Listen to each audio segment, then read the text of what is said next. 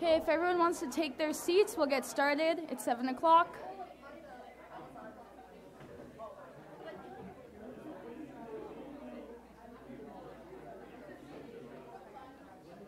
Also, I just want to add, if any proxies of voting members don't have their clicker, if you're a proxy and you don't have your clicker, can you come up to the front, please? If you're a regular member of council and don't have your clicker, also please come up to the front. And also make sure you have a placard as well.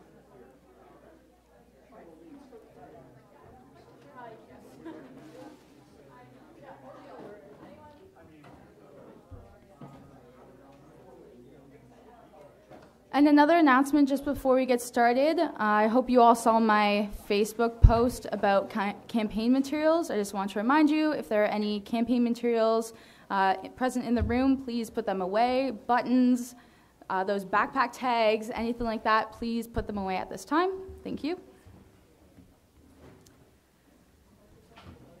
Okay, and on that note, it is 7:02. I am now calling this meeting to order. Please rise for O Canada.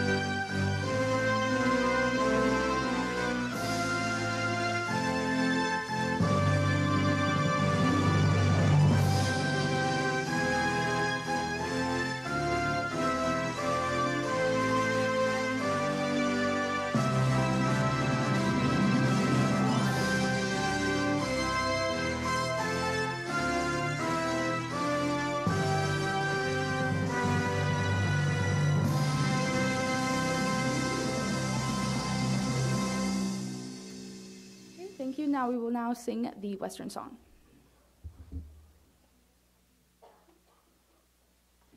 W's up! Western, Western, Western U, College Fair and Square. Arts and maths are strong for you, deny it if you dare. Here we go now. White and purple colors are one by one row. Christmas College is the best, come on let it show. Cause this U is our U, and for her we'll strive to do our best to fight with might and main. What's Maine? We will always adore her. Alma mater, Western School of Fame. When the team goes marching down the field, you know the team will never ever yield. And know the other team has lots of pep, lots of pep. Let's see our team, they'll know they're out of step. And when the game goes down in history, history is another Western victory. Victory, cheers go out for Western U, Western U. Rah, rah, rah. Right. Ding, ding, ding, ding, Behold, behold, behold, baloo. Rackety, rackety, rackety, roo. High up sky of Western U. W-E-S-T-E-R-N. Western, Western, Western, woo! Thank you. Please stay standing. Councillor Campbell will now read the land recognition. Hello, everyone. My name is Anne Campbell. I'm from Winnipeg, Manitoba, and I identify as non-Indigenous. I am thankful to have the opportunity to say the land acknowledgement at tonight's meeting. Growing up in Winnipeg, I've always had a love for the prairies, and have been proud to say that part of my family came to Canada from the Ukraine as farmers. But as I entered my grade 11 Canadian history class, what I came to realize was that the successes of my family as farmers in rural Manitoba came at the expense of the Indigenous communities that had been living on the land for generations. Every time I walked into that classroom, I questioned who I was and the role that my family had played in one of the greatest injustices in Canadian history. And so that feeling of unease and embarrassment pushed me to take a greater initiative in building my own relationship with Indigenous peoples and culture. Anam, Ariana, Nicole, and I were lucky to meet with Donica, the Indigenous Relations Coordinator, who helped us to better understand the role we play as visitors on the traditional territory of the Anishinaabe, Haudenosaunee, Lenape-Pewak, and Attawandaron people. Even though I may hear the land recognition at every single meeting, I'm going to work harder to not just remember the names of the local First Nations communities, including the Chippewas of the Thames First Nation, Oneida Nation of the Thames, and Munsee Delaware Nation, but to respect the history and tradition of the land. I stand here today as someone who has grown significantly since I first walked into that grade 11 class. At the time, it may have seemed like a negative. However, looking back, I am so thankful that I did feel so uncomfortable because it has led me to where I am today. Going forward, part of me hopes that I made you feel a little uncomfortable because that is where we are going to make the most significant change.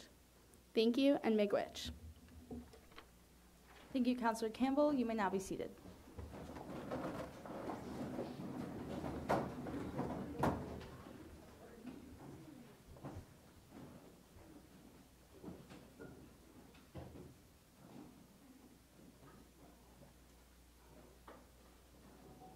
Okay, polls are now open for roll call.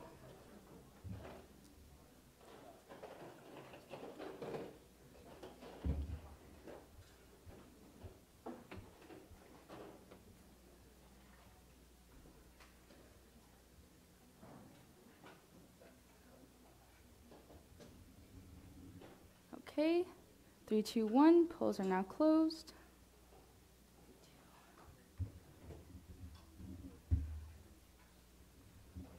Okay, great. So first of all, I just want to thank everyone for braving the cold and joining me for our meeting tonight.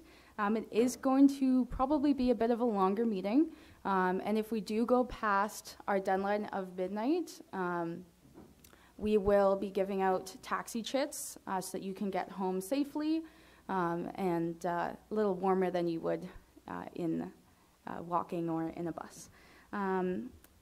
Also, we have our AGM coming up on March 10th at 11 a.m.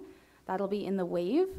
So I just wanted to make that part of your radar. It's not our normal Wednesday night. It's actually on a Sunday. So if you wouldn't mind just putting that in your calendar now. Like I said, March 10th, 11 a.m. at the Wave. Thank you. Okay, moving on to the consent agenda. So before we go forward with this, I just wanted to remind everyone kind of how the consent agenda works. It was kind of laid out in the agenda, but in case you didn't get the chance to read through that big block. So a consent agenda essentially allows us to pass a block of motions in a one-time go-through. It saves us a bit of time when motions are easily passable. And I just also wanted to make note that before we approve the consent agenda, any councillor can motion to take any item of the consent agenda out.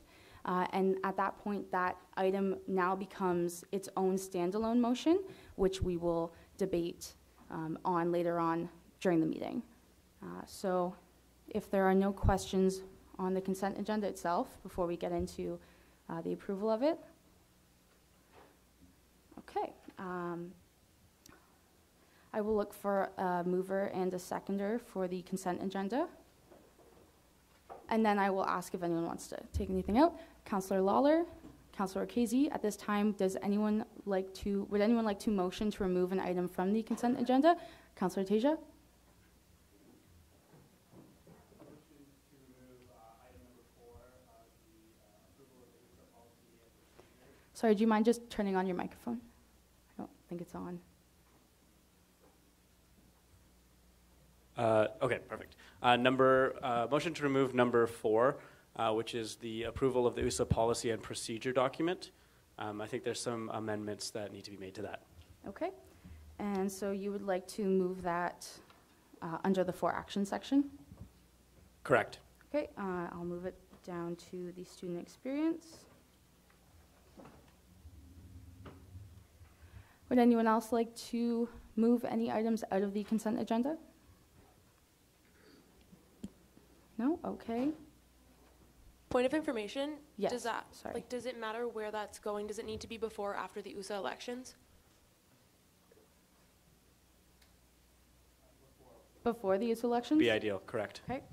Thank you, Councillor Barroso. I will move that to, I'll actually put it above the other section, so I'll just move it up as our first for action item. Just so we can keep all of our elections together as one. Anything else before we approve that amended consent agenda? No? Okay. Okay, if you all just want to click your clickers to approve it.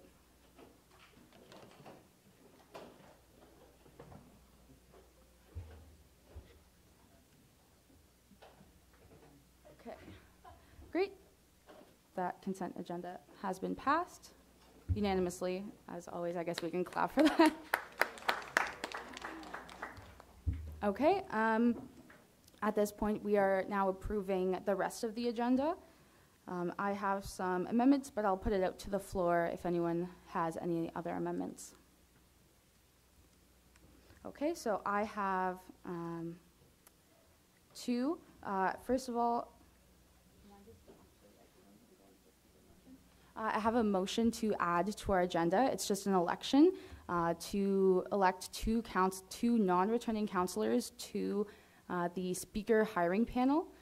So we're looking to hire the speaker a bit earlier this year, which is why, unfortunately, this motion didn't make the deadline, but it is time sensitive as we're looking to hire the speaker before the AGM. So this is the motion just here. Like I said, we'd just be electing two non-returning council members.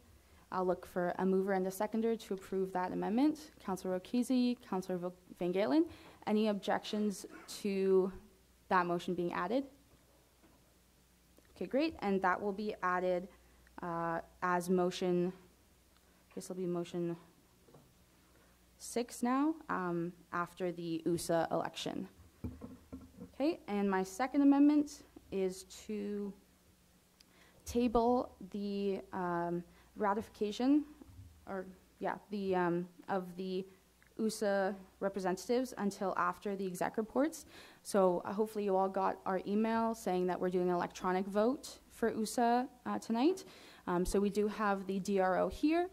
So just tabling the actual voting on who, the ratification of who wins will be tabled until after the exec reports to give the DRO time to make sure that the ballots and the winners are all in check.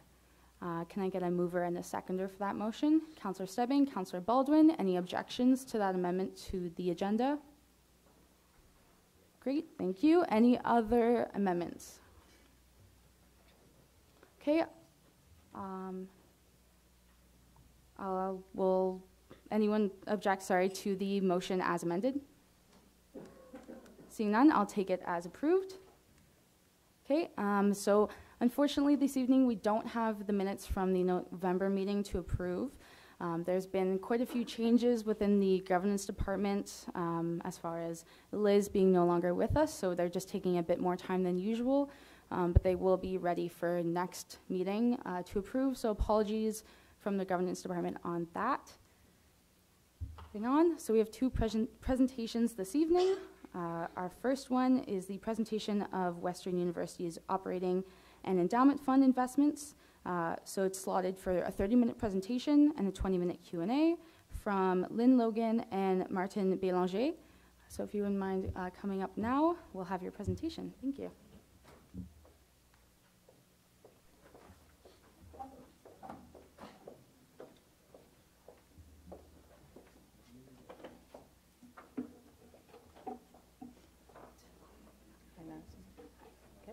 put it up.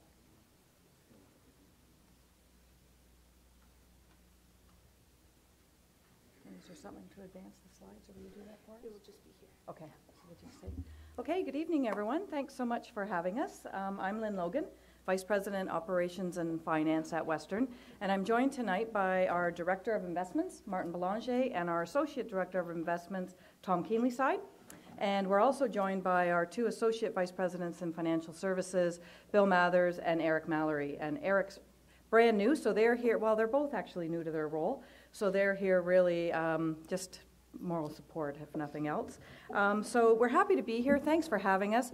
I wish I could say there was going to be a lot of jokes and fun things in here, but it's not. It's about investments and finance, so it's kind of hard to make this exciting. So it might not be the typical presentation that you're used to for great student activities, but nonetheless, just want to go through the agenda. If we could, we're just going to talk a little bit about Western's governance structure, description about how we use the funds at Western, what we invest in, the responsible investing evolution at Western, and I understand that that's really been the genesis for asking us to come tonight, how we monitor our external investment managers, engagement versus divestment, our disclosure policy, performance, and then we'll certainly allow an opportunity for you to ask any questions.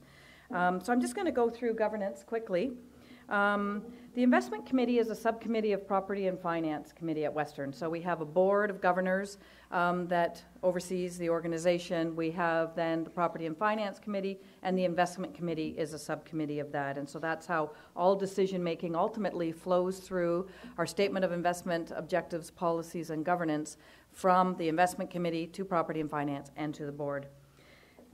Go ahead. And then really the terms of reference for the Investment Committee is that they establish the Statement of Investment Objectives or the investment policy for the university. They appoint our external fund managers, and they retain fund measurement service and other investment consultants as appropriate. So we have an investment consultant that actually guides myself and Martin and Tom in terms of the decisions we bring forward to the investment committee. And of course, we regularly review the performance of the portfolio, and that is probably, and take active decisions as a result of performance and or market conditions, et cetera. So a number of things that they do regularly. And we meet 4 times a year. Twice in Toronto, because many of our members actually are in Toronto, and they still come back to Western twice. I'll get through the composition of the membership in a moment. So I chair the committee, and it also contains the Associate Vice President of Financial Services. So going forward, that will be Eric. Martin is also a member of the committee. Tom is resource to the committee, and we have a number of individuals who are resource to the committee. It has 2 current or former board members of Western's Board of Governors, 5 members that are appointed by the Property and Finance Committee on the recommendation of the Investment Committee, and 1 member who's appointed by the Vice President External. And the reason for that is because most of the committee members are actually senior alumni of Western. So actually, as of today, all members of our investment committee are alumni of Western, and they hold deep roles, which we'll talk about in a second. So the next one just again repeats the first few individuals, but Rosamond Ivy, you probably certainly know the Ivy Business School. So Roz is the daughter of Richard Ivy Sr., who has been a huge benefactor to Western and is an investment expert in her own right, running her own company. Doug Greaves, he's the Chief Investment Officer for Canada Post. Jim Knowles is another board member, is a board member and a former CFO of Blackburn, and what I would call one of the governance individuals on our board. Doug Porter, many of you may hear Doug on the radio. He's the chief economist of Bank of Montreal, and sets up our meetings, actually every meeting with actually an economic update. So it's a great way for the committee to just frame everything that we do from what the economic conditions are in the moment. Lee Sienna, a deep expert on private equity and infrastructure assets, and a former vice president of Ontario Teachers Pension Plan. David Stenison is the managing director of Rempart Asset Management. Jeff Parr, a new member, vice chairman and managing director of Clairvest, so another large investment firm. And Susanna Gadjuk-Bruria, who is the associate vice president of Alumni Relations and Development, also a new addition. So I'm going to just turn it over to Martin now to describe our funds. Oh, sorry, Tom. Hi, thanks for this opportunity to give you this update. At present, these numbers are as at November 30th, 2018, and you can see that we manage approximately $1.3 billion of total assets, of which 750 are endowment assets. Looking at that pie chart to the right, you can see just how that money is allocated, in particular the endowment funds. This is based on a 4-year rolling average. The total in the last fiscal year was $25 million was paid out. And the largest component of that is 46% for student awards. The next component is chair and professorship, sorry. Couldn't read that. And just going down to the bottom category is academic enrichment. So if you combine the academic enrichment with the student awards, you have 65% of that money went to students directly.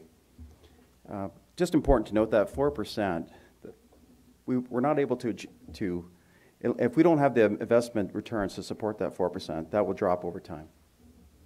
Next slide.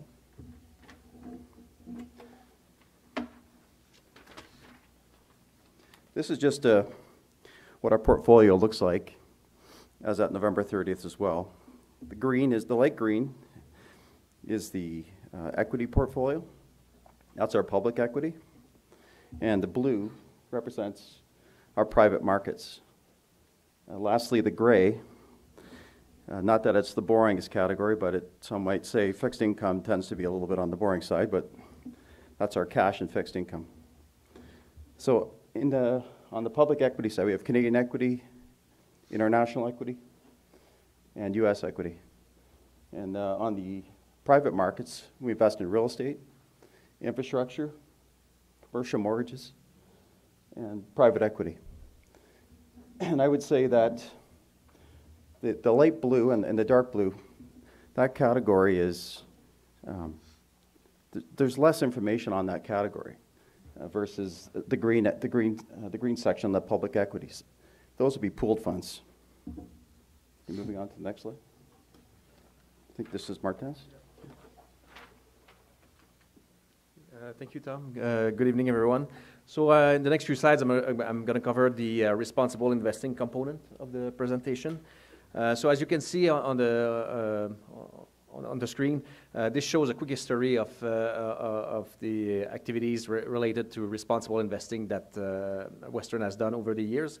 As you can see, we started a long time ago. So in 2008, we started doing some work in the area of environmental, social, and governance issues. So as part of our investment manager reviews, so Tom has mentioned we manage about $1.3 billion, but that money is managed by 15 external investment managers. And we do meet with those managers on a regular basis, typically once a year, to review their performance and also changes at their firm. So starting in 2008, we started asking them, how do you incorporate environmental, social, and governance issues into your investment process? So we've been doing that for a long time. Also in 2008, we've added a socially responsible investment option to the investment menu of the defined contribution pension plan. So as you may know, Western does not have a typical pension plan like other universities. We have what's called a defined contribution pension plan.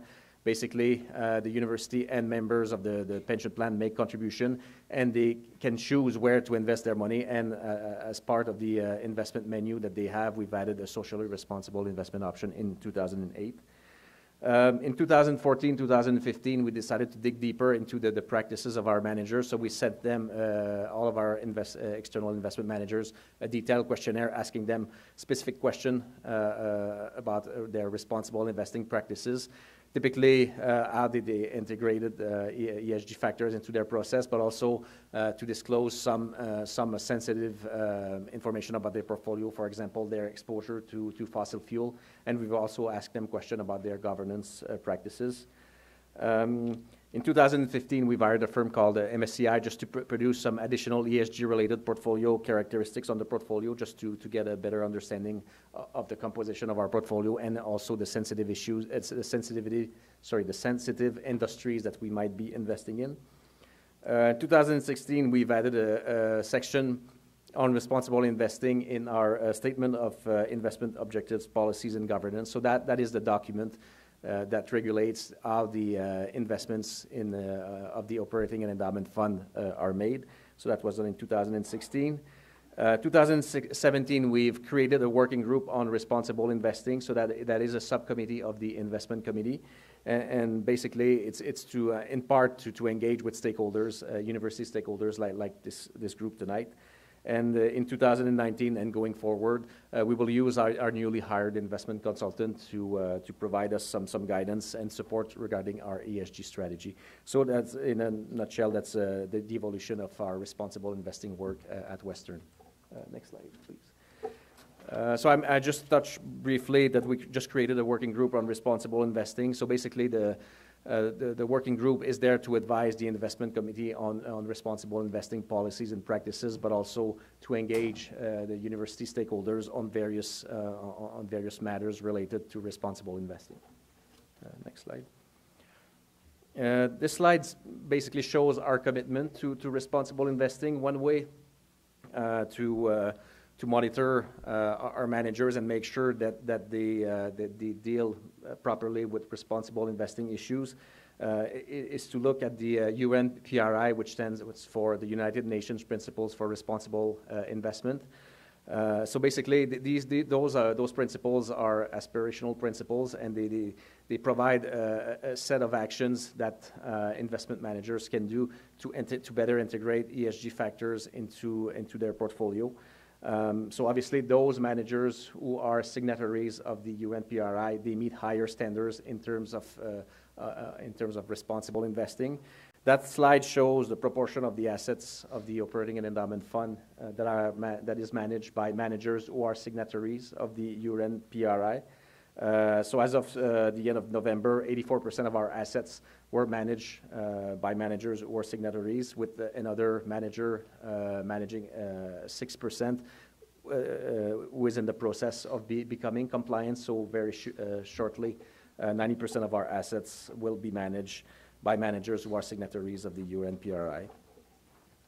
This slide just talks about our policy on responsible investing. So it is in the process of being approved. Those are just the building blocks. So in terms of strategy, our responsible investing strategy, basically the working group on responsible investing does define what responsible investing is, and making sure that it allows the investment committee to meet its objectives of managing the operating and endowment fund. So, and our goal is to remain up-to-date, flexible, and transparent with respect to responsible investing issues. And in terms of the section that we cover, I mentioned a little bit manager monitoring. So we do monitor all of our managers to make sure that to be aware how they integrate environmental, social, and governance factors into their investment process. Company engagement, that's something that is delegated to the external managers. Basically, by company engagement, what we mean is having a dialogue with the management of some companies in order to basically try to change some of their practices. For example, adding more diversity to a board of directors. So that's the type of company engagement that some of our external managers do with the companies in our portfolio. Obviously, we have a position on investment. I'll discuss that much in more details a little bit later. But our view is that engagement is a superior approach to divestment. In terms of advocacy and collaboration, basically, in order to remain up to date, because the field of responsible investing is changing all the time. So basically, we need to liaise with other institutional investors, and also with being part of industry group, just to have the most up-to-date information.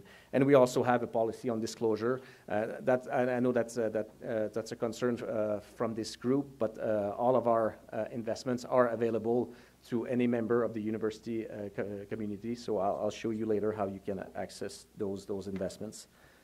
This slide is very busy. I'm not going to go into details of the details of each item, but basically, I mentioned earlier that we meet with our external investment managers on a regular basis. So when we discuss responsible investing, this is the type of questions that we ask them. Basically, we ask them about their investment process and their beliefs. We ask them about their reporting, especially what they report to with respect to the UN PRI, but also if there's anything specific that they report to some of their clients. And also if we ask them to report on sensitive issues like their fossil fuel exposure. And also we do ask them to comment on engagement, basically company engagement, but also how they vote their proxies of the companies they hold in their portfolio. So in a nutshell, that's what we do, that we cover when we monitor our external investment managers. Moving on to the topic of engagement versus divestment. So as I mentioned earlier, obviously the divestment is always a sensitive issue, and you're probably aware that a number of universities have had divestment campaigns on various topics. Our view at Western is that in most situations, engagement is a superior approach to divestment. The main reason is that when you engage with a company management, you retain your voice. That allows you to vote at a shareholders meeting. That allows you to continue to have a dialogue with company management. So if you want the company to change its practices, obviously, if you have a dialogue with them, it's much easier. While if you divest your holdings, then you lose your voice, and another shareholder will purchase your holdings, and nothing happens. So that's why we believe that company engagement is a superior approach. We will consider divestment when some specific conditions are met, but our preferred approach is engagement. And finally, our disclosure policy. So basically, all of our holdings are available, subject to the confidentiality agreements, obviously, that we have with our manager. But you can have access, any member of the university community, so that includes students, faculty, staff, alumni also have access to those holdings. The way to have access to those holdings is to send me an email at the email address on the screen, and I'd be pleased to send you that information. Unfortunately, it's not readily available on our website, so you cannot just go on the website, click a button, and have all the list of all the companies we invest in.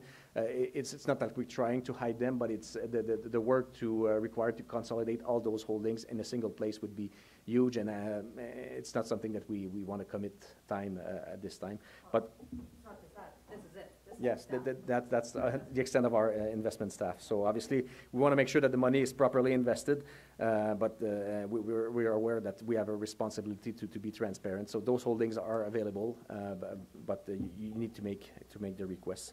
So I'll pass it on to Tom just to conclude the presentation. Sure. This is just a snapshot of our performance over the past 10 years.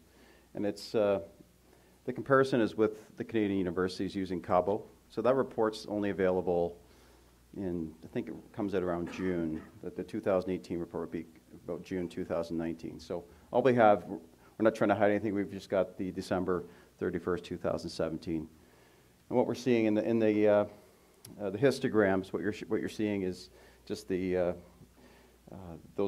numbers to the right. So on a 1 through 10 year basis, we're outperforming the median returns for the other Canadian universities.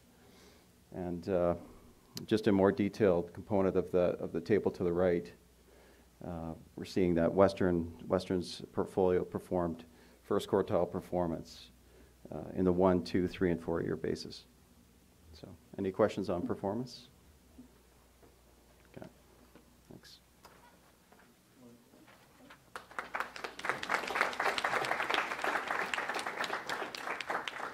So we're happy to take any questions. I just want to clarify something Tom said. So CABO, Canadian Association of University Business Officers, and it's not that we don't have more recent information on our portfolio. We don't have more recent comparative information to the Canadian universe that we actually compare ourselves against. So I just wanted to clarify that. So any questions? I guess you managed the order here. Councillor Malioka. Thank you very much for coming. So according to Section 4.1, as you've outlined, the investment committee has a fiduciary obligation to invest funds for the benefit of the university in the interest of its donors, an endowment fund. What channel do students have to express concerns to Western administration about environmental, social, and governance factors, since it is external investment managers, not Western staff, who assess ESG.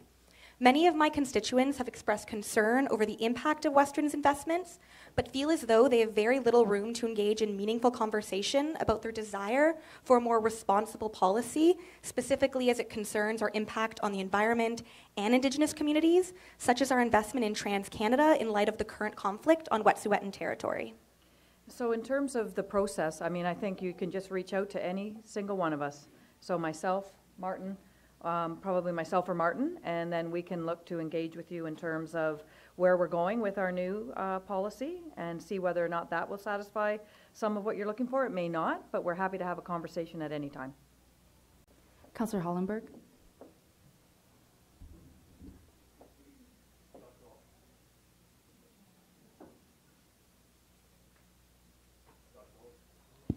There we go. Hi, Joshua Hollenberg, Law Councillor. First of all, thank you so much for coming. Great report, and it's great to see that we're outperforming the median of the Canadian universities. You spent quite a bit of time talking about responsible investments, and I was just curious if you'd noticed any impact on the portfolio's returns, with versus without the responsible or investment strategy. What impact it's had on the performance?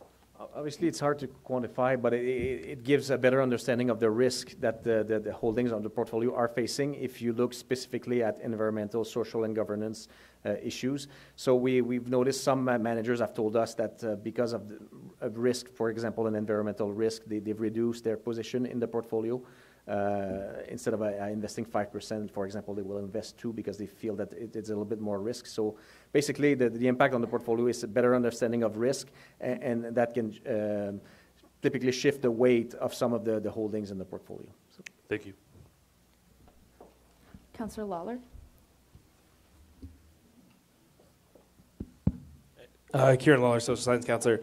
You mentioned that there are certain conditions that would need to be met in order to divest instead of engage with. I was wondering if you could maybe elaborate on that, like maybe perhaps give some examples of like what these kind of conditions are and like kind of how, you know, if we're trying to strive for like kind of a more environmentally, socially responsible thing, like would, you know, if we're invested in things like fossil fuel, what point does engagement kind of like lose its effect if we're trying to be more environmentally responsible versus divesting from companies like that? But in terms of condition, obviously, if you're going to divest, you want to have an impact. You don't want to leave the problem to somebody else. So basically, the two conditions that we're looking at is to have an industry consensus and a manageable scale. I think the best example where divestment works is regarding the apartheid in South Africa. So basically, everyone at the same time, there was a consensus that the apartheid was not good, and it was a manageable problem, basically. It is possible for an endowment fund or a pension plan to have a diversified portfolio without investing in South Africa. So those are the two conditions where you can have an impact. Otherwise, if you don't like ExxonMobil's practices regarding the way their exposure to fossil fuel, and you sell your holdings of ExxonMobil, basically somebody else will purchase those shares and they will have the same practices, so you won't have any impact at all on fossil fuel or on the environment. So that's why we will consider divestment when we know that we can have an impact. We're just not passing the problem to somebody else. So I don't know if that answers your questions. Okay, thanks. Any other questions? Councillor Tasia?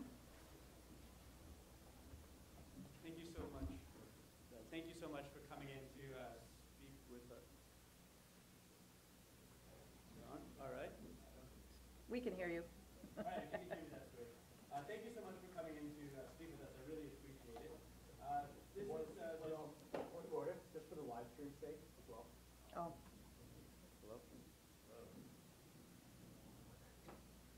Hello? All right.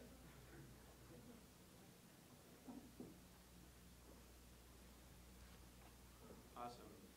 All right, thank you. So It's still not there. technology is not my forte. All right. Okay. Thank you again so much for coming in to speak with us. Really appreciate it. Just have a question, a question about the impact you've had to date in terms of your engagement strategy. So this sort of strategy that you're employing allows you to vote and to have a say and to have an impact on companies. Can you maybe give an example of when you've exercised that voice in an ESG context?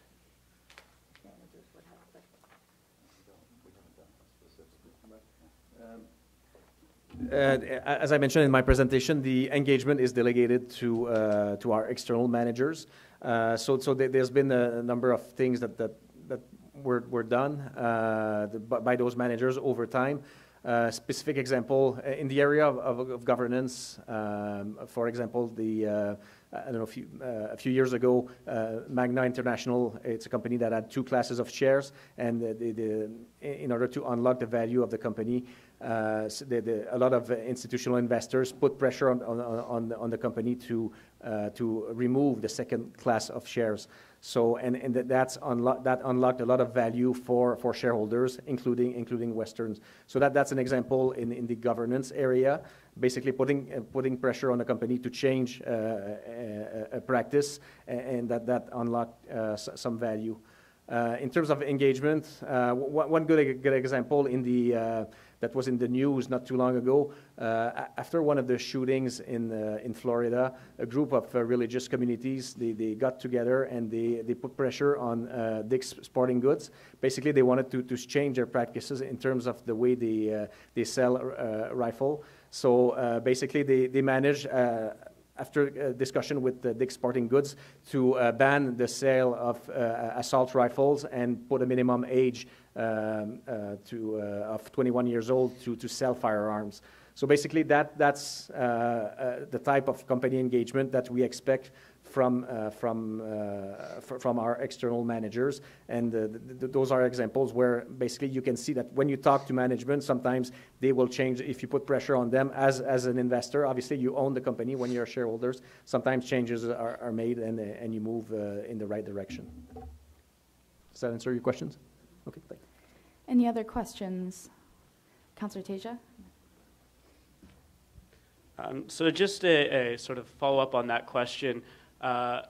When you have the sort of external investors who are managing that engagement piece, how much say do you three or does the investment committee have when it comes to engagement? Say there was an issue that the investment committee decided was something that they wanted to engage on.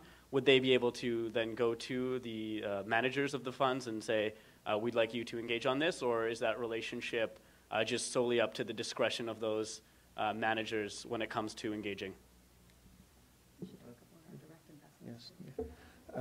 It's well, first of all, as I mentioned, so that decision is delegated to the external managers. If we wanted to have a bigger voice, basically we hired those managers because we feel that they can make the decision on our behalf due to our limited resources. If we wanted to have a more active voice, it would be possible. So instead of investing in pooled funds, we could invest in a separately managed account and have a better engagement with better the dialogue and vote our proxies the way we want, specifically, instead of delegating that to the manager. So basically, there would be ways where we could have a bigger discussion on specific issues with the managers if we wanted to. At the moment, as I mentioned, company engagement is delegated to the managers, but we monitor what they're doing. So if there's an issue with an underlying company, we will have a dialogue with our external managers to understand why did you make the decisions to invest in that company, and why do you think that you're going to keep investing in that company going forward. Thank you. Councillor Malioko? So this is just a question about the conversation about consensus when it comes to your point, which I really value the example of the apartheid. But my question is, who gets to decide on consensus? You mentioned industry consensus, but it seems to me that an industry would never concede that their very existence is detrimental to the environment or to marginalized people. And speaking in very broad generalizations, Indigenous communities largely have consensus on some of the projects. Environmental activists largely have consensus on these issues. And this raises to me whose consensuses we value over others. Okay, so that's a big question. And so certainly the consensus is our investment committee. The consensus goes up through the Property and Finance Committee and the board.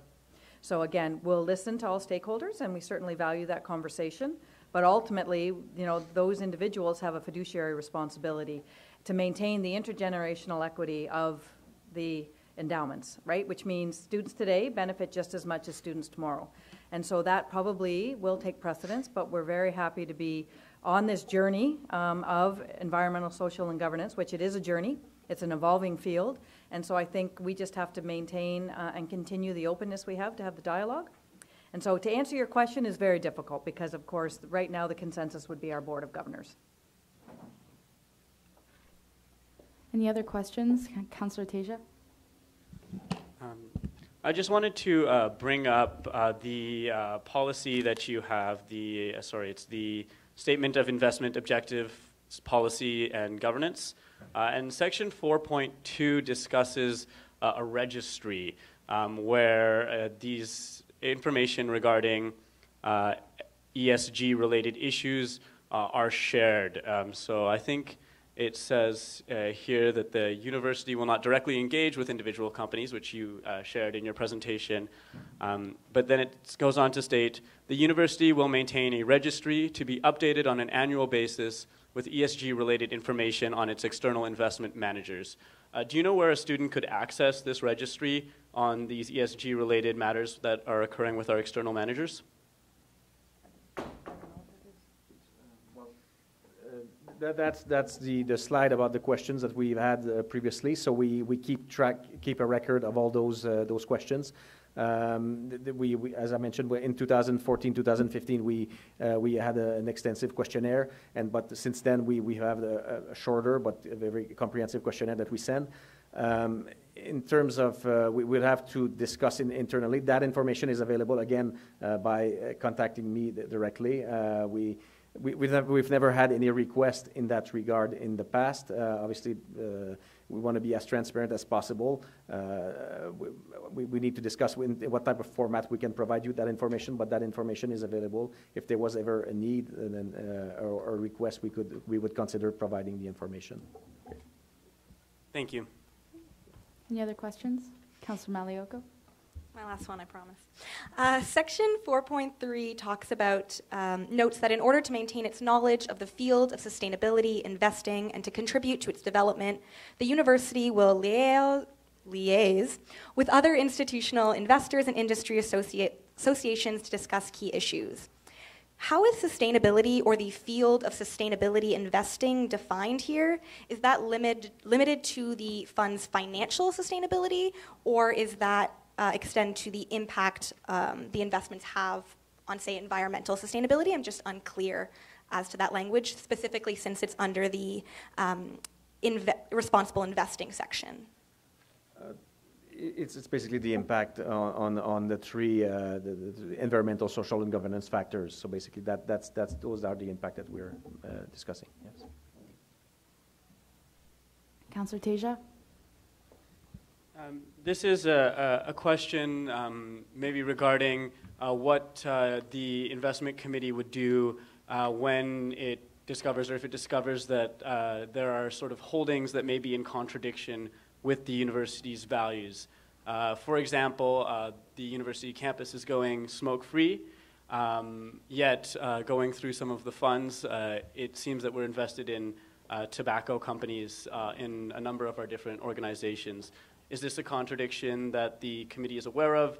And if so, does it plan to do anything about that to remain in line with the rest of the university's policies? Yeah, go ahead. Well, again, like any holdings, any problem holdings in the portfolio, we will ask the manager the reason why they're investing in the company in question. Typically, most of the time is when the company has good practices and they're moving away from their practices that are a problem. But again, we don't see that as a contradictory. hire managers because we feel that they can outperform. And if there's a problem in the portfolio, as Lynn mentioned, we do engage in a dialogue. We want to know why do you have that specific company in the portfolio. But it is not possible for the university to single out every single holdings in the portfolio and ask them to move those around. So again, when we have a problem with holdings, we engage in a dialogue with the investment firm and to have a better understanding as to why they have the holdings in the portfolio. And I just want to add something. So I think we also have to recognize there's quite a balance in being able to manage our fund in an expedient way and make it such that donors feel they're getting a return on the funds that they provide the university. And so if we actually were to try and manage all of these investments on a direct basis, the cost to the university would not allow us to pay out what we do. So I think we have to find a balance, and I think we look to make sure that we minimize our exposure to some of the things that you're talking about. And to be honest with you, I'm not sure our investment committee would know that Western's going smoke-free, because I'm not sure I've told them that. And they're not, you know, they're not students, they're not living this with us, right? They are alum who kind of run their own businesses. They may be aware, but in that particular issue, I'm not sure they're aware. So I'm not sure that, I think as Martin said, we would necessarily see a contradiction, because again, it's another piece that we would look to engage our managers to engage on. So we have to find a balance with all of this, I guess, is the message I want to say. One thing to add. Just, I'm not sure where that holding came from, like what fund that came from. We are invested in passive U.S. equity, so that could be a component. Right now, the industry doesn't have socially responsible passive U.S. funds, but they are moving in that direction. So that's something that we might consider in the future. I think it's in the Hastings portfolio, Japan Tobacco Incorporated. Furthermore, just another... Hastings is infrastructure, so I don't think so. Let me just pull it up. I have it here. Hang on one second. MFS, could it be MFS Investment Management? Yeah, it wouldn't be Hastings because that's infrastructure. I know, but we have two managers that could invest in Japan, Franklin Templeton, and which they don't actually invest in tobacco companies. So that could not be them. The other one would be MFS Investment Management. That's our other international equity manager. They could potentially have a tobacco company in the portfolio. I'm just going to move on to our other questions, Councillor Teja, if that's okay. Councillor Marginian.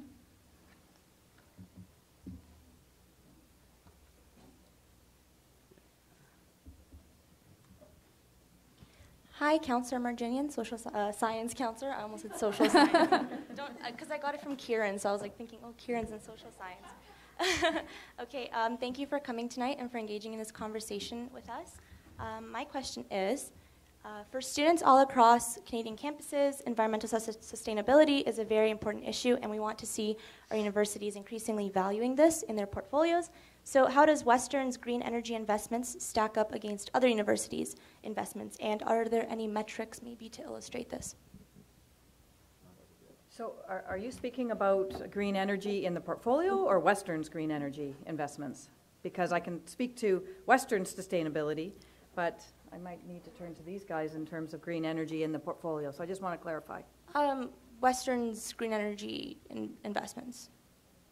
In the portfolio? Sure, in the portfolio. Because that's different than us putting money into deep energy retrofits and sustainability initiatives. Well, maybe let's hear them both. But in terms Why not both? We don't have any specific mandate when we ask a manager to invest in green energy, but we do have an infrastructure manager that rank very high in terms of their responsible investing practices. They invest in wind farms and other sustainable energy type of business. So it's mostly from that point of view that we have those infrastructure managers doing well. The public portfolio, we don't have any specific criteria, and no manager has a specific investment policy that requires them to invest in green energy. As I mentioned, they all consider the environmental aspect of every investment that they make in order to monitor the risk that it brings to the portfolio, but there's no specific policy. Do you want to say anything?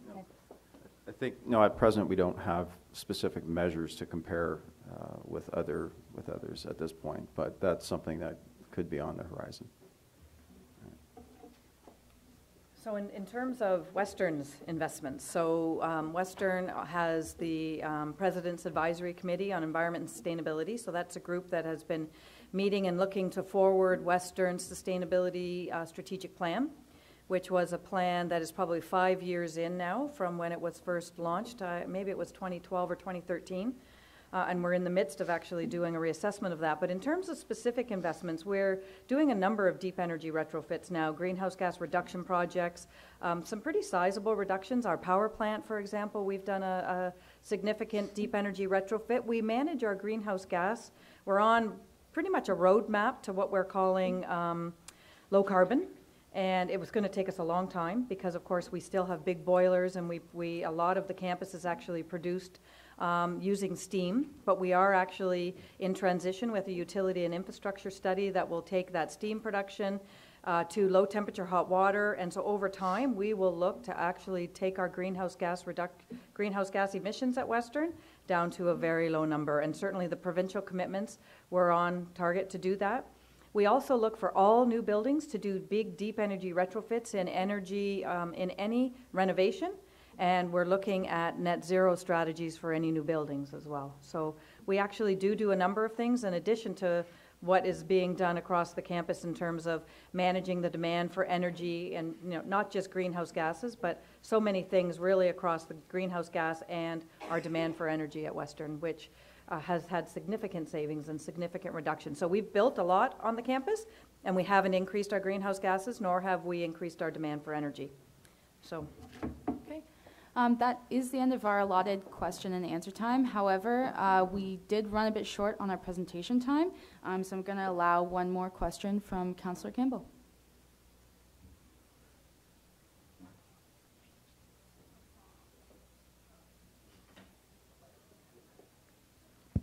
Okay, there we go.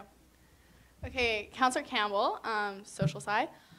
So just for some clarification, so when we're discussing the conditions for divestment, what the argument seemed was that divestment is pursued upon like an industry agreement or consensus, and because if we sell individual shares, we won't have as large of an impact, right? However, as discussed with the tobacco example and fossil fuels and seen with the lack of significant tangible changes with engagement, is there any weight given to the fact that keeping our holdings in companies that will have negative long-term impacts on both your environment and society as a whole, is there any weight in keeping those there upon like Western and the fact that it's Western money and our money is being held there instead of diverting it and divesting it somewhere else where it could be more sustainable? Yeah, go ahead. Well, if we again we rely on our external investment managers to make that call. If they feel that a specific company will have practices that are detrimental to the environment and that they're going to have a negative impact on the environment, obviously, over time, the value of that company cannot be expected to increase. So we would expect that our external managers not to invest in those types of companies. So that's the way we deal with the issue. Obviously, if a company doesn't have good practices, normally it will not make its way in the portfolio. So that's how we handle that. But in terms of necessarily like fossil fuels, not necessarily, like I'm not arguing practices, but the holding itself, if the holding itself is unsustainable, not their practices, like what is the weight in that? What do you mean the holding is unsustainable? Like the fossil fuels, the idea of fossil fuels of tobacco being detrimental to someone's health, so not necessarily the governance of the holding or of the company, but of its like what it is. But we understand as a society, we are moving away from fossil fuel, and obviously, basically, we want to invest in companies that have the best practices to find alternative sources of energy to replace fossil fuel. The problem of fossil fuel cannot be solved by selling our holdings. it's by moving away, and it's a long-term transition from fossil fuel to sustainable energy practices. So we rely on our managers to invest in those companies that will be the best at making the transition and move to a fossil-free environment, basically. Okay, thank you. Okay, thank you very much, Councillor Tasia. Motion to extend the question and answer period by 5 minutes. Okay, I'll look for a seconder for that. Councillor Campbell, all those in favor of extending the question and answer period by 5 minutes? Okay, that's extended. I'll put another 5 minutes on the clock. Councillor Tasia, did you have a question as well? Yes. Okay. Just in regards to the previous one, it is MFS, you're correct. It's 19.5 million in Japan Tobacco Inc. But just going further on the point of transparency, when a student comes to any of us as counselors with concerns about our ESG practices or what they can do or where this sort of fund is being held, is the only course of action for us to tell them to email yourself, or is there a place we can direct them for more information on the different funds' ESG policies? Specifically, if we have 15 sort of fund managers, can we direct them to their websites or their ESG policies, or how can we sort of get to that information? It's pretty much by getting to you, right? But our holding, Go ahead. all of our managers are listed on the website.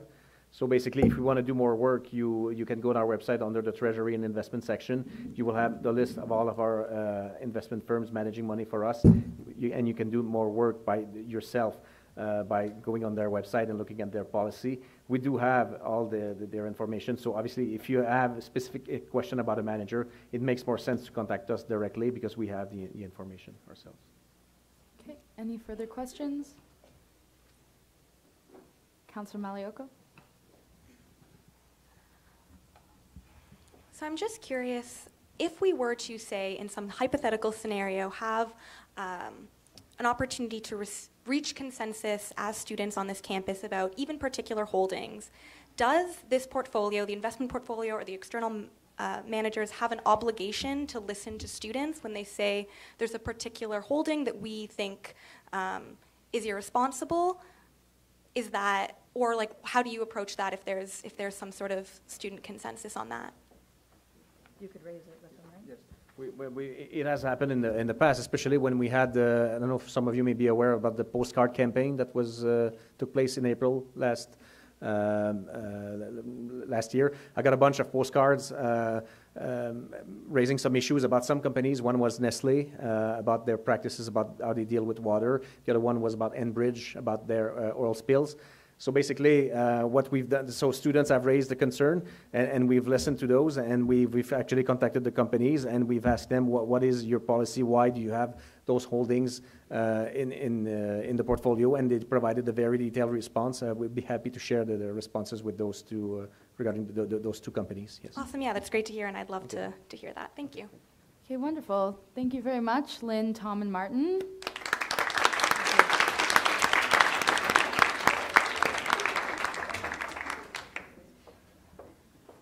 Okay, our next presentation is the USC Club System presentation, which will be presented by Karina, Andrea, and Declan. We have 20 minutes allotted for the presentation and then a 5-minute Q&A afterwards.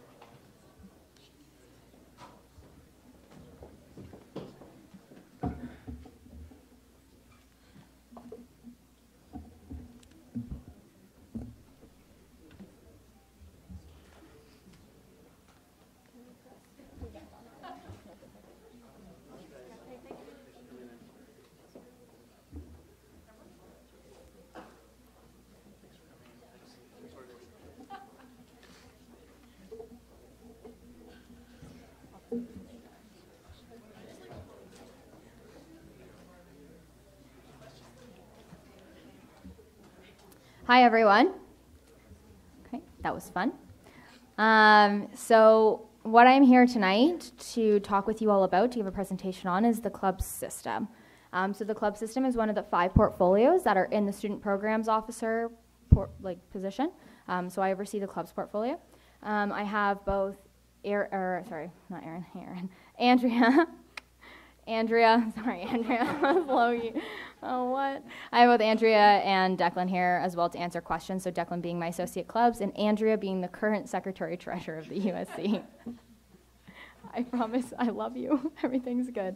Okay, cool stuff. So essentially what's happening, and I'll get into it in the next slide, is there are 3 things that we're doing to the club system, and this isn't something that I have to present to you. I'm choosing to present this to you and give you all of the information and the facts because I want you to understand why we're doing what we're doing and an opportunity for you to ask questions. So, next slide. Cool. So, what is up? So essentially what's up is we're trying to improve the CGC's accountability. The CGC is the club's governance committee. It is the committee that oversees the policy and governance of our club system. So our club system, I'll give a little bit more information about what that means. The second thing is we're restructuring the club's coordinators. So there are currently 2 coordinators in the club's portfolio. So first and foremost, there's the associate, which is Declan. And then there's 2 coordinators, club's policy and club's support. Oh my gosh, I'm thinking about the new structure, and club support. So those are the 2 club coordinators. And then the third thing we're doing is we're relocating the club system. So next slide. So why?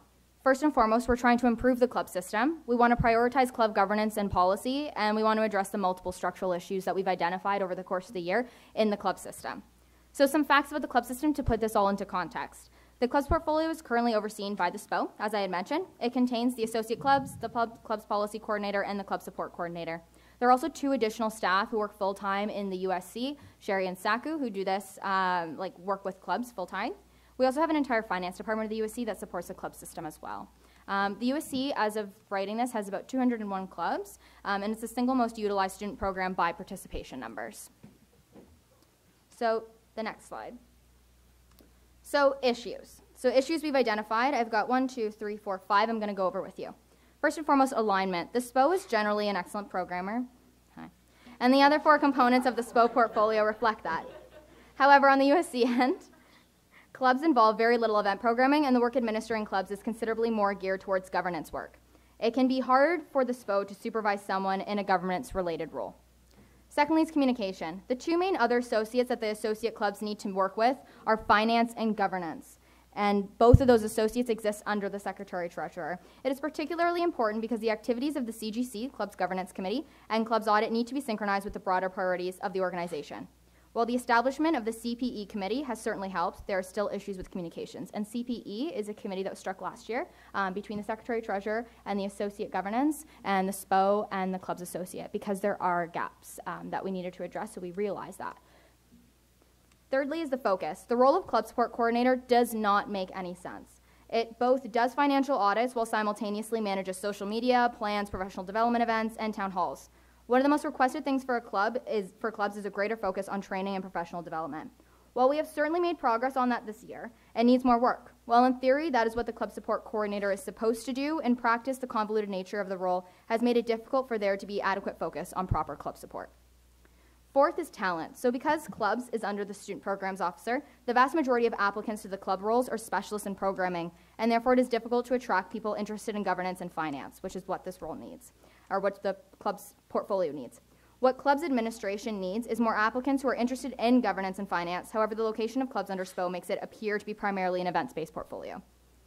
And the last one is accountability. So the principal body that provides legislative and judicial leadership is, as I mentioned, the club's governance committee, the CGC.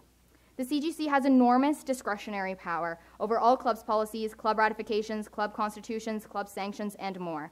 However, despite all of this power, CGC's 7 voting members are actually appointed. Furthermore, as a result of the appointment procedure, obscure committee purpose, dry meeting content, and restrictive membership requirements, recruitment for CGC is difficult and the average member quality is very low. All in, this provides for a very weak legislative check on the executive, and CGC is very much a rubber stamp devoid of asking serious questions. With discretionary authority, they don't have to go off of policy. This should concern anyone who believes that student government ought to be fundamentally a democracy with voter control over the activities of the organization. So, that sounds bleak. Next step, resolutions. So, what we've come up with is a couple different things. So first and foremost, with the Secretary-Treasurer. With their governance and finance specialties, the Secretary-Treasurer is in a better place and position to support and supervise the clubs department. Movement of clubs under Secretary-Treasurer would considerably help interdepartmental communications within the USC's broader governance apparatus. Placing clubs under Secretary-Treasurer would send a better message to prospective applicants for associate and coordinator roles of what the job does and does not entail. The second one is coordinator readjustment. So this will allow for the two roles that the current club support coordinator provides to be split into its even responsibilities, thereby evening the work. Club finance would resume the club audits, and club operations would be tasked with Clubs Week, clubs training at the beginning of the year, as well as year-long professional development training, club appreciation, social media for clubs, and other operational tasks. And the last one is to reform CGC. So as covered previously, the club's governance committee has very little accountability to voters. CGC is being reformed so that its members are elected by council, and so that CGC is required to report to council on its actions, same way committee chairs give monthly updates. Members of CGC would be elected by council at the beginning of the year in September in a similar fashion to the way that USA delegates are selected, with both councillors and non-councillors eligible. A terms of reference for this has been created, and I will be posting it on our social media Facebook, so everybody has that. So next slide. So this is the proposed organizational chart, which might be hard to see from where you are, but again, I can post that online. So essentially what it is the Secretary-Treasurer would then have 3 associates, so they'd have the associate clubs, the associate governance, and the associate finance. Under the associate clubs, there would be 3 coordinators. The one club policy coordinator would have a dotted line to the associate governance because it needs that governance support. Club finance coordinator would have a dotted line up to associate finance, again, for that finance support. And the club operations coordinator, which identified as like professional development, Clubs Week, town halls, etc., would have a dotted line up to the student programs officer. So the club's portfolio would still have that support from the SPO and their programming, but the entire portfolio of clubs would no longer be situated under the student programs officer. So the last slide, improvements. So essentially what we've been able to do is improve the expertise of the folks who are going to be going into these roles along with the talent management, ensure the CGC has voter accountability through its election through council, and have a continued focus on club event support. And that is my presentation. Does anybody,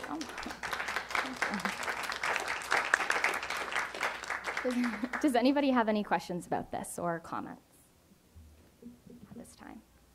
Yeah, good. Okay. Councillor Stebbing?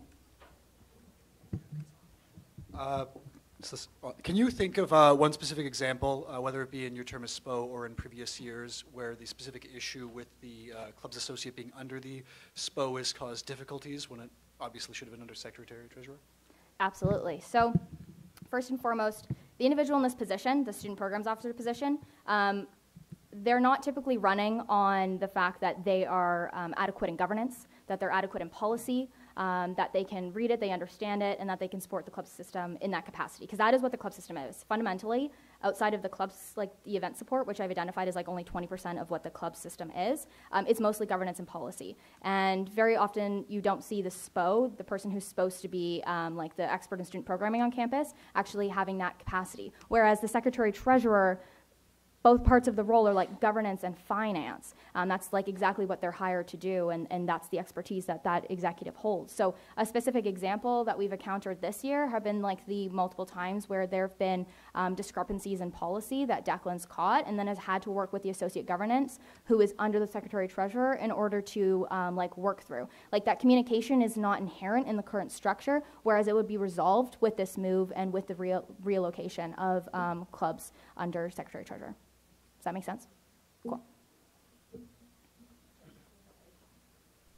Councillor O'Connor. Jordan O'Connor, social science counselor. When is this change like happening, I guess? So it would be for September. Well, technically when the new executive comes in, so this will be implemented, like I'll be keeping Declan, keeping you, for the rest of my term. However, when the new hirings happen, so the new student programs officer will not be hiring a clubs associate or the 3 clubs coordinators. It would be the Secretary-Treasurer doing that. Just a follow-up. So I assume, actually I don't assume, I'm assuming it's bad. But like, why did I just say that? Okay, I assume that the new SPO candidates would be told of the move during their campaigning, election, that thing. Well, this is part of that. So SPO candidates, so this is kind of not really the announcement because it's going to be in the job descriptions. But like the student programs officer, whoever is running, should be hopefully looking through the job description of what SPO is. They will see that it's no longer there. Additionally, this presentation is very public. Hello, cameras. And then on top of all of that, it is, what was I going to say? There's a third thing.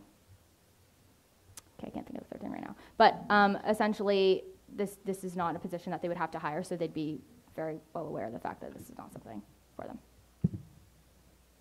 Okay, any other questions? Okay, no? Great, thank you very much, Karina.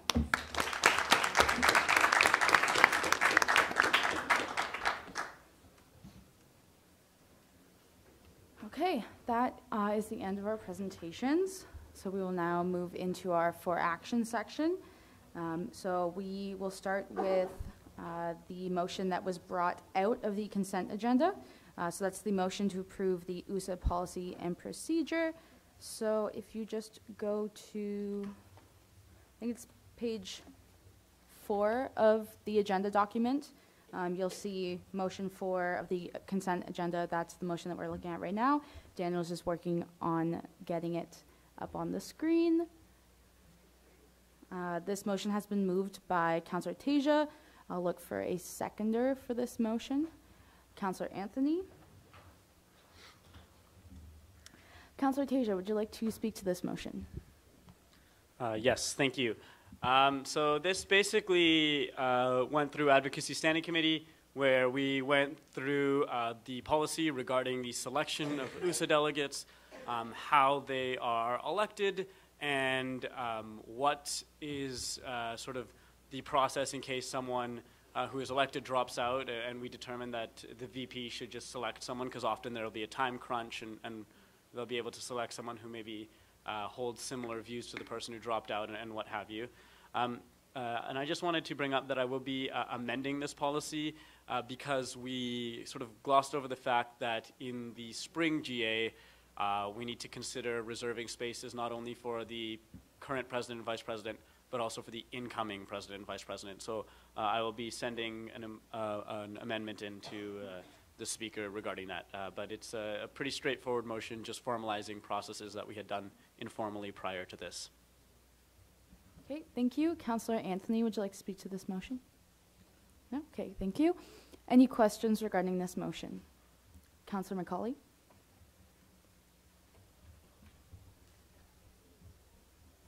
Councillor Macaulay Ivy, Councillor. I was wondering if any thought was put into some sort of accountability to the selection process by the Vice President if someone's dropping out, and if there should be anything more specific about how they would choose that individual, because it is supposed to be somewhat of a democratic process. Councillor Tasia, would you like to take that question? Sure. So we did think about how we would sort of get around that, and we ultimately decided that because of a lot of the constraints, we would just leave it up to the Vice President. That being said, I'm sure the committee and maybe Council floor would be open if you had any ideas on how to ensure that there would be maybe more democratic process in selecting a replacement for someone who's already been democratically elected. Danny has something to say as well. Vice President Chang?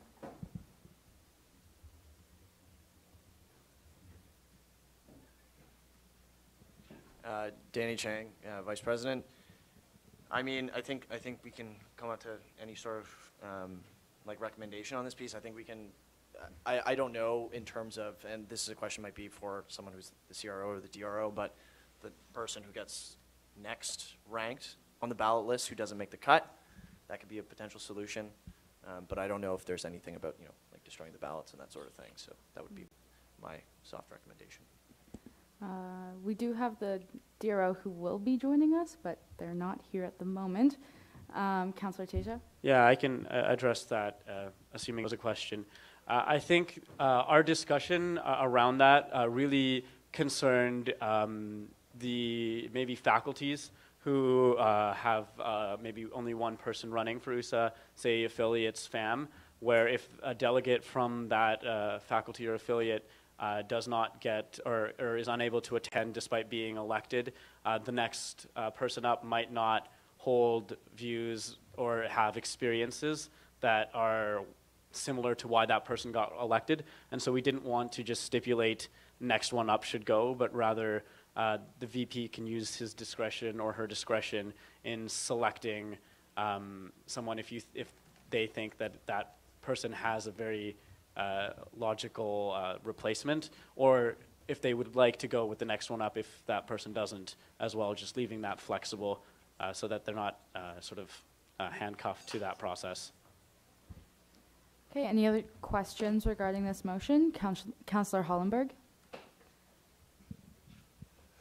Just a question, I guess, for Councillor Teja. Why are we prioritizing ideological similarity over democratic will when it comes to the selection of alternative or replacement delegates? I don't think there's that priority in place. It just allows the vice president to prioritize how they see fit. So it's not putting ideology before democracy or the other way around. I think the idea behind not putting democracy first is because the initial person was selected not necessarily for the ideology, but also for their experiences and the constituents that they represent. And so they were already democratically elected based on who they are. Councillor Hollenberg?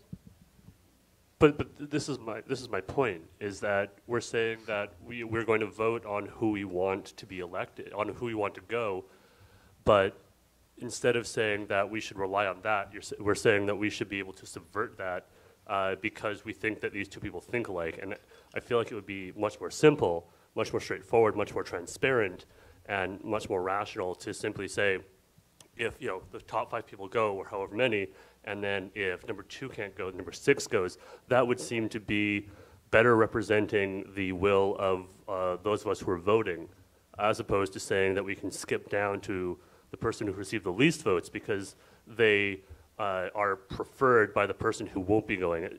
I don't understand why we wouldn't just rely on the voting. Was that addressed at me, sorry? Can I answer that one?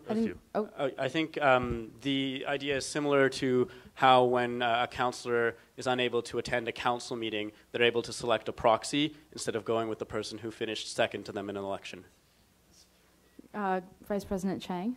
Yeah, I think we're about to go down a rabbit hole here. So I think we should just say, put a stipulation that it goes back to like the Advocacy Standing Committee for, I guess, sort of review. There's so many different circumstances that can come up. Like there's been circumstances where someone 6 hours beforehand says they can't go anymore for the weekend. So before we go down this rabbit hole with this entire group, I think we should just refer it back to committee. We will come to that when we get to debate. Councillor Lawler? Did you have a question? Yeah. Okay, I think we'll move into the debate section, at which point, Vice President Chang? I'd like to speak in favor of this amendment and then note that after we pass this, given that we have the elections tonight, it goes back to standing committee to figure out that whole detail. But I think the whole Sorry, thing, the amendment to? The amendment about the president, the incoming president and vice president. Okay, that actually hasn't been brought to council yet? Oh, shoot, okay, well. Yeah, you sent it to me, but you still have to bring it to council floor first. So, sorry, I will come back to you. Councillor Teja, would you like to propose your amendment at this time? Sure. So the amendment is to section section 2.4 of the policy. Do you want to pull it up on the screen, or shall I just read it out for now? I will be pulling it up if you also want to. The top one. Oh, it's a little small. Can you zoom it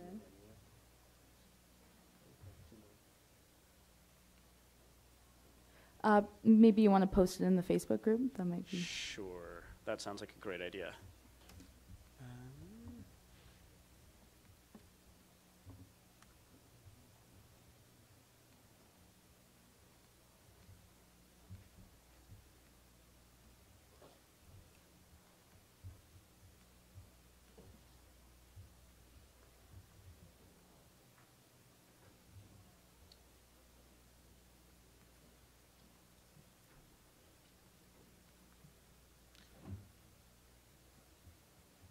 So I just posted it in the Facebook group. Speaking to this amendment, I already briefly touched on it when I spoke to the motion in general. And this is just new language for section 2.4. where we talk about how in the fall, the USC president and vice president, and I didn't post the correct one, sorry, I'll edit that in a sec. But in the spring, the USC vice president and incoming slate are all guaranteed spots on the USA delegation. Let me just adjust that language. I think there's a typo in it.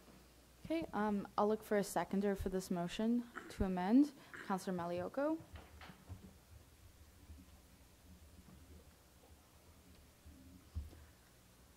Okay, are there any questions regarding this amendment? Okay, seeing none, we'll enter debate on this amendment, at which point, Vice President Chang, if you'd like to speak. Nope. Yeah, just speaking in favor of this amendment. It's pretty much the practice that we go by. It makes sense in the way that President and Vice President are elected in their roles. And then I would just say, if we want to discuss the person who would replace a delegate, I think that conversation should just go back to Advocacy Standing Committee. But for tonight, just focusing on approving this, I agree. Okay, any other debate on this amendment? President Pratt.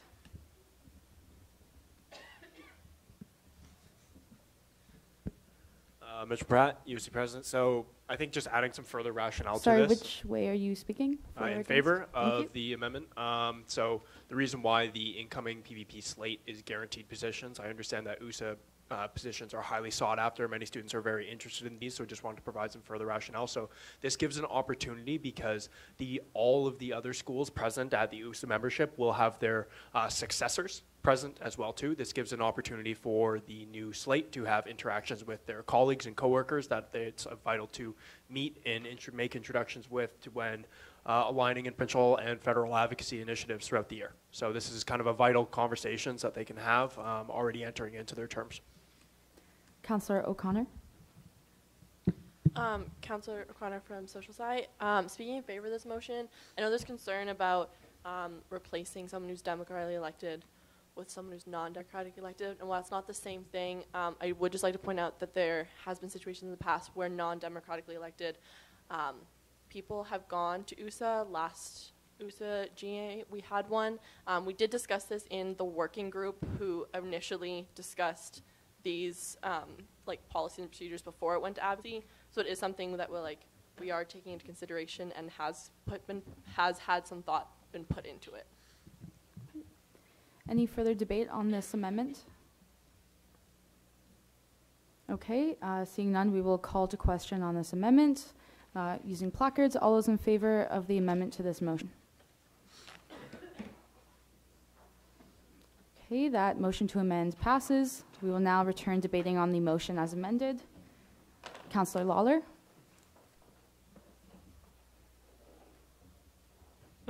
Kieran Lawler, Social Science Counselor. Just kind of speaking to what we were talking about a little bit earlier, the whole kind of like democratically elected part. We did discuss that in the standing committee, and respectfully to Vice President Chang, I feel like not much will change if we send this back to the standing committee because we already did discuss this. And what we just figured essentially was that we have enough trust in our executive to make a proper logical decision about who might need to be replacing an USA delegate, especially if it's something that's like a last-minute decision where perhaps the other candidates who are running have already made other plans or figured that obviously they're not going to go to USA because they didn't win the election. And so we figured that we can trust the executive to make the right decision and a rational decision to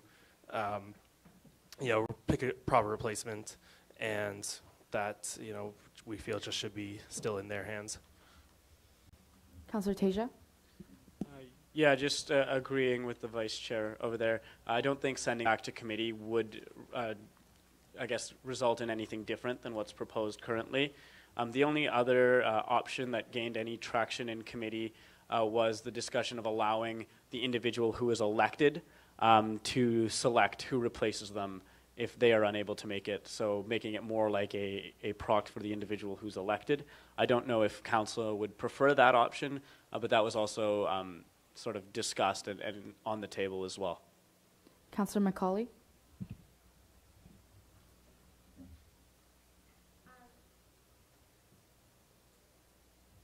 would like to say that I still think it would be important to make an effort to have the runner-up try to be the person who does go. I understand that there are time constraints and sometimes that doesn't work out, but I would, if the advocacy committee would consider the option of adding a line to say first preference should be given to the next runner-up, and then in the event that that individual is unable to attend, the vice president may then use their discretion. Because I do understand, and I have been there when it's been a last-minute decision, but I think that we still should recognize the efforts of the individuals who come to council and campaign and may not be at the forefront of the vice president's mind when they're select individual because they're not as involved in council, but really were looking forward to that opportunity and made the effort to make a speech about it. Would you like to offer an amendment, or? If you would like to. Otherwise, I'll leave it out to council. I would like to propose an amendment to section 4.2.1 that in the event that a student rep is not able to attend, the runner-up in the USA election should be contact would be, I don't know, does someone want to word it? It's a lot of pressure on the floor. That the runner-up in the USA election would be selected, and then at a 4.2.2, in the event that that individual is unable to attend, the vice president will appoint a replacement at his or her discretion. Point of clarification, does the delegate mean 2.431? I might be looking at the old. I'm looking at the old one that was in me, so probably. Okay, I think the amendment belongs at the very bottom of 2.4, right. under III 1, then 2. Oh yeah, I didn't see the 2 at the beginning. I just saw the 4. Gotcha. Thank you. So in the event that a student rep not able to attend, the first runner-up would be given preference. Preference. Otherwise, the vice president will appoint a replacement. As in section below that, like a 2. Oh, as a 1 point. Yeah. And then in the event that individual is unable to attend, the vice president will. Sure.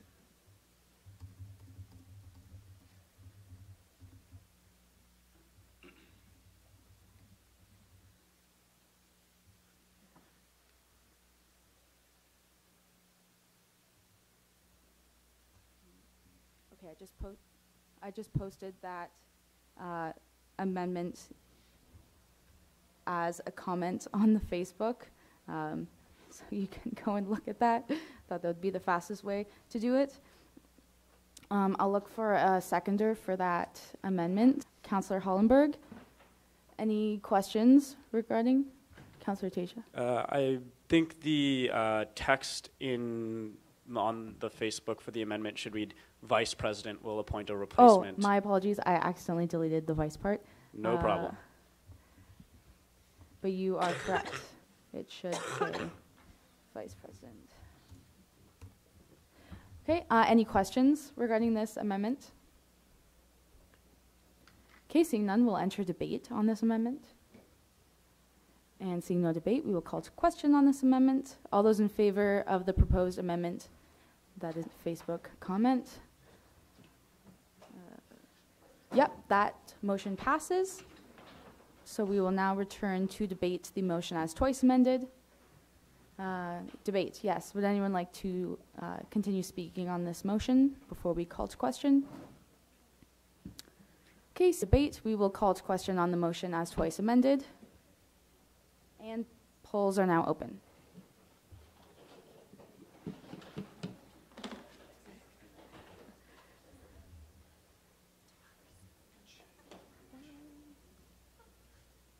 Might be missing someone.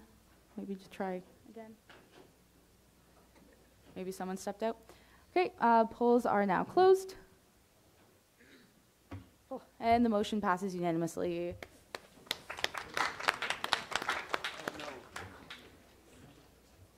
Okay. Moving on to our first elect this evening. We'll do it later. Please ignore the number motions. We'll fix it later, but we've just done a lot of moving around. So this is the election of one councillor to the Secretary-Treasurer hiring panel. I will look for a mover and seconder for this motion. Councillor Watson, Councillor Dinesi.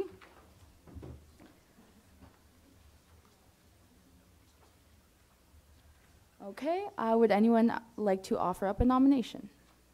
Councillor McCauley. I would like to nominate Councillor Hollenberg. Councillor Hollenberg, at the nomination? Yes. Okay. And any other nominations? Councillor Baldwin. I would like to, sorry. I would like Councillor Baldwin, Social Science Councillor. I would like to nominate Councillor Stebbing. Councillor Stebbing, do you accept? Any other nominations? Okay, so we have Councillor Hollenberg and Councillor Stebbing. We will now perform a ranked ballot election. So just a moment.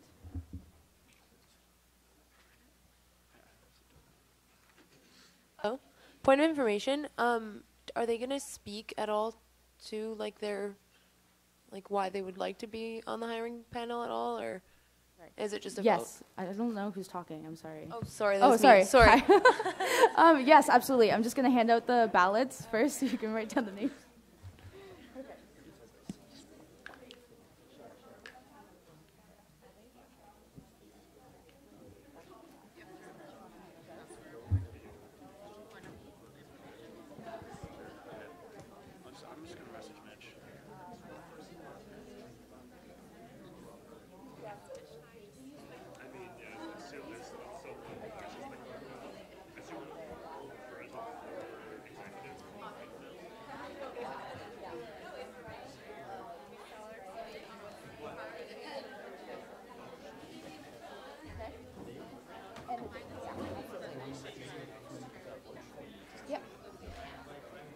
Okay, everyone. So Daniel's going to be passing out. Oh, God. Thank you. Daniel's going to be passing out the ballots. Like I said, it's a ranked ballot, so please, excuse me, everyone. Thank you. It's a ranked ballot. Do you have a quotation? Yeah, just a point of inquiry. Okay.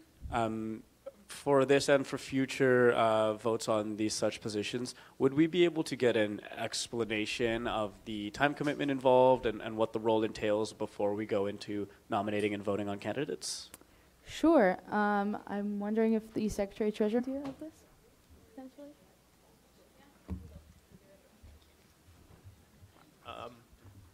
Hello? It is on. Hello? Mr. Pratt, UC President. So as an individual who sat on both hiring panels last year, I think the rough time commitment, it's not a short amount of time commitment, that's for sure. I think I'm trying to quantify it in my mind, maybe around 5 to 6 hours altogether, or over the 2 weeks. Maybe it felt like longer for the candidates. Yeah, between all the interviews and the assignment, and reviewing assignments and applications given to them, I want to say 6 to 7 or 8 hours in total. And one thing I also want to reiterate is the importance of this panel as well, given the considerations around moving into next year and the organizational decisions that are going to have to be made. Every single executive position is going to be absolutely. Okay, thank you. I'll quickly just explain sort of the process for the panel and what the person will have to do. So basically, the Secretary-Treasurer goes through an application process. So I assume the panel would be marking that application and narrowing down that list to a secondary interview. Then a secondary inducted, and they also have to complete an assignment that I create. However, the panel will be marking the assignment, so they will have to mark the initial, what's it called? The initial application, and then they'll have to mark the assignment, then they'll have to score the interview, and that will all lead to one final sort of selection. So they'll also have to attend that interview and selection and make the final decision. So those are kind of all the steps involved and all the places in which they would have to give input and make decisions on. So, hope that answers it. Great. So we will have both candidates come up and give about, like I said, 1 minute each as to why they should be hired, or not hired, sorry, elected to this hiring panel. And then, like I said, it's a ranked ballot, so you'll need to rank both candidates as your first and second preferences. While we're doing the actual voting, I'll ask that let's leave the room. And then we'll have the DRO count the ballots afterwards, and then the ballots will be destroyed. Okay, we'll start with Councillor Hollenberg. Yeah, up here would be great. Thank you.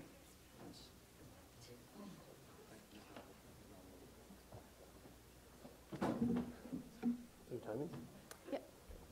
Hello, everyone. As I'm sure all of you are aware by now, my name is Joshua Hollenberg. I am the law counselor. I am a third-year law student in the JD-MBA joint program. I bring this up because as a visitor of school, so I have a bit more time. I have time to get involved in this, and I have the hours to fulfill the commitment. I've also done this kind of thing before. I'm involved at the law school on the hiring panel for all new faculty.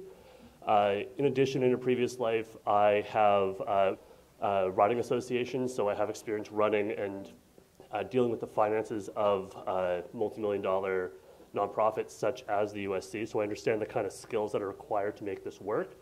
I've also have 6 years of professional experience working as a lobbyist, a public relations consultant, and working in politics. So I've seen the breadth of what is required for these kinds of roles and the. Okay, thank you very much.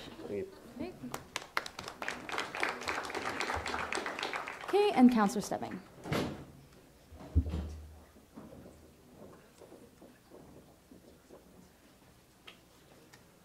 Hello, my name's, sorry if that's too loud, Jack Stebbing. I'm a third-year student doing an honors specialization in international relations. I'm a social science counselor, if you haven't gathered that by now.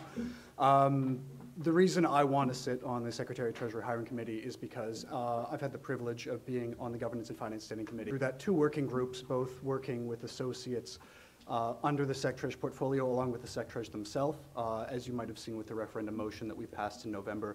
But what you might not know about is the 2 other things falling within that working group, the Western Legal Clinic and late night busing, both of which are being engaged in a multi-year analysis to make sure that they're bringing and evaluating it from that point. And because it is a multi-year process, I want to ensure that the next Secretary-Treasurer values and continues with that to ensure that it's brought to its completion, because the focus of that is on bringing value to students and ensuring that what we pay for, we get our value out of. And with the proposed changes with funding, I think it is ever to ensure that we're getting our bang for our buck. Thank you very much. Thank you. Okay, at this time, I'll ask both of the candidates to please step out of the room, and then councillors, feel free to fill out your ballots. Thank you. Point of inquiry? Yes. Why do we not vote?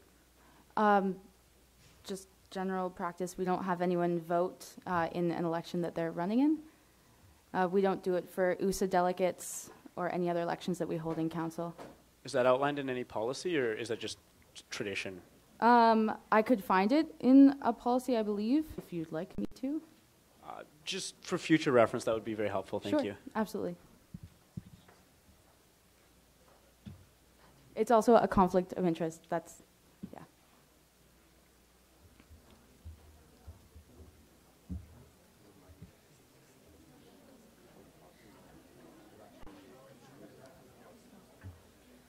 Also, if any councillors proxying for another councillor as well, if you don't have 2 ballots, let us know. You should have 2 ballots.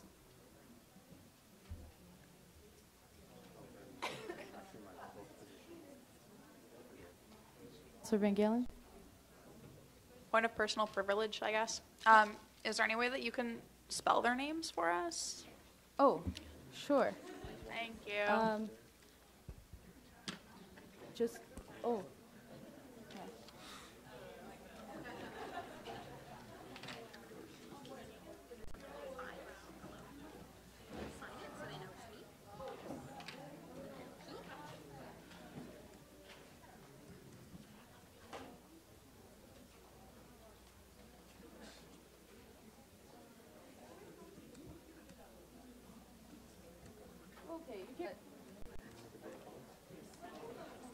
Yeah, maybe make it bigger.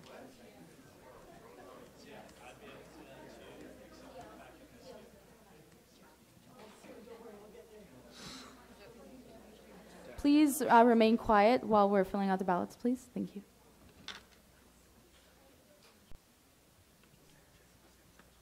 If you can see that now. Yes. Hello? Hi. Science counselor, Marginian. Point of information.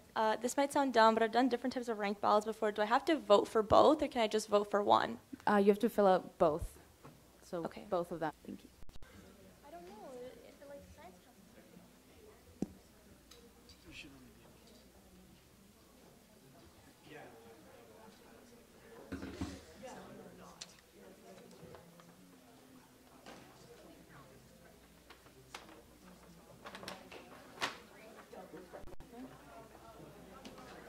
Sorry, please keep the noise down, please. There are still people filling out their ballots. And if you're done, Daniel's coming around to collect them.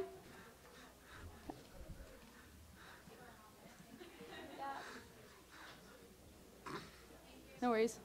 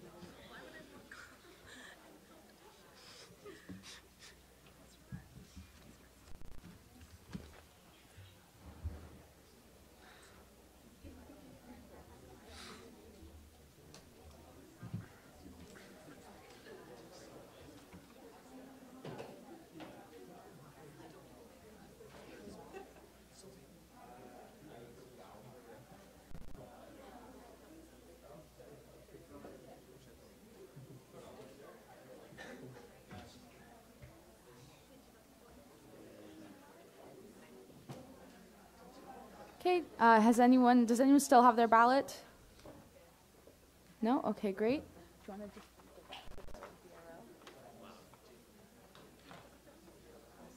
Okay, if someone just wants to go grab the candidates. Thank you.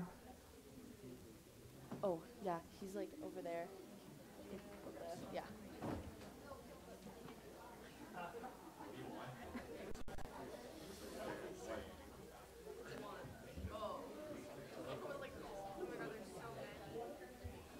Perfect.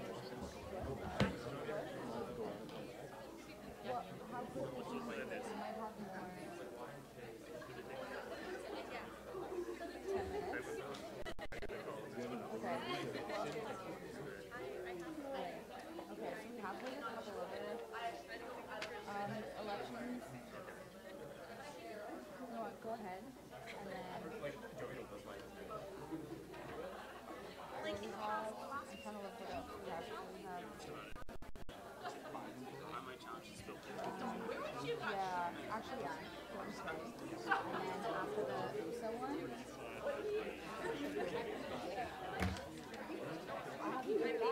just hopefully we don't have they'll be separated. Thank you. Okay, everyone. We are going to move on with our next election of this evening. Thank you. So this is the election of one counselor to the communication officer hiring panel. Perhaps the president would like to speak to this position again, or one of the other executives.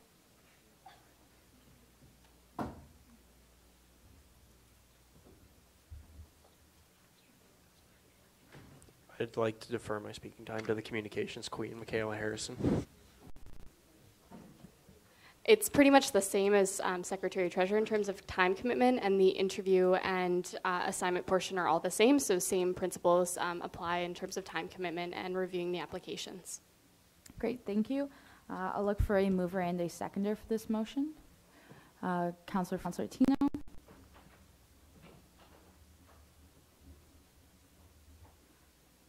Okay. And I'll look for nominations.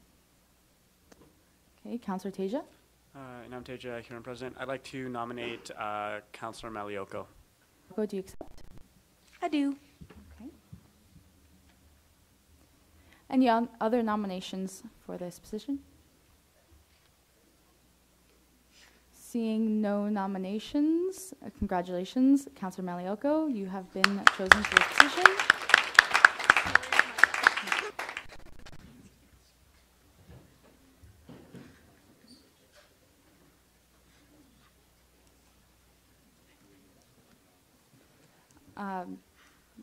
Are there any abstentions to having Councillor Malioko in this position? Sorry, objections, sorry, not abstentions. No? Okay, great. Next, the election of 2 councillors to the Students' Awards Committee. I will look for potentially one of the executives to explain this. Vice President Chang. Hello. I posted the time requirements. You would pardon? Time requirements. You will be requested to give. I don't know what I'm saying. Anyway, there's preset meetings already for the sort of student recognition and awards committees. So that's one of my portfolio. Annie Wu is the coordinator. And so essentially you'd be a part of the selection panel for a lot of the student-led awards that we run, like the Future of Western Award, the W Award, that sort of thing. And so you'd just be a part of that process. And it's fun, and you'll be invited to the ceremony, and first years get some cool awards and be a part of that process as well. So, so yeah, that time commitment's posted in the Facebook group already. Okay, I will look for a mover and a seconder for this motion. Councillor Stebbing, Councillor Baldwin, and I will look for nominations.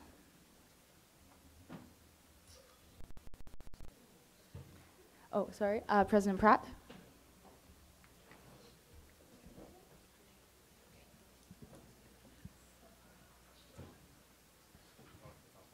I'd like to nominate Councillor Anthony.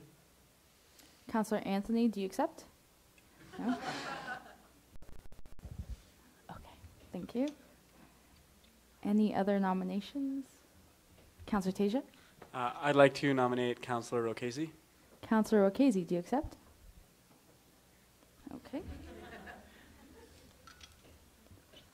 Any other nominations? Councillor Fernandez?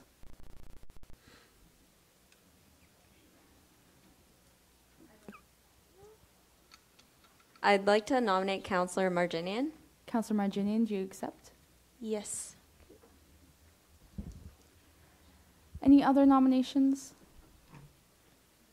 Okay, there's 2 councillors who will be chosen for this. Congratulations, Councillor Rocchese and Councillor Marginian.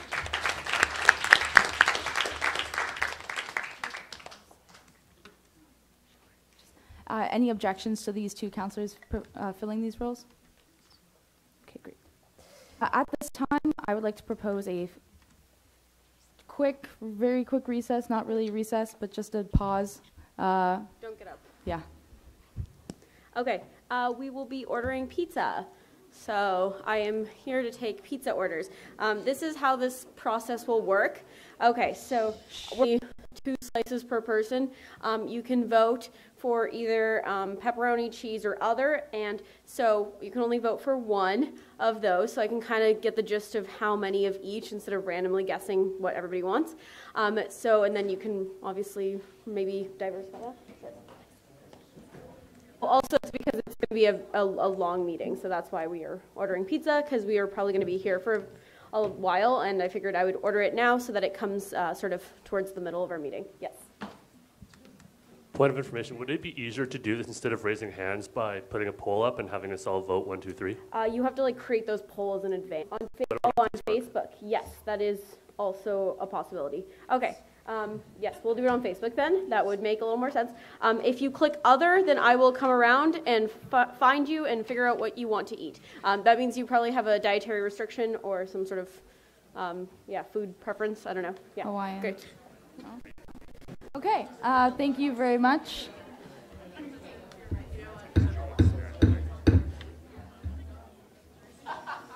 While that poll is being created, we will continue on with the rest of our agenda to keep things moving. We now have our election of this evening. This is the Ontario Undergraduate Student Alliance General Assembly delegates. So this will be 6 delegates who will be chosen. I have head posting in the Facebook group. Just a moment. Actually, before we start, did anyone not receive the email that was sent out to you that had the link to vote, as well as your email and your username and your password? Anyone else? Everyone got? Yeah, a couple people. Okay, so Daniel will come around. We have them printed out. Just keep your hands up, and he'll come around and hand those out to you.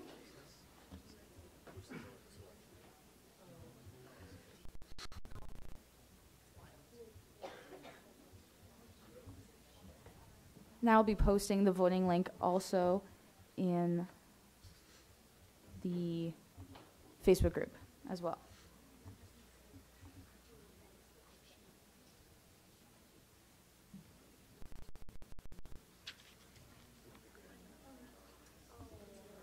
Sorry?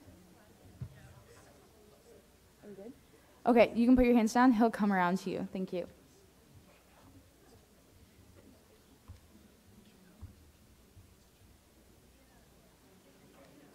Councillor Anthony?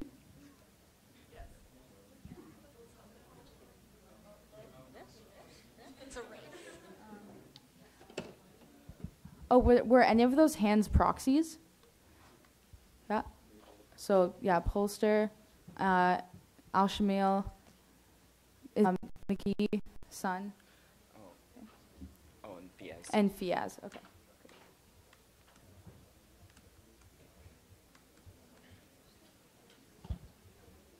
Yeah, I'm gonna get. Okay, I'm gonna do it.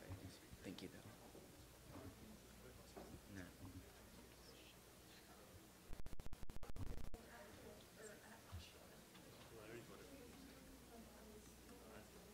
Okay, I'm just posting that link and the headshots for the delegates.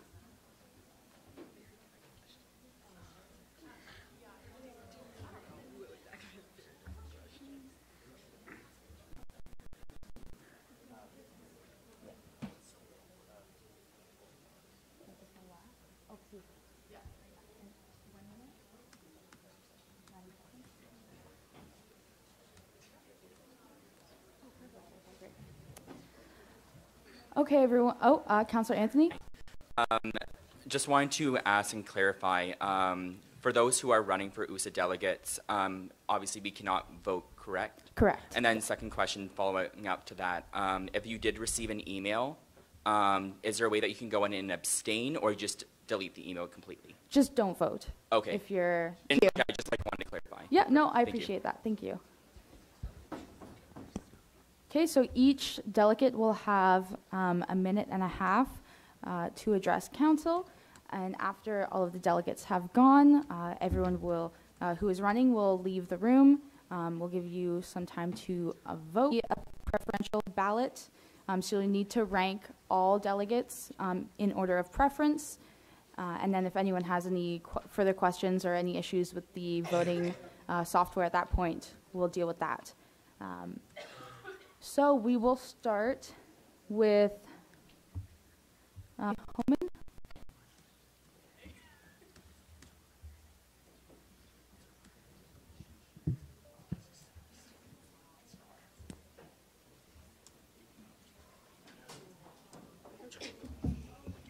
All right, everyone, listen up. We have our first delegate applicant. Okay. Can I start? Yep. Okay. So, hi, my name is Shelby, and I'm a second-year student. I'm in English and poli-sci. I grew up in London, so I chose Western because of the well-rounded student experience I knew it would give me, and I'm arts, and I think it would be great to bring an arts perspective to USA especially. Since coming to Western, I've had the chance to get involved in many different aspects of student life. I've served on the Arts and Humanities Student Council in both first and second year, participated in the off-campus charity committee in first year, and enjoyed a multitude of student-run events. And my role in student politics beyond the HSC, which is why I saw the USA advocacy opportunity, and I thought it would be a great fit for me. As a poli-sci student, I'm very interested in all levels of Canadian government, and more importantly, I care deeply about the issues that affect myself and my peers on a daily basis. Unfortunately, I know that student voices are when we have a big stake in an issue, and this is why organizations like USA and opportunities like this are super important to me. So ultimately, I care about giving students a voice because I know from personal experience that there's a lot of uncertainty right now just because of all the changes coming with the government and stuff that we all know, I'm sure. Be a good fit for communicating our concerns to USA, and I know all the multifaceted issues we students face, and I want to use my passion for these issues to make sure the provincial government listens to our voices as Western students. Thank you.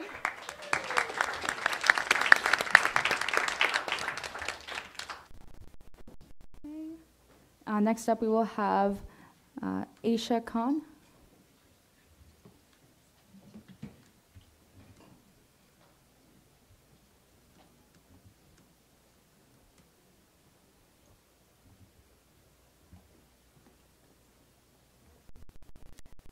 Go ahead.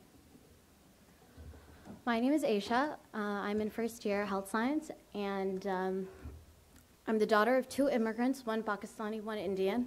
I'm visibly Muslim, and my last name is Khan. For those of you that don't know, that's a red flag name. In the West, there is no airport or border I have crossed. I am no stranger to discrimination. And the one thing that I can tell you is that no one deserves to be treated the way minority and marginalized groups are. The LGBTQ+ community feels unsafe, unincluded. What we always fail to realize is that the other is also human. It's unfair, it's unjust, it's sad. So we all know how hard it is to find a part-time job and then balance it with our academic and social life.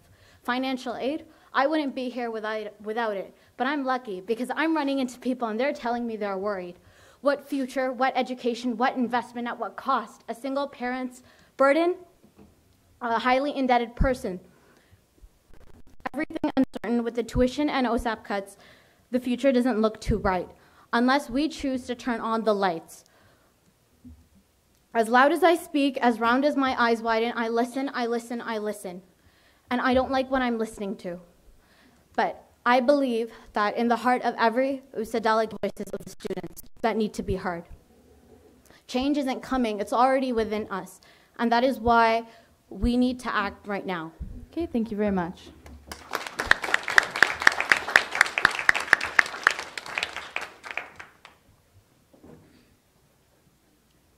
Okay, next up we will... Can I just get a point of information? Yes. So the logins just use your regular UWO login, not the special password, so our proxies can't really get on? Have you tried using the password? Yes. And it's not working? No, Oh. I just logged in with my regular Western login. Oh, no. Okay, we'll figure that out after the speech. Oh, does it? Oh, you don't have the second link, though, do you? We'll figure it out after the speeches. Sorry, we'll just continue, and then we'll figure out the tech stuff.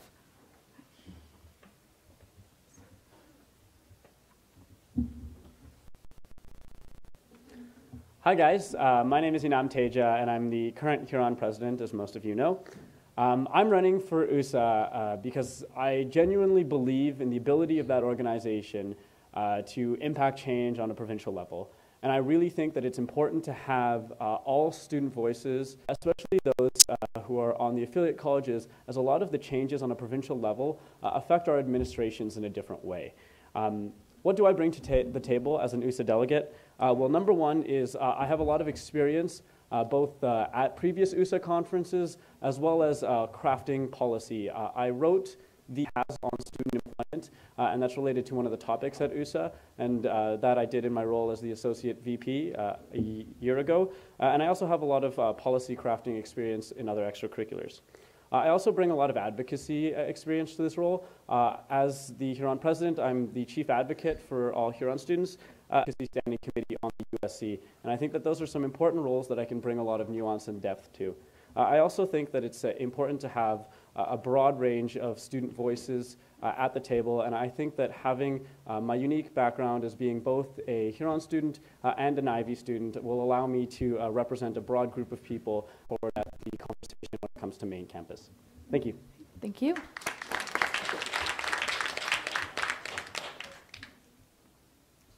Okay, next we'll have Jacob Zhang.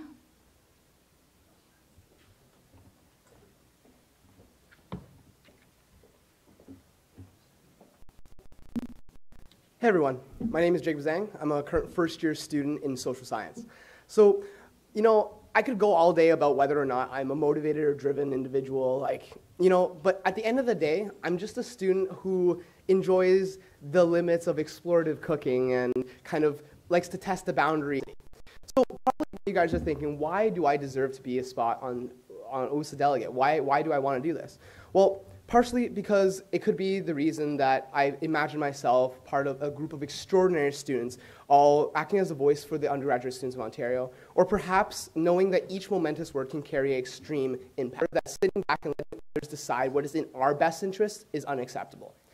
In my previous experience, I was representative of the Niagara region at the Legislative Assembly of Ontario's Model Parliament, where I sat on the Liberal government as the Minister of Education and oversaw the development of an innovative bill sought to expand the Ontario student grant from 8% and expanding it to cover low-income families that are earning under $50,000. We sought to find a way to link both international policies, for example, in Denmark as a wealth state, and to prioritize that not only are we focusing on student financial aid, but also looking at the aspect. Okay, thank you very much.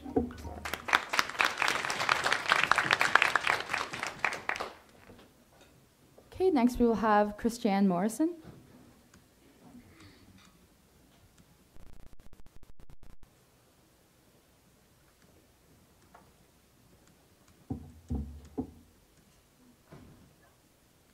Hi everyone, my name is Christiane Morrison. I'm the incoming Huron president, and I was also the vice president student affairs of Huron 2 years ago. I represent two small faculties, not normally represented at faculty perspective. I'm on Ivy Pride, and my team and we created the very first Pride Business Students Alliance, and we actually had our very first conference last week, and not to brag, but it was a really big success. So I have a lot of experience in bringing together LGBT voices across Ontario together to have a united voice to advocate to government. I have experience in Alliance, and I know how to work with different viewpoints to achieve consensus. My team and I also perform faculty inclusion training and ally training at Ivy.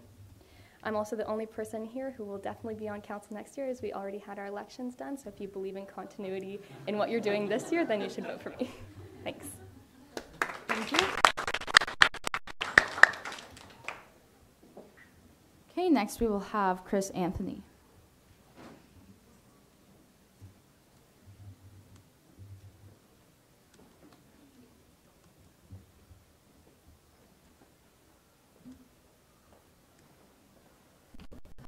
Hi everyone, my name is Chris Anthony, and I'm a fourth-year King's Poli-Sci student and a current King's USC counselor this year, sitting on both the advocacy and LGBTQ2+ student issues subcommittees.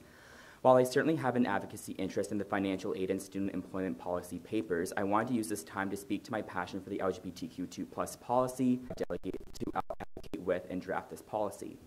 As an openly gay student with my own intersectionalities, I realize I have privilege and do not necessarily know the experiences of LGBTQ+ people of color or trans people. However, with my related experiences, I understand the general struggles awaiting LGBTQ+ students.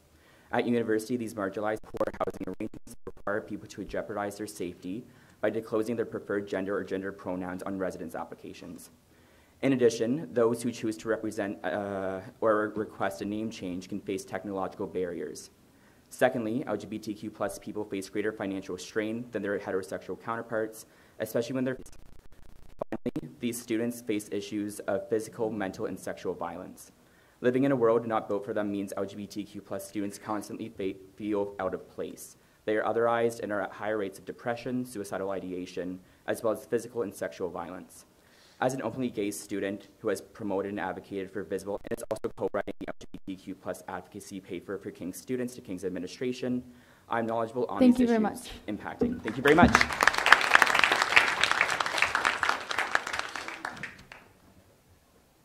Okay, and next we will have Ariana Malioko.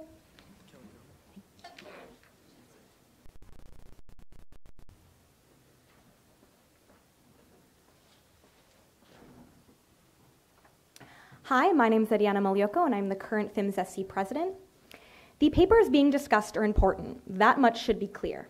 We're all students, and these issues are impacting us, or at least people we know. 60s once went, the personal is political. So in keeping with that idea, I will tell you why I would be a valuable USA delegate. I've been very vocal about wanting to be disruptive on the USC. I believe that disruption is a valuable political tactic. My professor once told me we need to stop being the adults we think we're supposed to be. I believe through the collective bargaining power of students working together, we can insist on change in varied ways. That change relies on each person bringing something different to the table. What do I bring? I believe that my time on the USC has demonstrated that I bring an ability to stand firm in my beliefs and speak boldly for my convictions.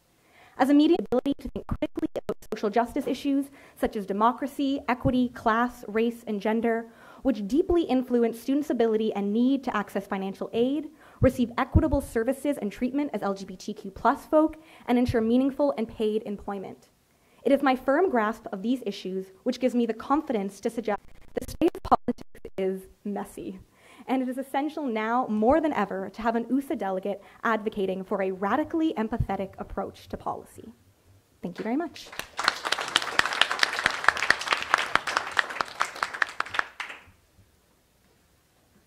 Okay, next we will have,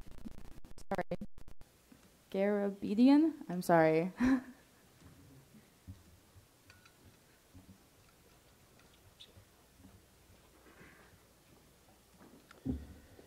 Good evening, USC. My name is Mark Garabedian, and I'm currently a second-year student studying neuroscience.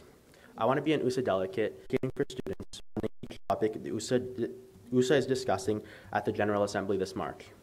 I've been lobbying at the provincial level since grade 11, where I represented the students of the publicly funded Ontario education system through my role on the Ontario Student Trustees Association. In high school, I served as student trustee for the Durham Catholic District School Board as a student administrator of education. As a part of the Ontario Student Trustees Association, I helped write policy papers on student financial aid in post-secondary institutions and uniform costs in Catholic school boards. Working with upper-level MPPs and cabinet members helped me become familiar with the processes and steps that must be taken to achieve our goals on the provincial landscape. Part of the Minister of Education's Advisory Council, I was involved with issues that surrounded students of all ages all over Ontario. I was able to make a presentation outlining the benefits of the free tuition program presented by OSEP that was implemented in the 2017-2018 school year. Although I don't have much experience advocating students, this is a topic that is close to home. A close friend of mine committed suicide on her 18th birthday when she was renounced by her family after she came out as gay. Growing up in Canada, I really didn't think this was a huge concern, but as I aged, I was able to observe the continuous scrutiny that members of the LGBTQ+ community are challenged with regularly. Thank you very much. Okay, next we will have Keaton Olson.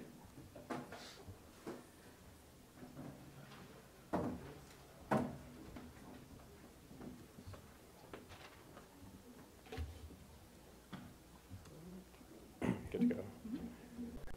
So I'm here for a third time, hoping to represent Western for a third time at the next USA GA.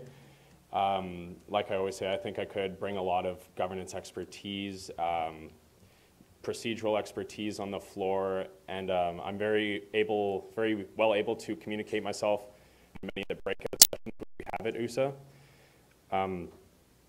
I think I would like to focus most on the student financial aid assistance paper. As someone who's had to seek both private and public student financial assistance, student employment is also something which I think I could bring a lot of expertise to, because it's an institutional thing that USA could work with the provincial government in order to sort of expand the opportunities for students there. I don't have any experience with the oppression faced by LGBTQ2+ students, but I do know that I could bring that same governance experience to that paper as well, and delegation and Western as a whole. Thank you. Thank you.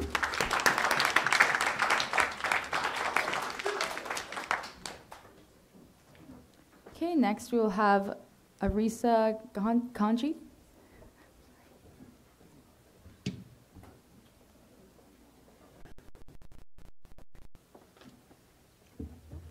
Hi everyone, my name is Arisa Kanji, and I'm here to tell you why I should be one of Western's USA delegates at the next General Assembly. My 2 years on the Arts and Humanities Student Council was the first opportunity I had here at Western to share and celebrate the voices of students. This past year as a student senator and a member exposed me to the workings of both academic and clubs policy and the effect it has on student lives. Specifically when it comes to Senate, I've also seen that the influence the government can have on policy and other outside bodies, which I think is an important thing to understand coming into this role. More important than my experience, I believe, is my passion for the topics being discussed. As a graduating student, I know firsthand in finding meaningful work in children careers. The role the government can and should play in creating opportunities for students to gain meaningful experience is essential and something that I think needs to be better funded and better supported. My women's studies major has given me a chance to learn what good allyship for the LGBTQ, both through my coursework as well as opportunities to receive allyship training and attend workshops, which I think will be an asset here. And lastly, one of the most urgent topics up for discussion is student financial aid. My goal in everything that I've done here in Western in my past 4 years here has been to leave the university and student body better than when I arrived here. And unfortunately, the cuts that may be coming threaten to do the exact opposite of that. And while I can't personally fight Doug Ford as much as I'd like to, I do believe in the power of... Thank you very much.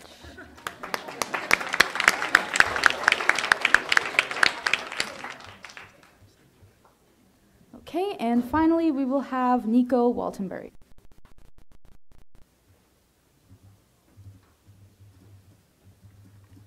Hello, good evening, Council. For any of you who don't know me, my name is Nico. I am the Associate Communications Officer at the USC this year.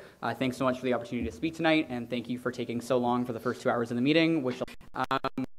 Before I start, I just want to say, express my gratitude and my appreciation to everyone who is running tonight, especially those who aren't already on council and who aren't associated with the USC, because it takes a lot to get up here. So props to everyone there. This is the fourth time actually that I'm applying to be an USA GA, to be a delegate at an USA GA. I've been to 3 of them. I think that I'm a strong delegate, able to represent you as counselors well at the provincial roundtable. I think that now more than ever, this is one of the most important GAs that USA has ever had. I think that now more than ever, we need people who have experience with USA, who have experience within the USC in student advocacy on very important issues, particularly, obviously, all 3 from the announcements that came from the government a few weeks ago. We need a strong delegation, people who have experience. I think that my experience in the communications portfolio arms me particularly well to work with our student feedback because I think that we have more to do to ensure that we're consulting students and we're in this role. So it would really be my honor and my privilege to represent you again. I think that we have a really strong slate of candidates, and I hope that regardless of who's elected, we can bring forth a united front, because that's really what we need at this GA. People who can be strong delegates. Thank you very much.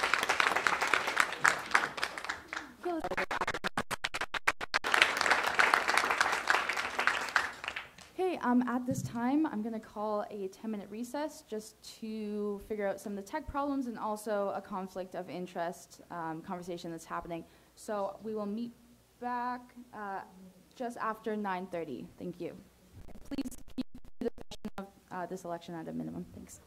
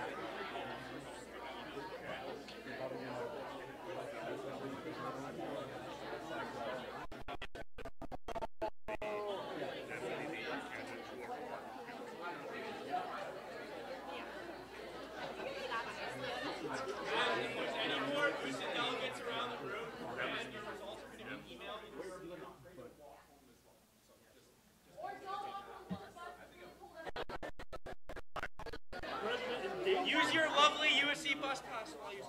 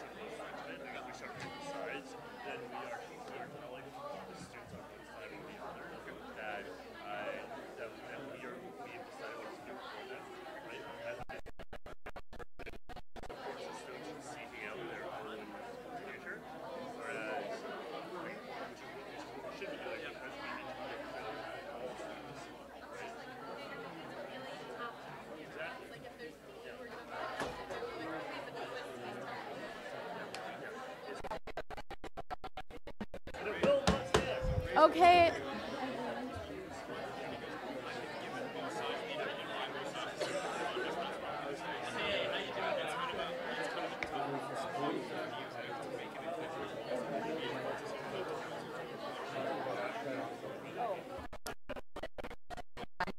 Oh, we still have 2 minutes. I'll let them.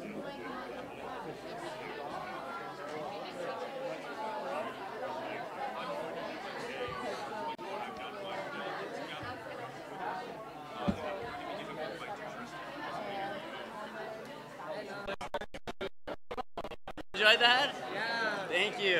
I appreciate it. I like to have fun with that stuff. So yeah. Nice to see you, dude. Jackie, yes, we met at Pints in Politics, I believe. Yeah. Yes. Lots of fun. Are you just here observing the meeting? Or? Good chance to observe. For sure. Good for you, dude. I filled it up. Yeah, this is going faster than I expected, to be honest. They also didn't allow me to ask all the questions I wanted on the investment portfolio. Yeah, you seem pretty involved. I try, yeah. Just despite having that joke and fun. It's been a while, so. Anyways, nice to see you again. Take care, Jackie.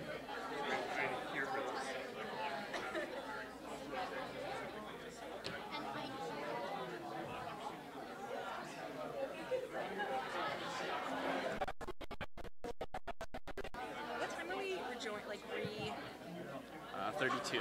1 minute.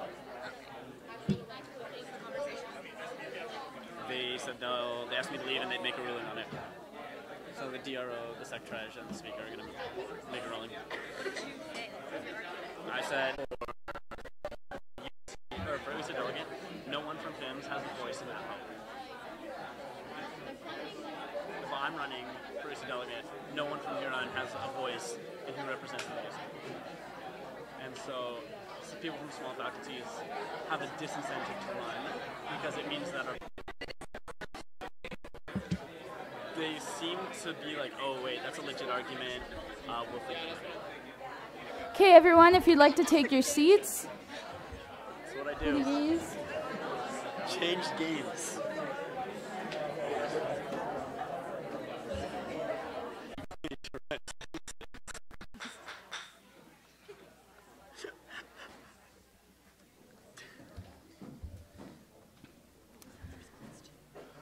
Okay, thank you all very much for that.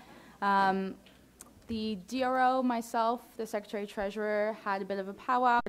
That the conflict of interest policy is a bit ambiguous as far as whether actually voting in an election that you're running in is a conflict of interest. So there's some compelling arguments on both sides, but I will rule that going forward, you will be able to vote. So for this USA election, that means that any delegate who is also a counselor will be able to vote using the online system. And Councillor Hollenberg and Councillor Stebbing have already filled out their ballots for the previous election. The ballots have not been counted yet, so that all works. So anyone who's still having difficulty with the voting online?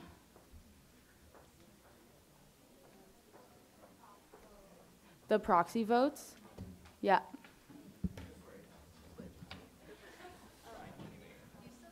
Okay, so what we're going to do, if the online system, you will be getting a physical ballot to fill out, and then we'll just combine those with the online results, okay? So if you are having troubles, please just raise your hand, and Daniel will come around with the ballots.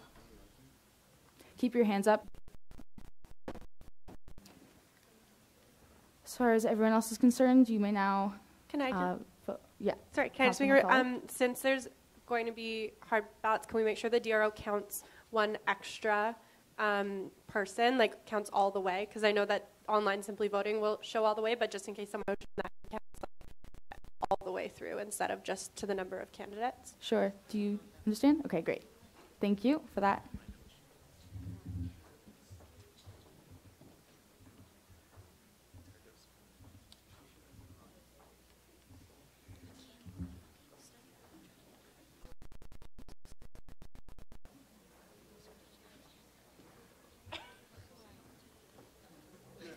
Just a reminder, it is a ranked ballot, so you have to rank all of the candidates. Thank you.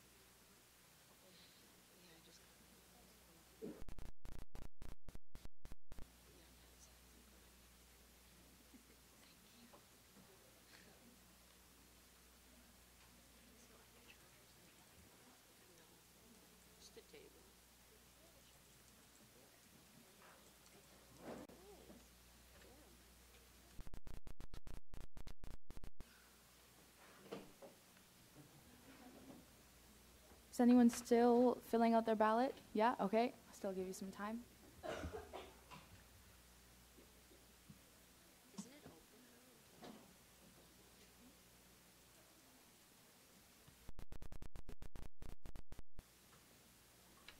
Yeah, Councillor Teja. Councillor Teja, just point of inquiry, when will the results for this be announced? Will it be sooner because it's an online ballot, or will it be announced with the usual sort of 48 hours? So it will be announced sooner, as soon as to like count the ballots. That's what I'm trying to say. And then also the previous election that we did tonight, those will also be counted momentarily as soon as we're done this election.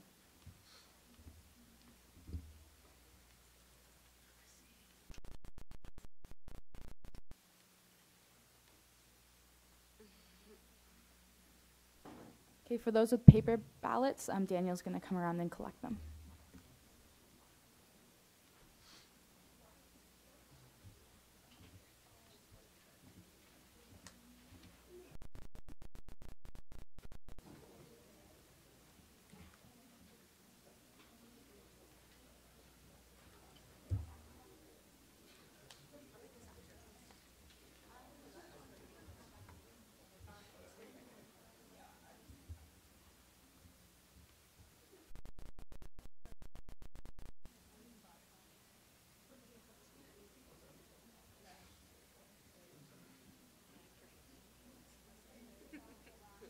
Okay, is anyone still filling out the ballot online? Oh, yeah, okay. Yeah.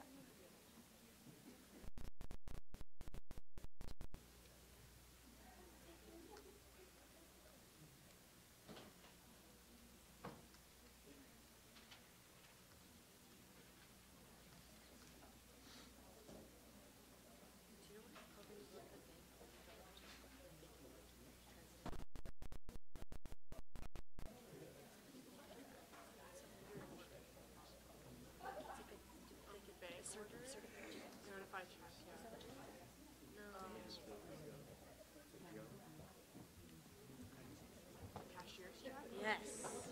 Thanks, Emma. For your patience. Appreciate it. Okay.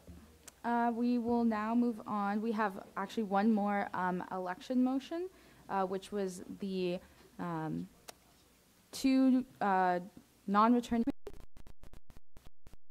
I will look for a mover and a seconder for that motion. Councillor O'Connor, Councillor Sun. Okay. Would any of the executives mind?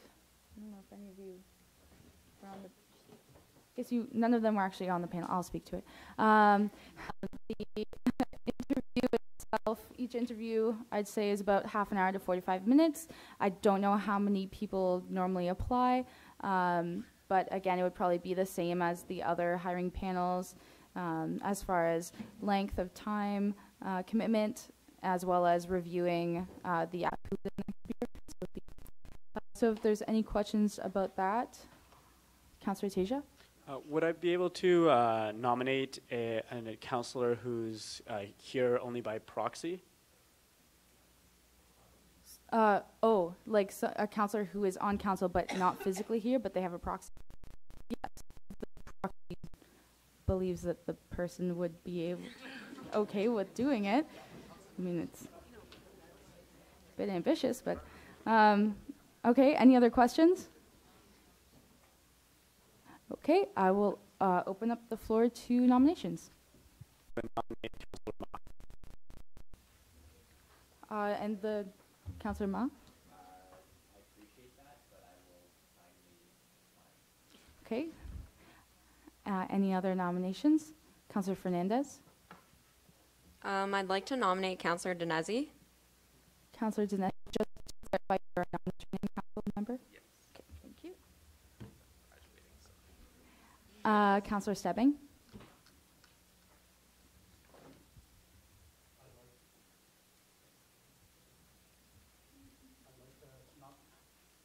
I'd like to nominate Councillor Raja. Great. Any other nominations?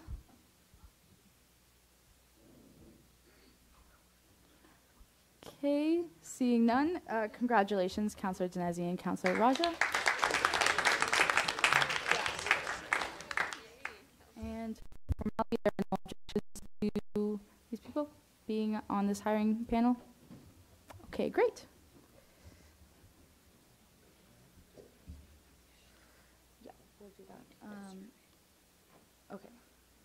Okay, next we have our motion to support residents' students moved by President Pratt and seconded by Councillor Ma.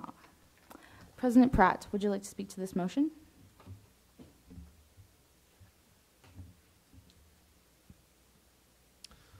Mr. Pratt, UC President. So I put this motion forward for discussion on both sides of the issue.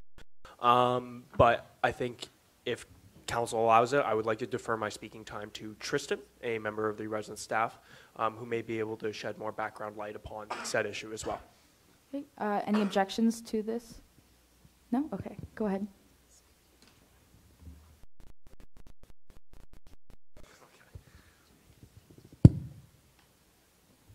All right, good evening, everyone. My name is Tristan Baker Scala. I'm a Don at Delaware Hall. Thanks to President Pratt for having me this evening. I emailed all of you probably last night with a link to our site. To give you context, I'm one of about 10 members who are part of an organizing committee, and our goal is pretty simple. We'd like to unionize resident staff at Western.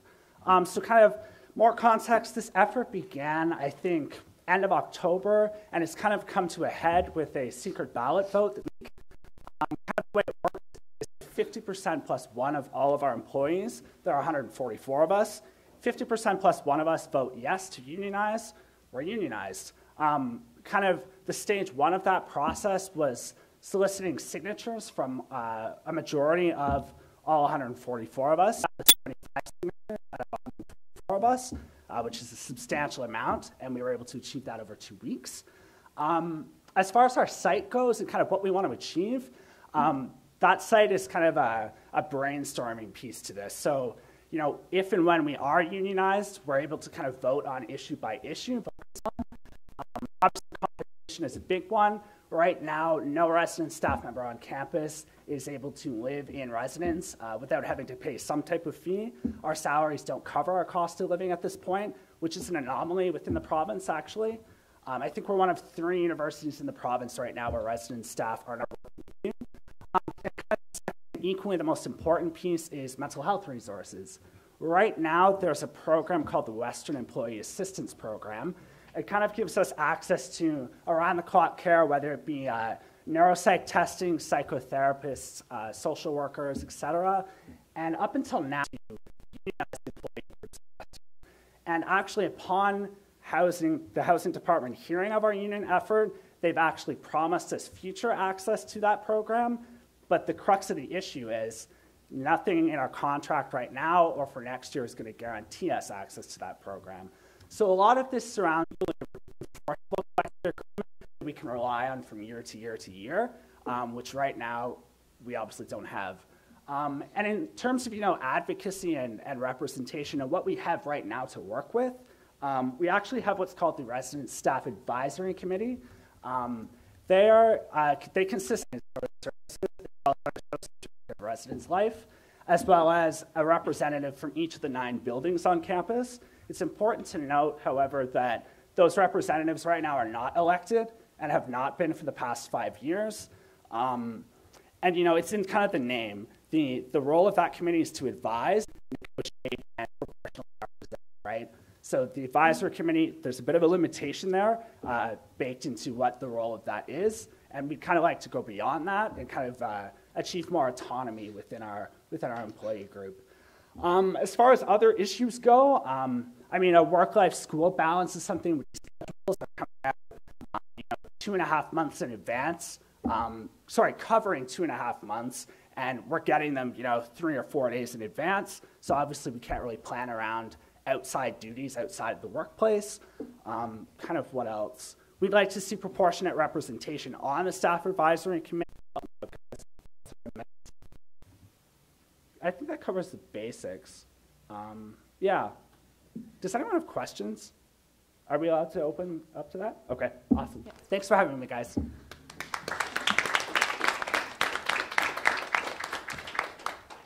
Okay, great. Councillor.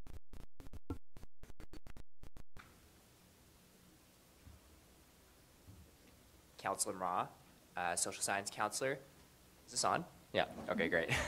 So when President Pratt first brought this motion to me, last year, right, and learn a lot about how, like Tristan had mentioned, our RA system is a little bit of an anomaly in Ontario. Some of the other schools, the RA, if they sign up, they don't have to pay these extra fees to be a part of the program.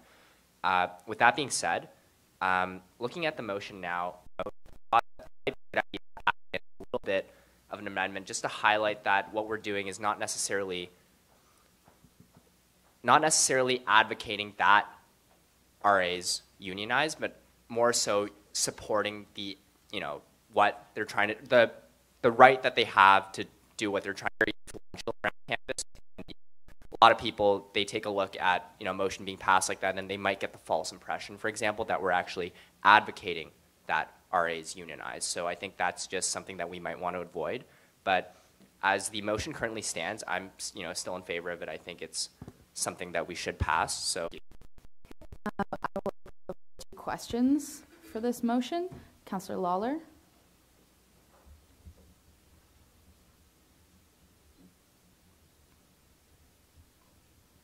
Kieran Lawler, Social Science Counselor. Just curious, Charles, what kind of would you change in this amendment? To me, what's right now, it seems like essentially we are just saying we're supporting their rights to, form a union and collective bargaining and things like that. Do you have any idea what kind of wording you want to change? If you don't mind, we'll keep just the wording and stuff of amendments to the debate period. Right? And the motion that is presented to council as is, if there's any questions on that. Councillor Danesi. Yeah, I just wanted to ask if either of you knew whether other universities have done something similar and what the outcome has been for them. I'm not aware of the outcome of the process, although I'm aware that there are cases of other unions and resident staff unionizing at places like Carleton and several other universities, I believe. Councillor Barroso. Councillor Barroso, Science Counselor. I voted in the Facebook yesterday. I've also already sent it to you. I don't know if this is the appropriate time, but whenever We'll come back to that in the debate. Yeah, not a problem. Okay, thank you. Councillor Adair.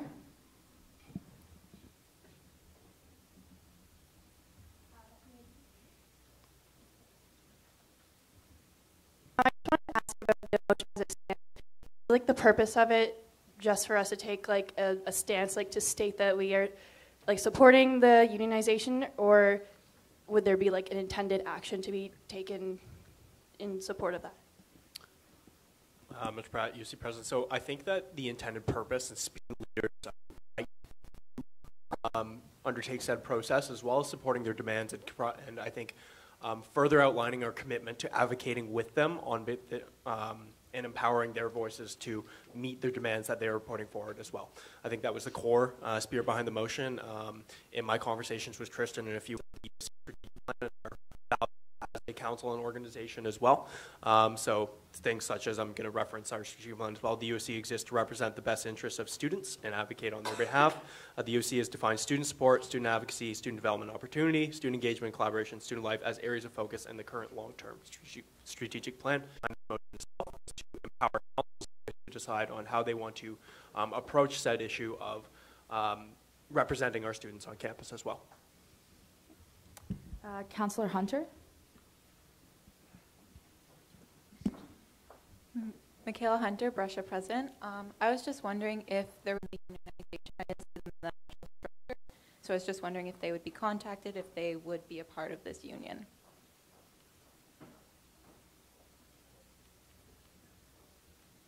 To defer my speaking time. Any objections to that? No, okay.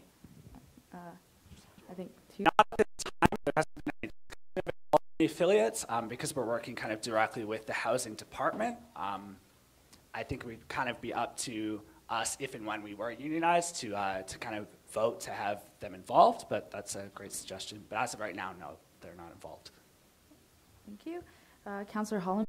First is, I just want to understand from the email that we received that the vote will be of attending voters. I just want to clarify that that means that the total population of RAs is not considered, but only those that attend the actual meeting. Is that correct? Is regarding the structure of hypothetical union, would there be union leadership? Would this be a paid position? And would there be union dues that all RAs would be subject to?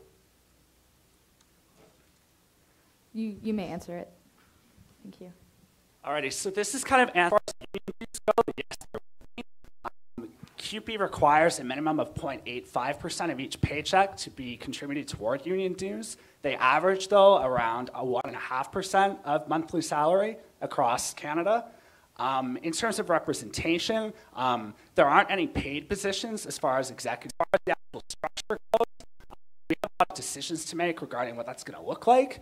We can actually form our own CUPE local on campus, or we can vote to merge with an existing CUPE local on campus. So right now there are actually two of them, one through facilities management and the other through hospitality services.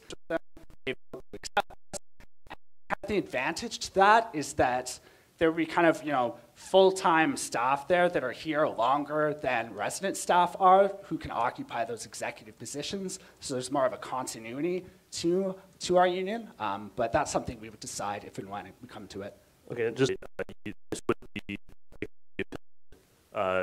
that's correct. Yeah, it's just a given. Okay. Yeah. Okay. Councillor O'Connor.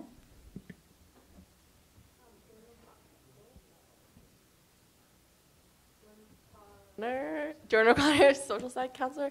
I'm just mindful as a counselor and not everyone, I don't think understands the role of an RA. I know some of us lived in res, we're student leaders in res, but there's affiliates, there's OC students, so I just would like to ask the question that someone address what an RA actually does, because that might help clarify some of the issues around this motion.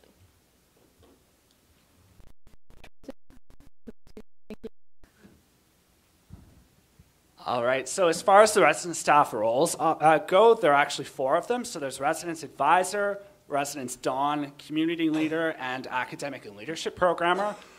So there, we have various duties across the four of them, but we all kind of residents.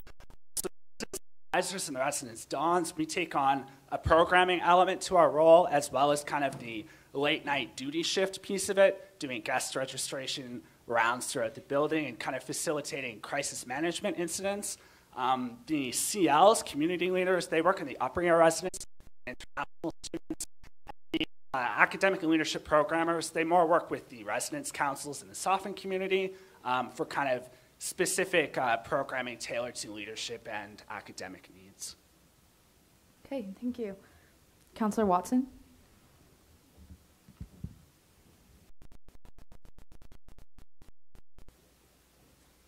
Lucy Watson, Healthside Counselor. So I have a few concerns, hopefully addressed to Tristan if that's all right. So first, I'm just worried about current employees making decisions for future employees, considering I'm assuming like residence staffing has like a pretty high residence leader in my first year, 4 years. So for context, what is your experience on residence staffing, just so we get a better idea of like that, and over your years, over your different buildings, different roles, is this like something, is being unionized something that you've seen being sought after from all of these, from the other, that's my first part. Yeah, for sure. So that's actually a great concern. To kind of give you more context, this is actually my 6th year on resident staff, and I was a resident SOF as well. And kind of, in the back of my mind, this has been something that has been thought about in the resident staffing community for about 4 years already. High turnover piece to it, and there's kind of a fear to constructively dissent within the department, and there's kind of a fear of not being hired back. So I would say that the concern has been there for many years. It just hasn't been acted upon. And the 144 of us are kind of able to make the decisions now, and future generations of resident staff are obviously able to vote in a democratic process that we outline, and kind of make decisions for the local as it grows throughout the coming years. Do you mind if I ask a second part to that? I haven't had a chance to read your website, but I've also heard concerns about like what unionized fees, what fees might be associated with that, and how that might affect the individual like worker. Sorry, like what unionization means? Like no, because like apparently there's like associated fees that you would have to pay to be. Yeah, for sure. So fee to join a QP local, it's $1. And then from there, the union dues, like we outlined earlier, would be probably be around 1.5% of our paychecks. And it's important to note as well that any of the clerical, legal, bar QP national budget, so resident staff right now are not on. They're not expected to cover those costs until there's actually collective agreement. And kind of the way we look at it right now, RAs are making around $10,000 right now. Dons are making around 12, and the highest cost of living right now is in suite style, and looking for a salary that matches $15,000.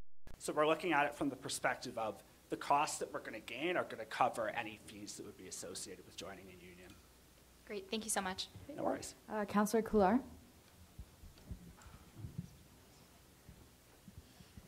Hello. Hi, Councillor Kula from in support of unionizing. Would the USC be kept up to date? I know you said a lot of ideas are kind of in the brainstorming process, so would the USC be kept up to date with the things that you wanted to follow through on if unionization were to happen?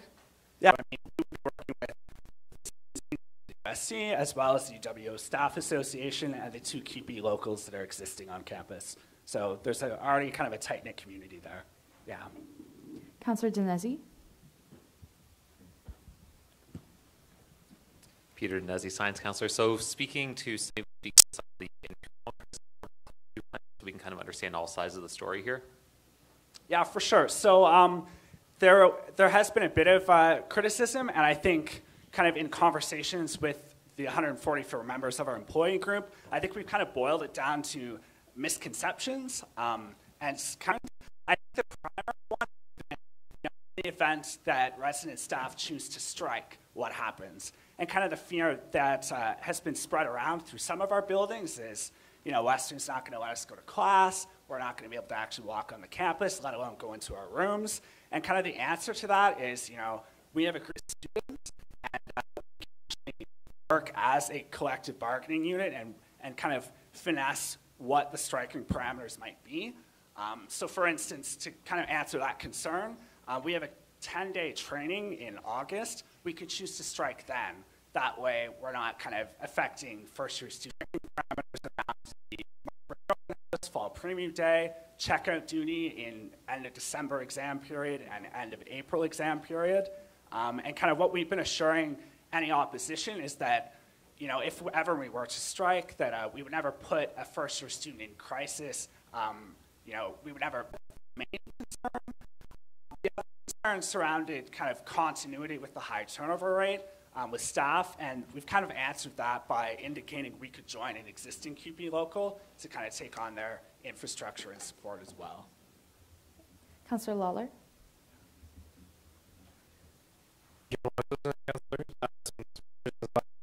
You don't have to answer if you don't want to, but do you, as it stands now, do you think that this is likely to go through? Do you feel confident that it's likely that unionization is going to happen? Yeah, so kind of there's a 2-stage process to this, right? So the stage 1 was signing the union consent of workplace. Stage 2, which is a secret ballot vote, we actually got over 50% of our workplace with 75 cards. So I think that kind of bodes well at this point for this happening. Councillor O'Connor. Jordan O'Connor, Social Science. Is there any concerns around how the potential strike of res staff would affect other leaders in the building, namely resident softs or even faculty softs who may have to pick up the extra workload if the resident staff member isn't there? I know a lot of softs and staff, they work very closely together. That's a great question. So kind of the idea that our proposed union can kind of work together and with the student leaders that we also work with in determining what exactly those striking parameters are. So I mean, us striking during our August training isn't going to really affect first-year students, so we're not really depending on others. I think where our role interfaces with the sophing role would probably be move-in days. That is something that we could look into. But I mean, the rest of it kind of surrounds premium days where sophing isn't really involved. And as far as striking for role that stops actually pick up and as full-time employed staff through their residence clerk program who would be able to fill in for us if we were ever able to do that. Yeah. Councillor Hollenberg? I have two questions. Tristan, I'll direct them at you. In relation to, I understand that you are discussing in this particular context striking that would be minimally inconvenient to your members or to the public, but as part of CUPE, you don't really get to choose when you go on strike. So if CUPE decides to go on strike in December, how does that, like, you can't go to CUPE National and say, carve us out.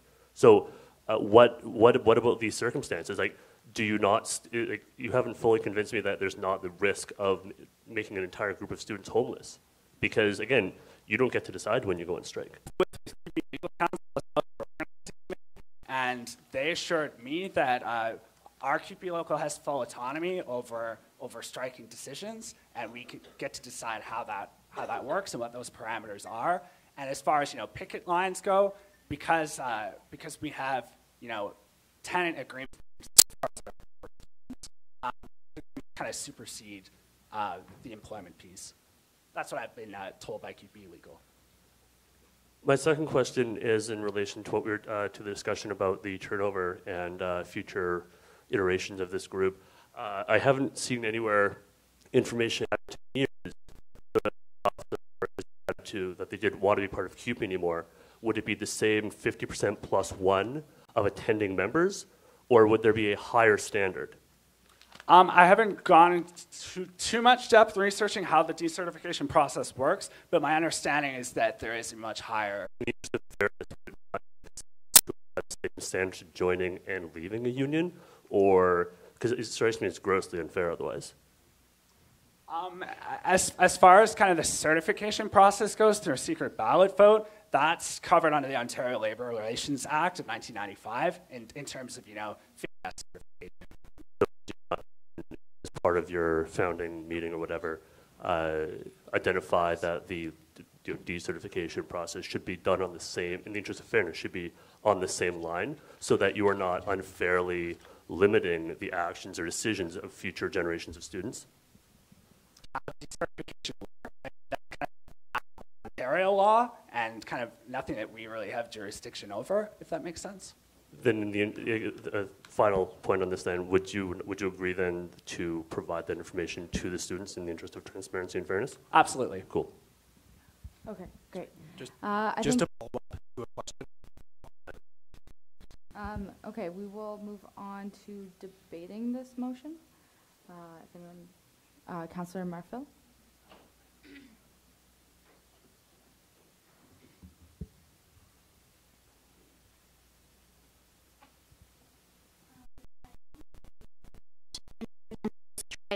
Residence clerks could potentially step in to fulfill the duties of residence staff. I was a residence clerk, and we're also students, and we don't have the adequate training to step into the roles that is proposed as potentially we would have to step in their time as students. They would be taking over your responsibilities. Okay. So this is a debate, so you actually don't have the right to speak. Councillor Tasia? Can I cede my time to the individual behind me?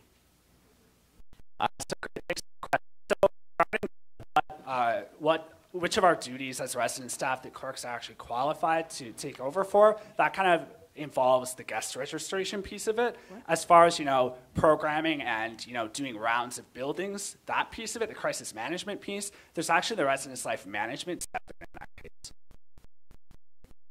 Connor? Jordan O'Connor, social science counselor. Sorry, I'm just realizing I should have asked this in question, but it's a concern I have.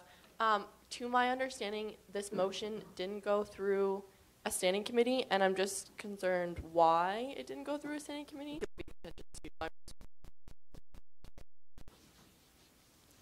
President Pratt? So I was approached with this subject of discussion on the Sunday, I think after standing committees met, and I introduced it to the Operations and Agenda Committee for review. So it wasn't going to be a new iteration surrounding the union. council floor for council to discuss tonight. Thanks. Councilor Barroso?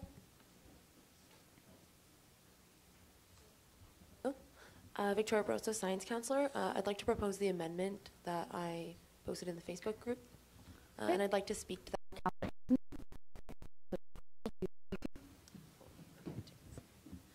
Okay. Through consultation with resident staff members and the nature of formerly being a resident staff myself, I can acknowledge the poor conditions and lack of support that the current staff are facing in their roles as student leaders on our campus. It is important to keep in mind the USC's long-term community student engagement and collaboration and student life. Tristan mentioned, over 50% of resident staff have given their written support of their efforts to unionize. As mentioned in the proposed amendments, this would provide resident staff with a protected seat at the table to participate in advocacy, representation, and bargaining for fair compensation with their employer, and to create a safer and council in supporting their efforts to unionize an initiative that they have self-identified as a way to pursue these outcomes that are of value to us as a body which aims to represent and elevate the student voice. It is important to note, and my due diligence as a representative of students, to mention that there is a percentage of resident staff that have not supported this initiative. By endorsing their non-resident staff, the majority of them have identified as a way to pursue a fair and more equitable working environment. By endorsing this initiative, we are supporting them in moving forward to a campus-wide vote across resident staff, where they will choose among themselves if this is still an initiative they want to pursue. The final be it resolved clause in the amendment of the unionization effort will continue to advocate on the issues resident staff face, supporting them and working to achieve the aforementioned goals. This is what we aim to do as a body which represents students, especially those who are vulnerable due to the lack of support and compensation in their roles as staff members and the primary support of the first-year students on our campus. Great. Any questions? Oh, President Pratt? Sorry, point of personal privilege. Could we have the amendments displayed on the screen, but also give councilors 2 minutes to clearly read over the amendments that are being proposed?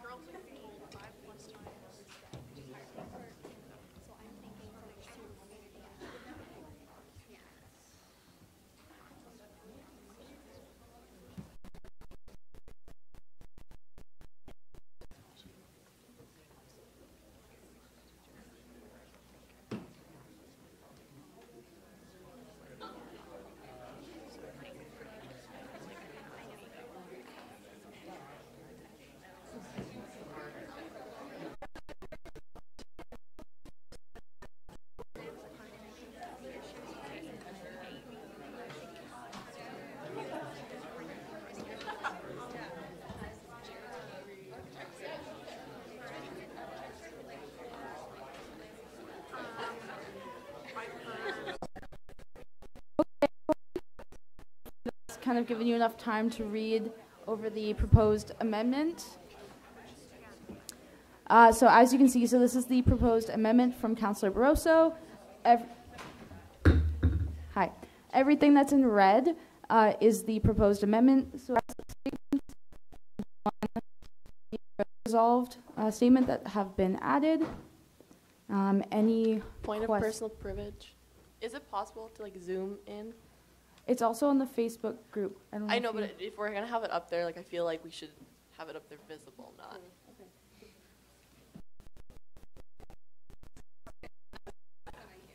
Is that better? Okay. Maybe try one more. Okay. Any questions regarding this motion? Just a point of information. So, because it's an amendment, wouldn't the seconder still be Charles? The motion. Okay, great. But the seconder of the motion But then itself is still Charles. Wouldn't Victoria be the mover of the amendment then? Correct, she is. She moved the amendment. But she's a seconder. No. But Sorry? Scroll down.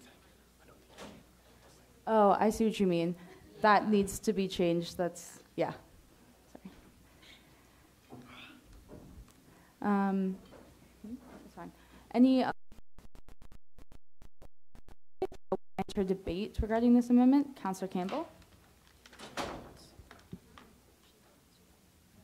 Councillor Campbell, Social Science.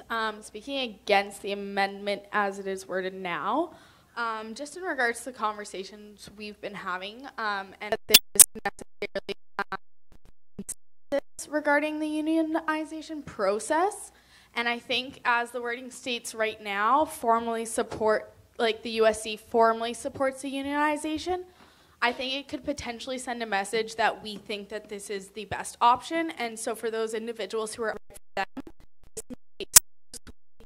push them to unionize, whether or not that's actually what they want. I'm not saying that we shouldn't take a stance on it and support individuals to seek equitable treatment. I just don't think that we should necessarily be. Jordan O'Connor, Social Science Counselor. I am speaking against this amendment to the motion. Similar to what Anne says, I'm just concerned because for me, although 75 students have expressed that they would potentially like to join or not support, student leaders in residence, they also have some serious concerns, and I have some serious concerns about unionizing.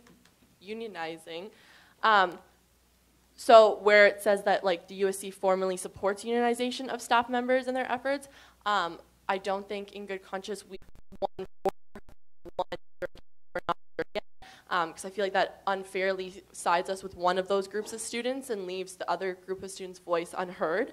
Additionally, I think that the USC formally supporting unionizing could potentially sway students who either aren't informed enough or who are on the fence, and I do the best people. Councillor Hollenberg? Joshua Hollenberg, Law Counselor, speaking against the amendment as written. It says in the preamble, and it's reflected elsewhere, that our role is to support all students. And what this motion this message is clear, as has been previously stated. It says that we as the USC are pro-unionization, and that if you are against unionization, we do not agree with you. That is manifestly unfair to those students, and especially given the number of classes. Analogous to our position as a council regarding labor disputes with the university. Our role is not to pick sides to say who we think should win and who we think should lose. Our position is to be in the advocate of the student body as a whole. Councillor Watson? Lucy Watson, Health Sci Counselor. Just kind of a question. Can I offer can I offer a slight change to the amendment? Yes. Okay, so abilities to make their own decisions, and that they would be so easily swayed by reading a motion and being like, oh, okay, that's it, right? And I think by the sounds of it, Tristan and his other members of Residence Life staff have set up a way for to help and facilitate. So away someone, and that people are so ignorant as to just believe that and not look for more information, especially if it's considering their part-time job. But my amendment would just to be, or change to the amendment would be to cut out the unionization of residence staff members and just change it to University Students' Council formally support treatment. Okay. So, in the first be it resolved statement? Correct? Sorry, that would be, yeah, the be it resolved that the University Students' Council formally support treatment. So that's similar to what the original motion was? Without, like, not the amendment, sorry, like the unamended motion, I believe? Well, yeah, but I still really like her preamble. For sure, just that one section. Yeah, literally just that one section. Okay. I'll need a second. Have any questions on that amendment to amend? Councillor Tasia? A point of inquiry, is it possible to propose a counter amendment? No. You can only amend an amendment once. We have to talk about Vice President Chang.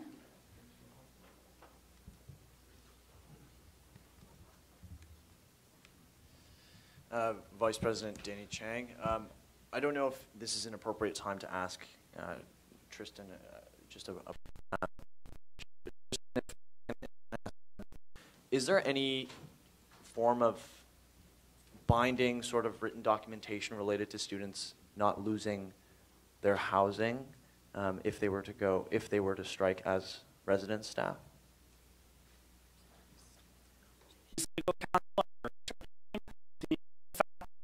Students have a formal housing agreement with the housing department supersedes anything that would occur and would be incurred upon employees regarding a strike.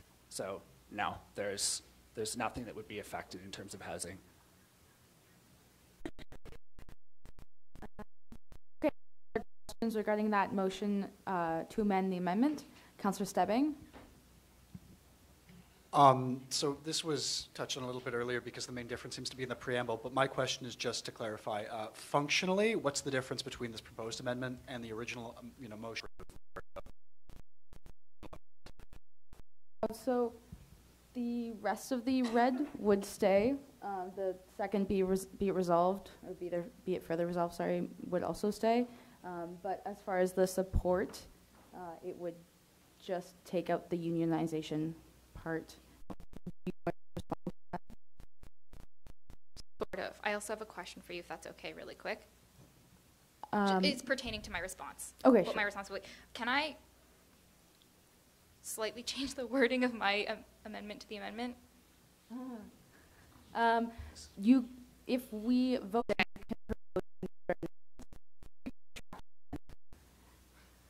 Okay. Can I retract my amendment then?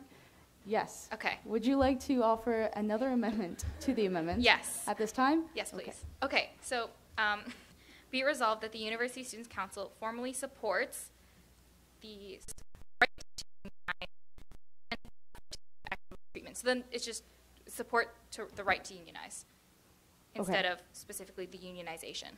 Okay. I'll just look for a seconder on that motion. Councillor O'Casey. Councillor O'Casey. Councillor Stebbing, did you have It is functionally no different than the original motion prior to any amendments. The preamble will be different, but the actual practice in reality will be the same. As far as I understand it, yes. Any other questions regarding this motion?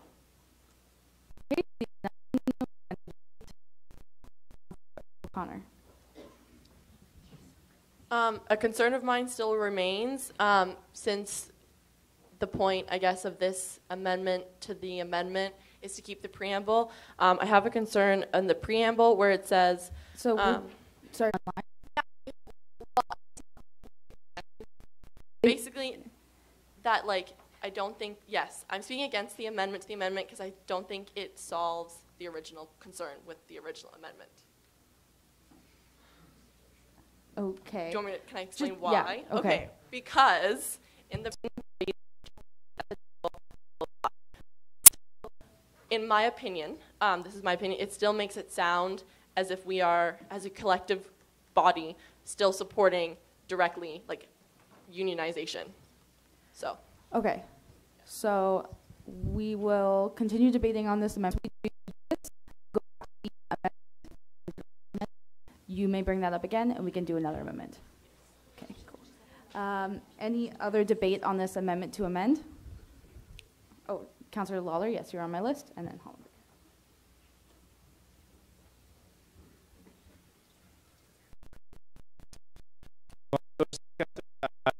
like this amendment to amend. I mean, functionally, yes, it's pretty much the same as the original motion, but I think like adding the formal support of the right to unionization adds a bit more clarity, and also keeping in the line anyways. But I mean, I think it's always good to reaffirm things like that. And I mean, to me, it just comes down to if students are coming to us. This is obviously like not going to be a 100% consensus issue. We're going to have to take a stand on this. We're going to have to you're going to have to take a position on this. +1, and I'm quite sure, Tristan and his group of resident staff are going to make their best efforts to ensure all 144 members can be at the meeting that they have for their secret ballot vote. I'm quite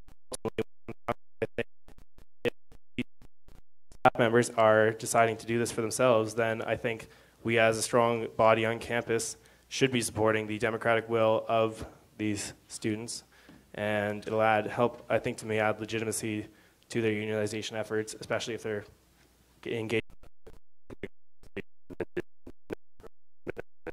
For very similar reasons to those raised by Councillor O'Connor. Quite frankly, we understand why this amendment was made. It was to remove the perception of bias. That perception has not been removed. It is throughout the designed to fix, and as such, I think that we should be voting against this amended amendment. Councillor Barroso. Oh, hello. Victoria Barroso, Science Counselor. Of grammar, in the rest of the document. I'm not going to propose it now because we're deep into amending the amendments, but for example, the point that Jordan brought up earlier is very simple as changing it to an opportunity for a protected seat.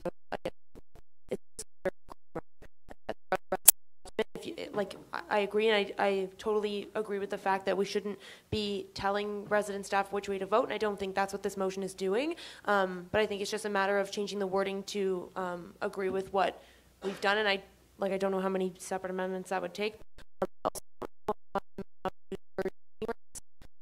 Okay, never mind. I'm going to do that maybe later. Never mind.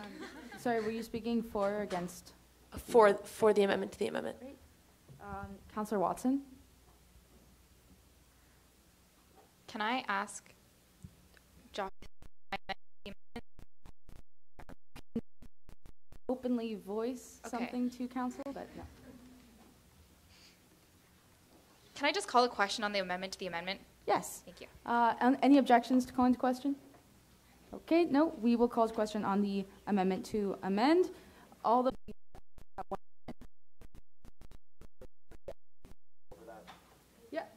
so it would be be it resolved that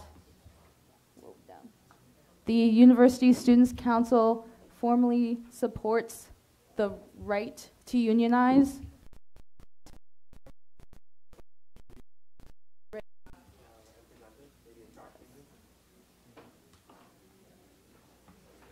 Just open it.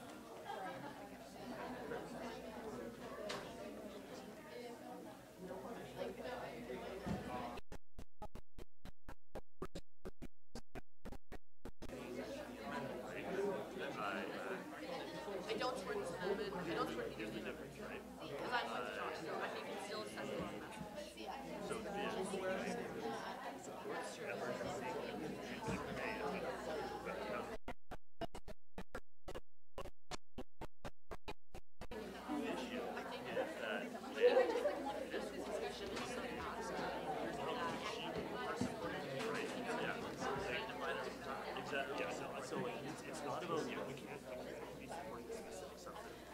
Okay, everyone. Formally supports the resident staff members' right to unionize and their effort to seek equitable treatment and compensation, additional wellness supports for student leaders, and a focus on work-school life balance. Okay? Yes. Great. Okay. Calling the question to the amendment of the amendment. Yes, correct.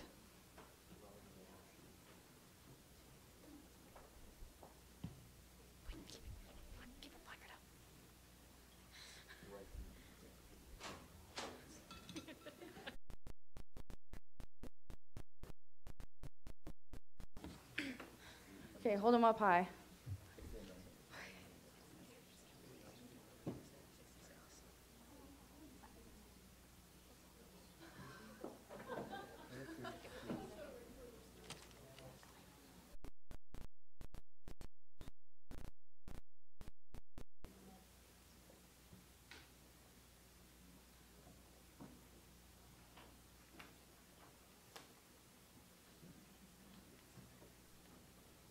Okay, thank you. The motion to amend the amendment passes. The amendment is amended.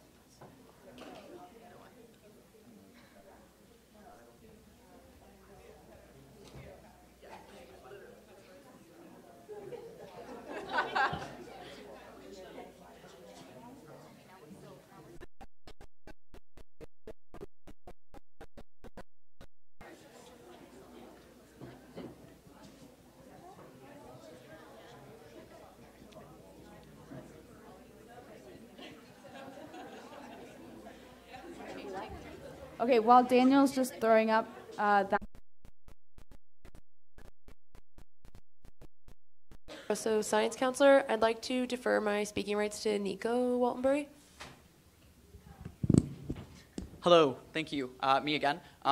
Before I start, I want to make it very clear that I'm not speaking on behalf of the USC in my associate role. I'm speaking on behalf of myself as a student by Counselor Although Rosso. you don't actually have a right to speak. Oh in yeah, favor, but I don't. I guess I don't have a right to say. Okay, so the point that I want to make here, I definitely hear Counselor O'Connor's concerns, and I hope that someone proposes a choice for themselves, whether that choice is yes or no. These are individual choices. They should have the autonomy to do that, and they shouldn't be swayed by the students' union. I will say I'm in favor of unionization based on the right of unionization. Working in housing and ancillary services, it literally ruined my life for many, many months. I get that for someone who hasn't worked in the space and who maybe hasn't been directly involved, it would be hard to understand, and I wouldn't understand if I wasn't. I wasn't. And as students on campus who have brought these issues to the USC through letters, through lobbying, through trying their best to create a union, these people didn't want to create a union. They did it because there was no other option. They tried to address serious challenges, particularly relating to mental health, to get more money. The purpose here is to create a safe, literally a safe and inclusive place for people to live and work, people who dedicate hours and hours of their time for very little pay, in fact, a net loss of pay when you factor in the cost of housing. So I would really the amendment because this is a serious issue that students like myself, an independent student, have brought to you as the USC, and I beg you, please, to support this, because this is a critical issue on campus that is being completely ignored, and these students require your support. If we're not doing that in the case of literally mental health crises for residence leaders who are there supporting first-year students, international students, exchange students, upper-year students, over 5,000 of them every year living in our residence buildings, then I don't know want to influence someone to make a vote that isn't informed or that they don't believe in. I 100% think everyone should vote for the best choice for them.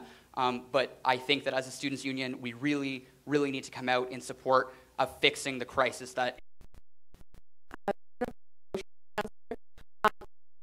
Make myself clear, and this is kind of what I was getting at when I originally asked the question to explain the role of a staff member to council, because as Nico says, they do deal with a lot. Like I was in residence for 3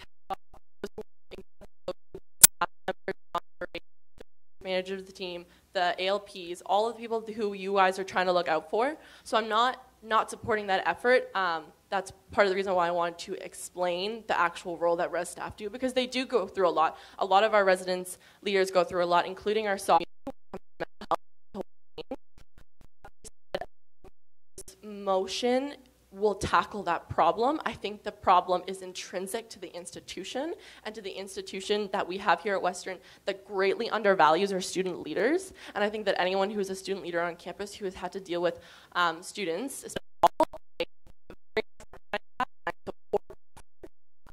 and I 100% stand by staff members and SOFs of any kind trying to get more help when it comes to their mental well-being, and I think they should get more help. That being said, my concern with this motion is that, as it stands, is that I'm still concerned that it still is making for staff members to make this decision themselves, but I think that the motion as it stands still has that same spirit of us taking a stance on whether or not we support staff members unionizing or not, which is my greatest concern. So you're speaking against?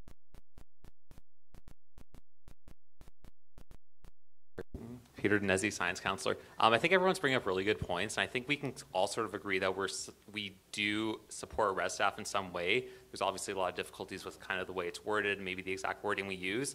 So that, in addition to the fact that I'm not really convinced this is standing committee, if that's possible. Okay. I'll need a seconder for that motion to refer to committee. Councillor Baldwin. Okay. Point of information, or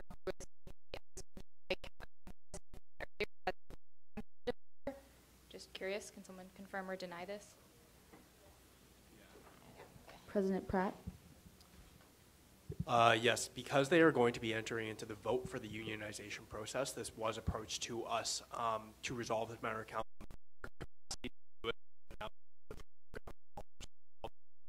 Very stretched in terms of the wording and formal capacities. I thought bringing it to opposite agenda was the most appropriate way to address it, to ensure that it was on the agenda for councillors to see. So councillors like Councillor Barroso could introduce amendments at the given time.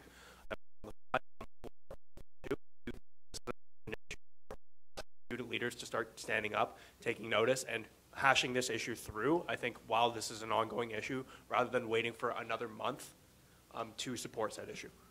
So just solidifying it is time sensitive? Yeah. Can I add to that as well?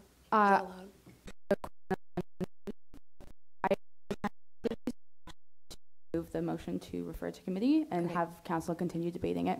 Thank you. So we will go back to debating the motion to amend as amended. And I have Councillor Hollenberg on my list.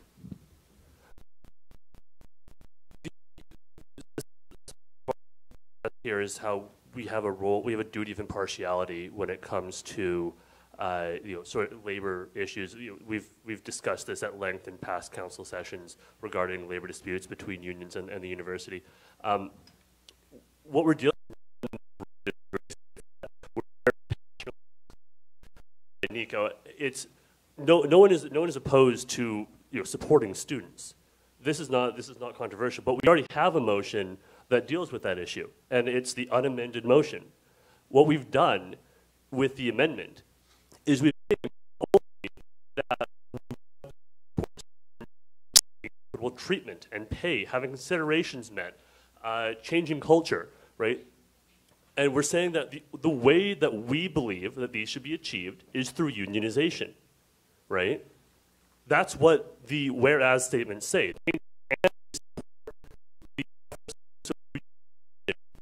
We're saying is that we think you should unionize, and that's the wrong position to take. If we're truly going to be democratic, we're going to say, we really support you achieving these ends, and we take a step back. And we let them decide in a democratic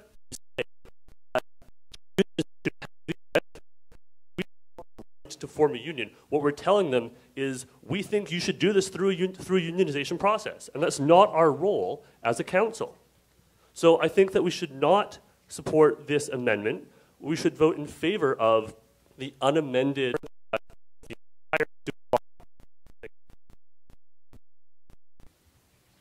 I think at this point, I'm going to ask if anyone has an amendment to the motion to amend as amended. Otherwise, we're going to call the question on this amended.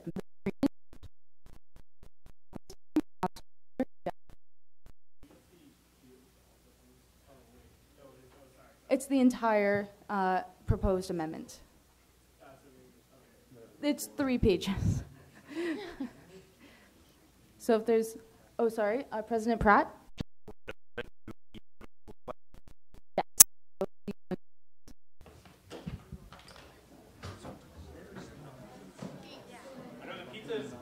It's on its way.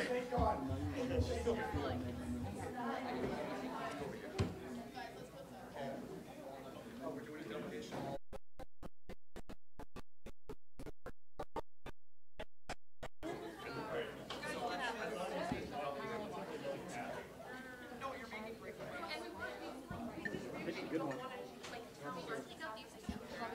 Okay, so we're taking that.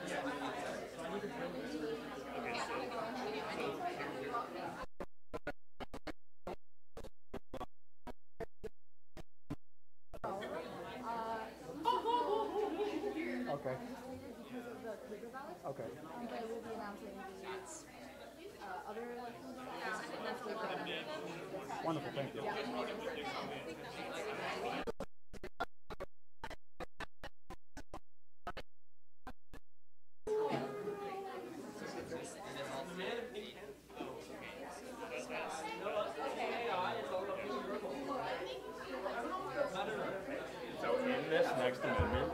Charles is going to withdraw his seconder.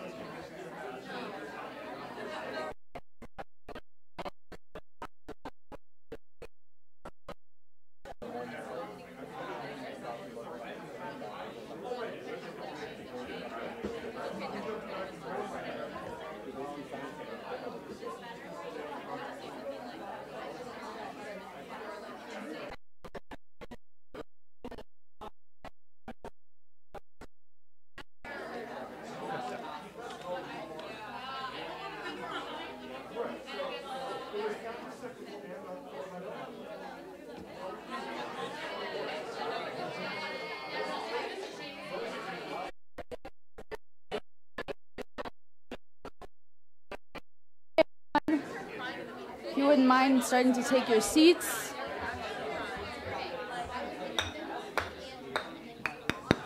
Oh, that was loud, sorry. That works.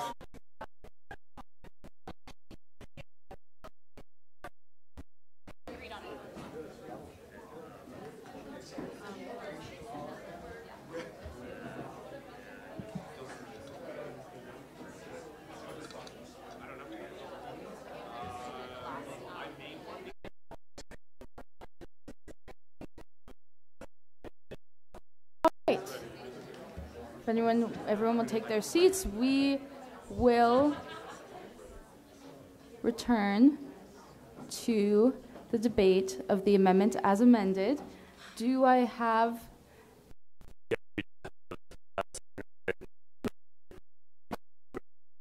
of seconds? Okay, thank you very much. And I will need a seconder for that, Councillor O'Connor.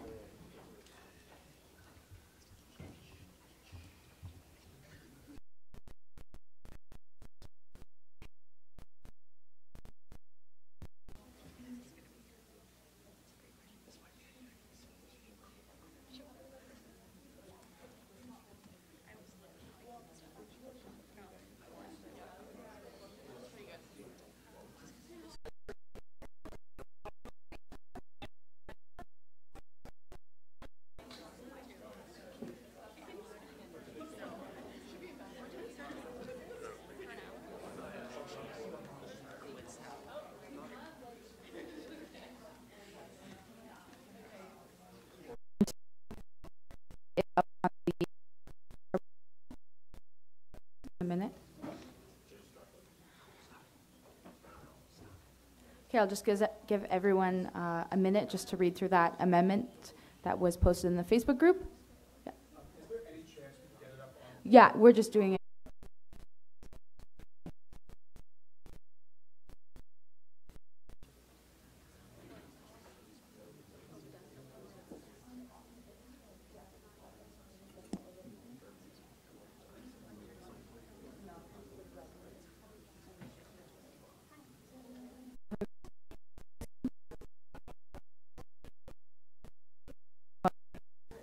Okay, there we go. It's up on the screen, so everything that's in red.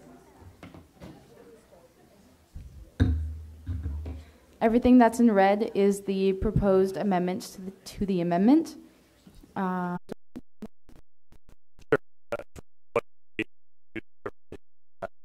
it around me and helped me rewrite this. It was a very collaborative effort with people who were in disagreement in earlier debates, so I thought that was a really great moment for the council.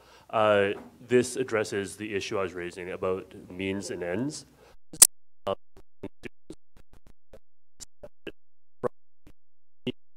Of unionization, and I think that it strikes the right balance, and I think it should be supported.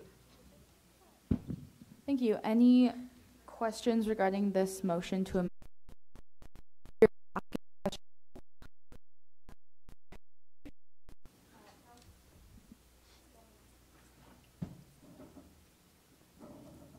Councillor Marginian, Science Councillor. So I'm just reading the part that hasn't been changed, the very last, be it further resolved that regardless of the outcome of the which kind of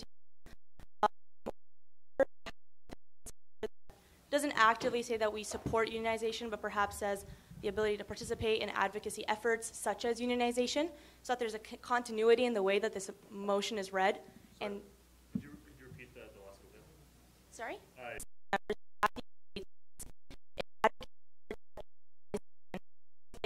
So that there's a continuity in the way that this motion is read, because there is a referral to unionization later on in the motion, in the very last, be it further resolved that. And because, maybe I'll say this in debate, but something. In the motion. Right, okay. It's discontinuous. Councillor Hollenberg, I don't know if you would like to speak to that. It is discontinuous if read kind of in a vacuum, which is fair enough. I don't know if I can.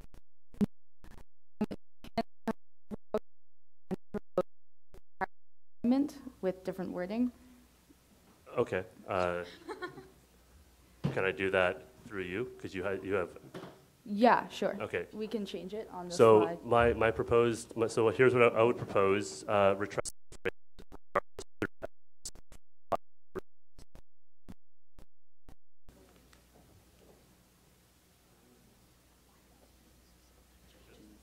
So it would just. It would, in the last be it resolved. The be it resolved further that. It would remove the phrase regardless through efforts.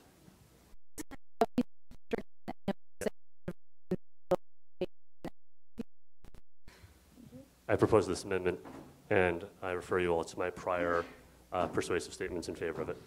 I will look for a seconder for that proposed amendment, Councillor Stebbing. We'll get it up there on the screen.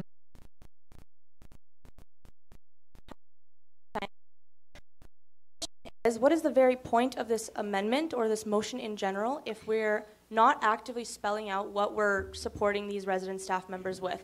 If we just wanted to say that we're supporting residents, staff in general, we're just supporting students, that's not a point of the motion.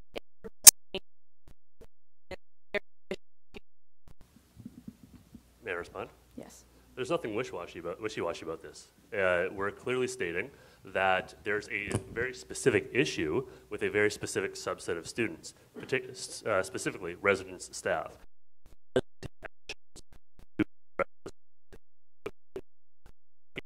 Issue which, from the sounds of it, has been ongoing and unrecognized for far too long. And it says that we are supporting the students as they seek to find a path towards the resolution of those issues.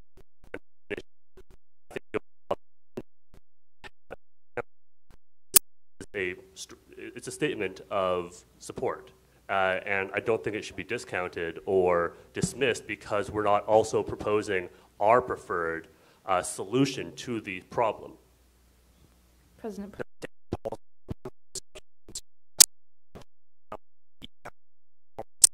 Upon the positioning and supporting resident staff. And so if there is no standing policy as issued through council, it is up to the executive's discretion in terms of what actions they may take. So this is council taking a clear stance on said subject. Councillor.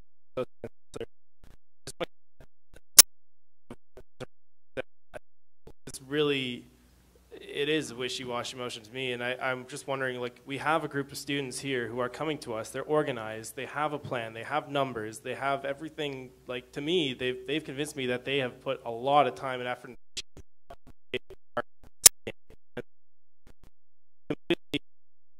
neutral on this. Like, I don't see really what this motion is doing. Like, if we're taking away the mention of unionization. Do you have a question? Yeah, I'm getting okay, sorry. Okay. If we're taking away the mention of unionization, what these students are clearly asking for, what are we doing for them?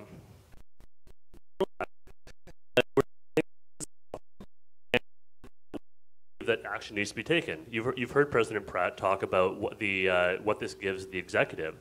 But here's the thing, right? There's, 145 students that will be affected by this vote.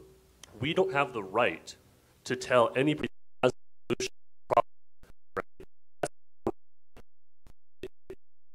is we support these students, but not those students. And that's our job, as it says in the motion, is to support all students, to find a solution that all students can live with. If they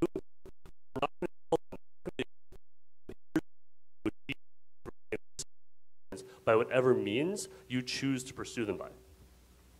Just Councillor Hollenberg, please do not address a councillor like that again. Thank you. Councillor Watson. As someone who is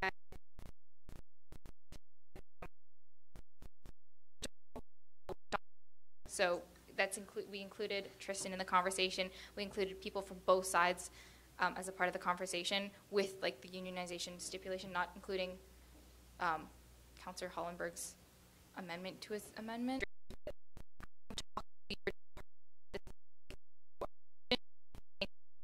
That they liked that amendment as it stood. I think that was, I just wanted to, like, I don't know, kind of address the fact that they were like consulted on that and that they, I don't know, approved of that part of the amendment.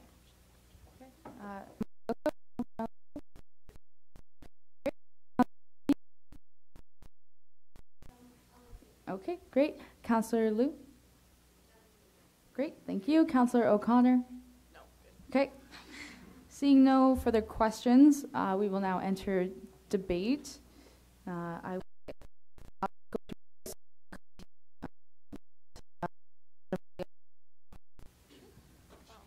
Councillor Malioko, FIM's president.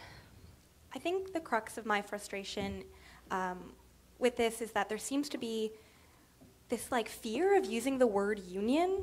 We're not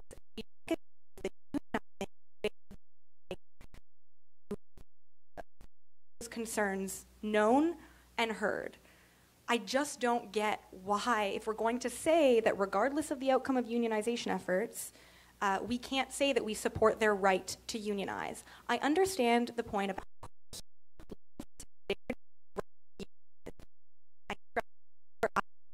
should be an amendment to, I can't pronounce your last name, Tio's point is that we are saying that we support their right to unionize.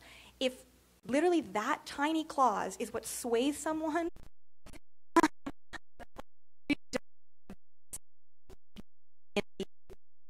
the ability for students to engage critically. Why are we afraid of the word union? Councillor Watson, I believe that was you. Sorry, Please do not do that again. Thank you. We need to be respectful of other people's time for speaking.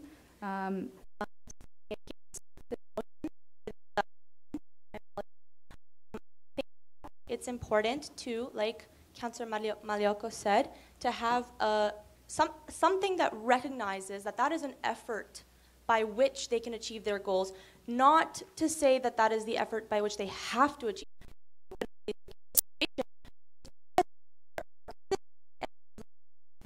Accomplish a solution to it through unionization. If they're coming to us with a very, very clear goal and a very, and like other people have said, numbers and efforts being put forward about unionization,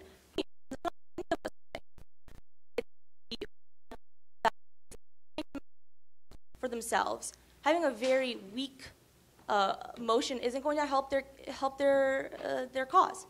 I think that giving this as an option, saying that this is a thing that students on campus can do, is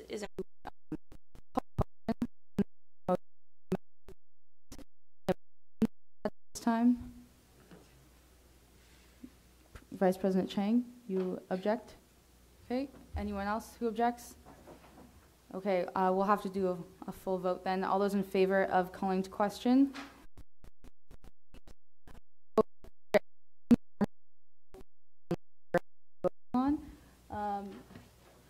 So it is the motion that was brought forward by Councillor Hollenberg that amends the amendment brought forward by Councillor Barroso.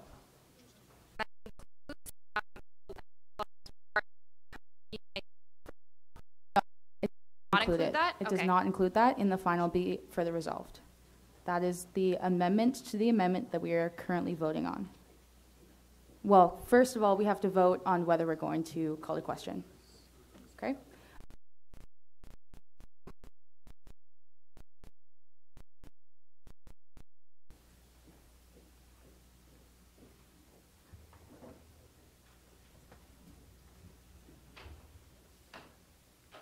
Okay, that is 2/3.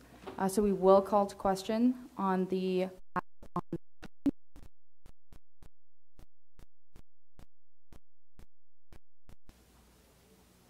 Okay, that motion to amend the amendment does not pass. We will now return to debating the original amendment.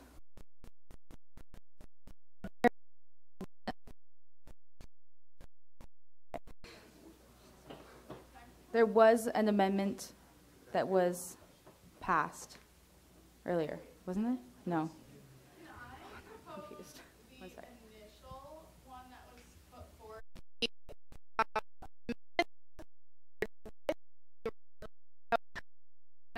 Efforts, but also include in the red whereas clause to participate in advocacy efforts such as unionization, like what Tio brought up.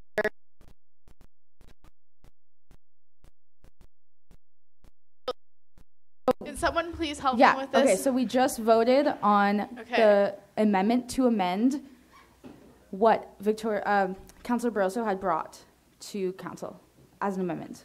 So Councillor Hollenberg brought yes.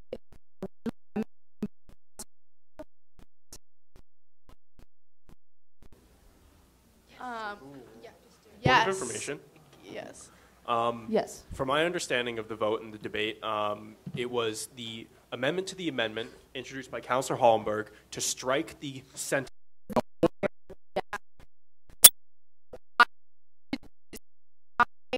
I want to make an amendment to the amendment, which was Councillor Barroso's amendment. Which was Councillor Barroso's, but include. I'm going to bring forward the amendment that was initially.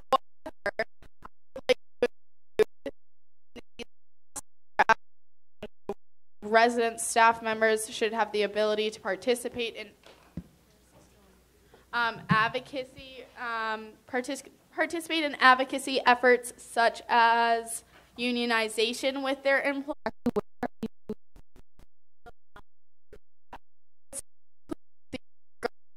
Outcome of the unionization efforts, and it would add in the last whereas clause, whereas. Oh, so I think this is a different one. So.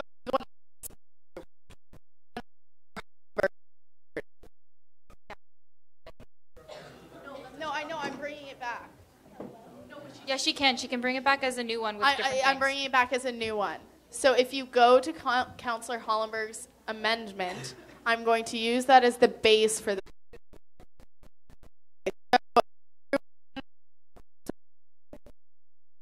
Not bring back an amendment. No, yeah. So I'm not bringing back an amendment. This is going to be my own amendment. Sorry, point of order. Could I motion for a 10-minute recess? Yes. Any objections? There's pizza. There pizza? Yes. Okay. Okay.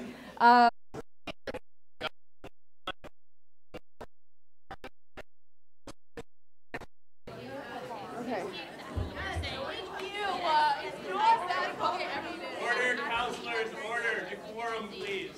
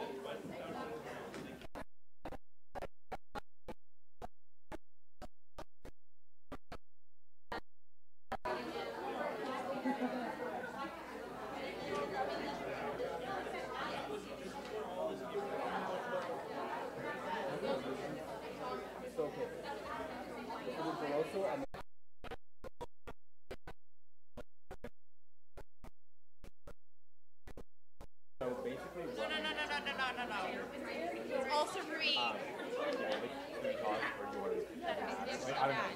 What? Okay. I got 2 napkins.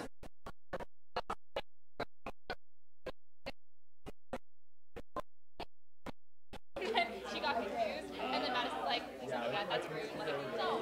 Oh no, I was totally wrong. I apologized to her, and she's like, "No." I tried. That's all.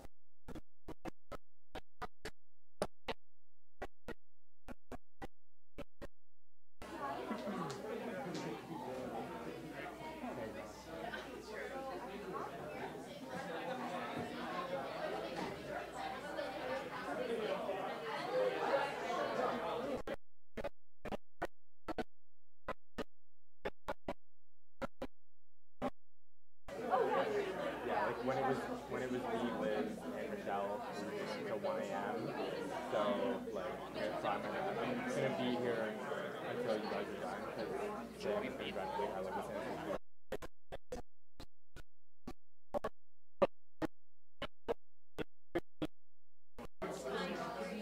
It's just, I guess, those trucks. Like, so if that was a fit, like, if they would have been here, that would have been fine. Yeah, I don't know. Yeah, no problem.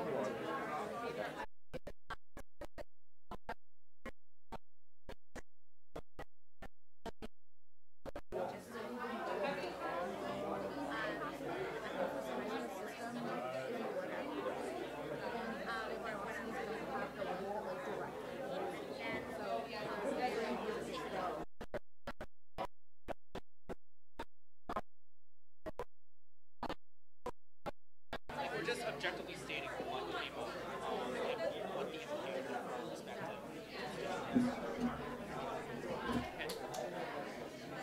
So it seems to have to weigh in.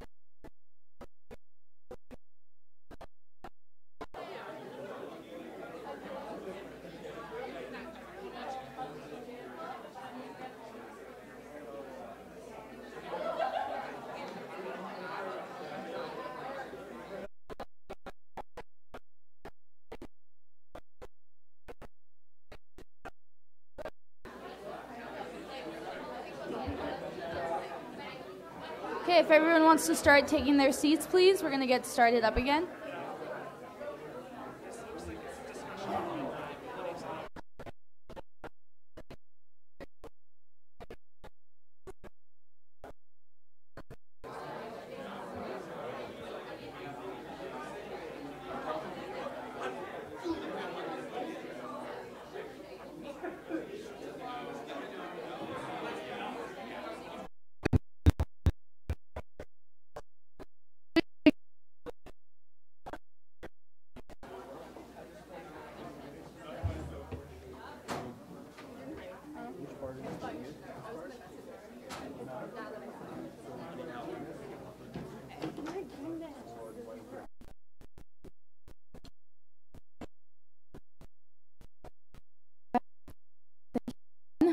you're enjoying your pizza.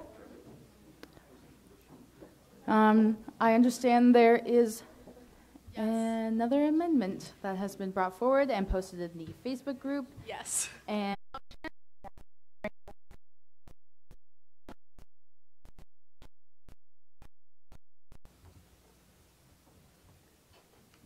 oh man. Okay, wait, never mind. Okay. Okay, so does oh, I'll just wait.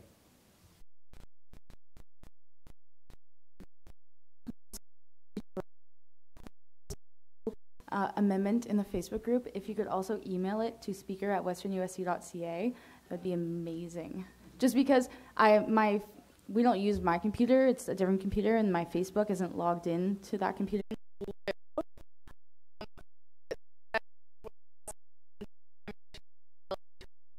Advocacy such as unionization efforts, so on. And then the second one was the University Students' Council formally supports resident staff members' right to unionize and efforts to so on and so forth.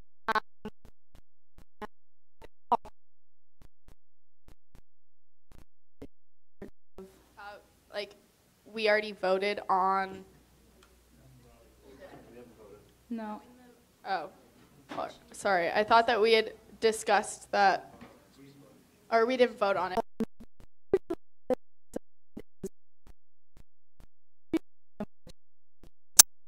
With some changes, I do see that. I think we've discussed things to an extreme extent and believe we should just call to question on this proposed amendment.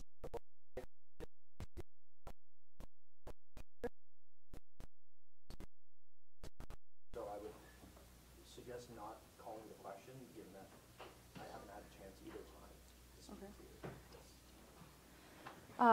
All right, all those in favor of allowing Vice President Chang to speak before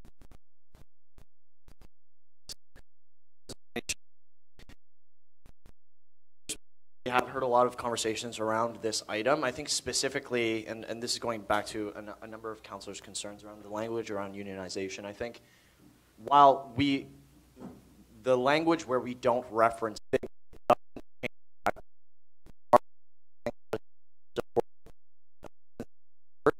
to be able to pursue an action like this, but the moment we start using language like this, I still have unanswered questions around, will this actually mean that students won't be forced out of their homes during the chance of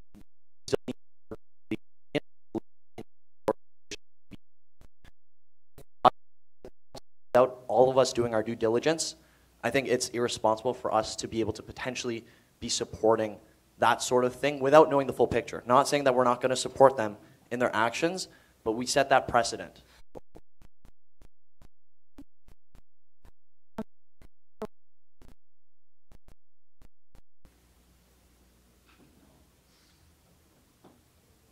Lucy Watson, Hillside Counselor.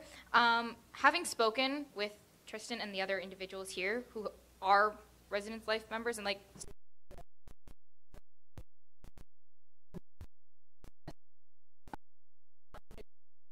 Yeah. That's okay. So I will look for a mover and a seconder if you'd like to continue. No, it's okay. I think we can just call the vote. It's fine. Okay. All the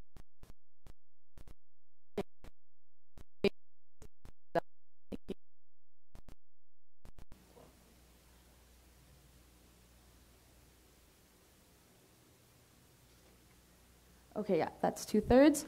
We will call to question on the motion to amend the amendment.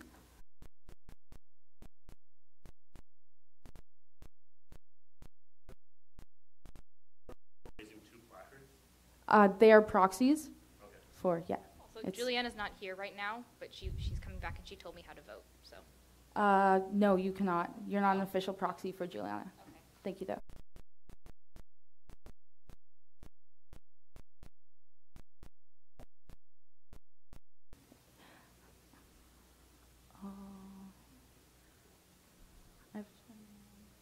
Sorry, some counselors have left, so I'm going to need to count for total again.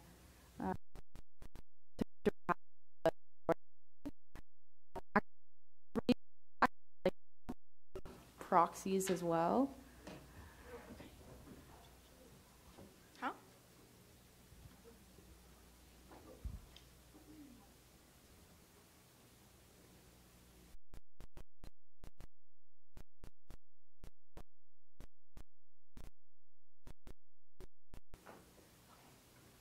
Okay, thank you. So we are 41 in total. Can I have the people who are voting in favor again? I apologize.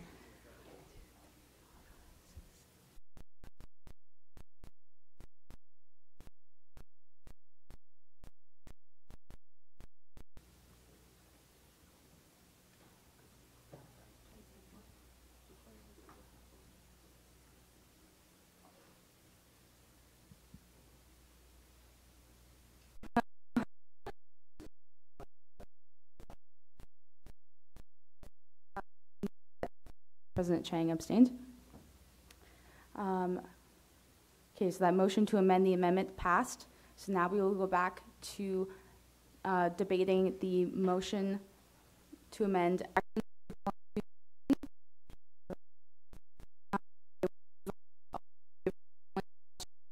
the amendment as amended. Yes. So it's on the original motion, but as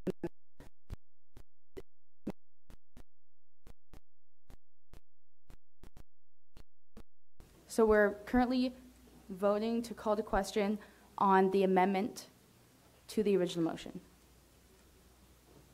Okay, yeah? Okay. All those in favor of calling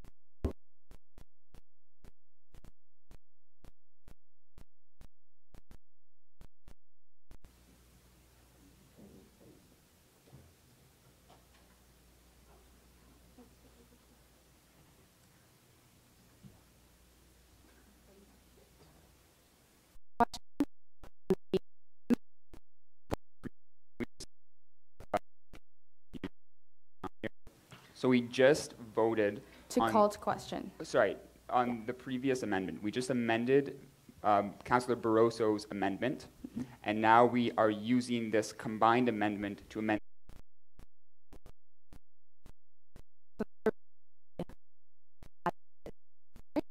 In favor of the amendment as amended?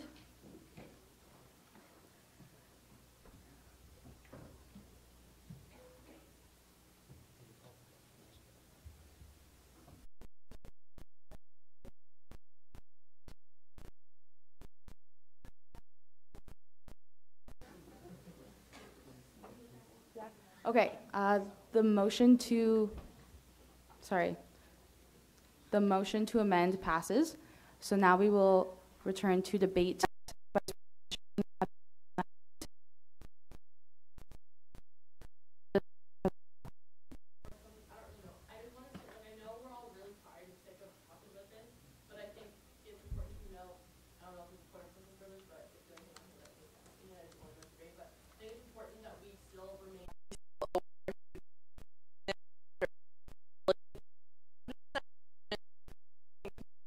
This issue. So I know we want to get it done, but please just remain excited and about the possibility of student government. Thank you. Okay, so we are returning to debate the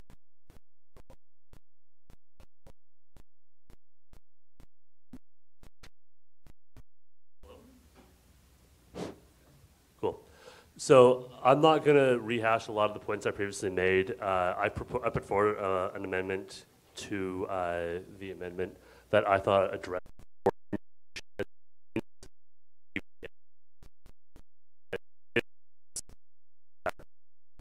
this is highly unfair to the students who speak to their representatives and say that they are scared to come forward.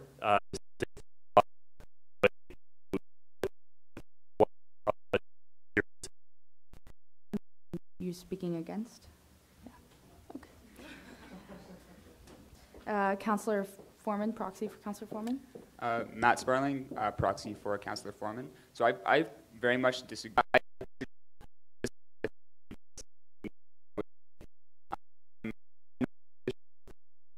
For unionization. I think the explicit purpose of this wording is to not advocate for any position on this issue, and is specifically to express support for the right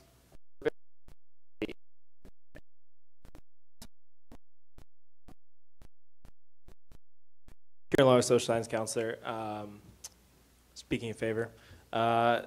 Similar points to previously what was said. Essentially, I don't believe that the wording of this is encouraging or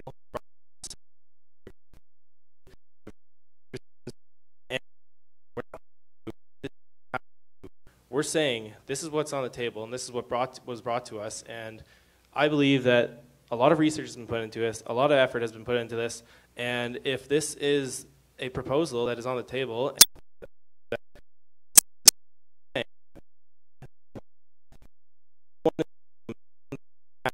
to collective bargaining, to unionization, and we're just saying, like, if the staff believe that this is the way they want to go through the process that they're going through, the democratic process that they are going to go through.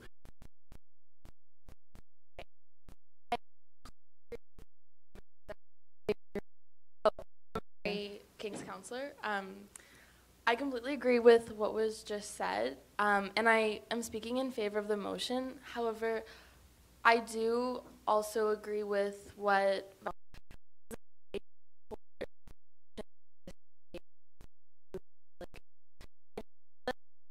we approve this motion. I know it says we support the right to unionization, but I feel like it'll be understood as we support fully unionization. So I'm wondering if there's a way to, like,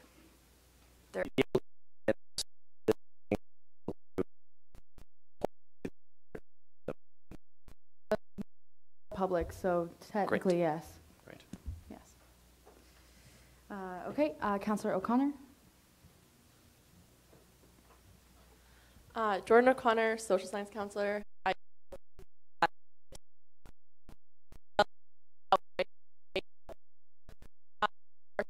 A unionization movement. I think it leads that for inference, and I also think that I also find it unfortunate. I think that it hasn't been fully.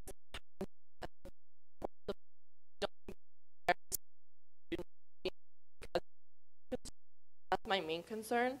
My other concern is that we haven't been able to hear other students' opinions on it. There's a while the number has been said that it's 75 students, that's still out of 144. And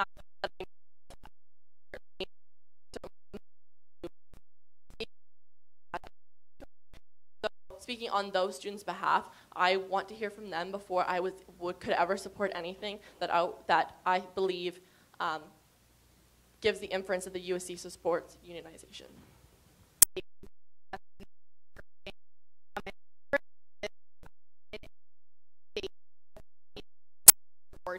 Unionization. I think something that was really important to me coming into this is I don't think it's fair, I don't think it's just for the USC to take a stance on it. And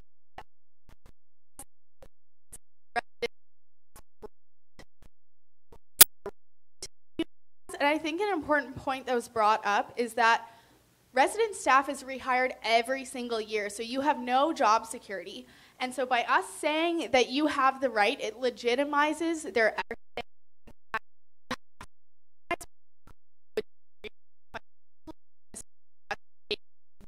should vote, because that is not our place. However, I do think that it's important that we do outline specifically that it is their right to take that fear away from it. But I do want to touch on Vice President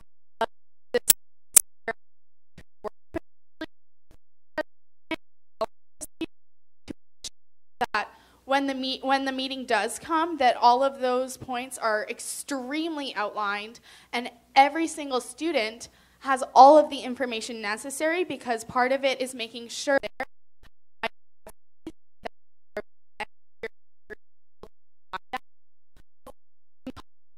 USC. I firmly support this motion. Councillor Barroso. Victoria Barroso, science counselor. I think they've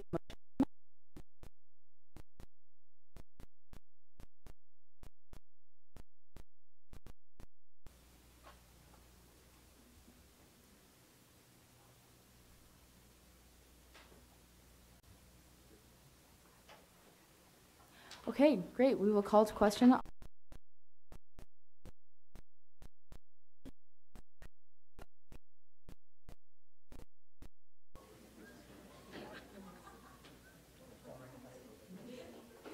Okay, polls are now open. Oh, point of information? Sorry? Yes. Sorry. Yeah, it's me.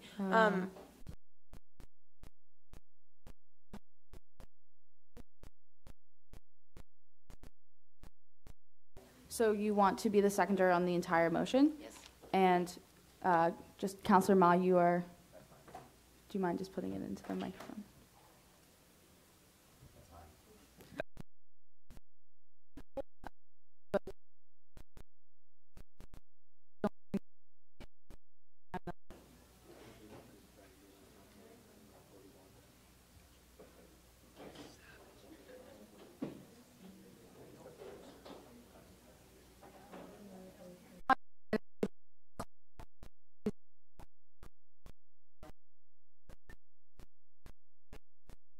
Okay. Moving on to our next motion. Oh, actually, before we do that, I did receive the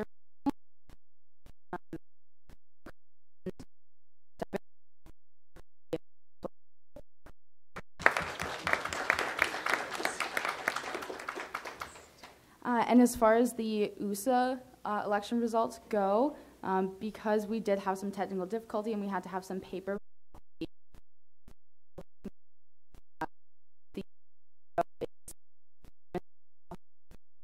evening, it takes a very long time, unfortunately, when you actually have to do it by hand. So apologies about that. And we will have to do, I'll send out the results in an email, and we'll have to do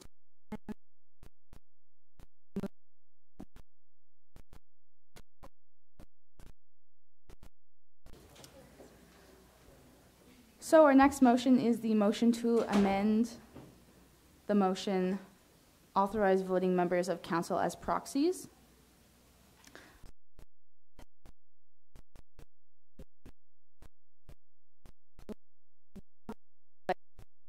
Definitely should. No, thank you. Councillor Lawler is correct. We do have an official deadline as a council, which is midnight. And so in order to go past that deadline,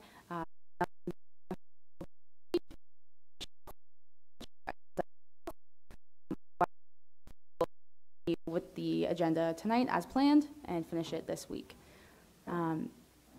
So I will look for a mover and a seconder to extend. Vice President Chang, Councillor Baldwin.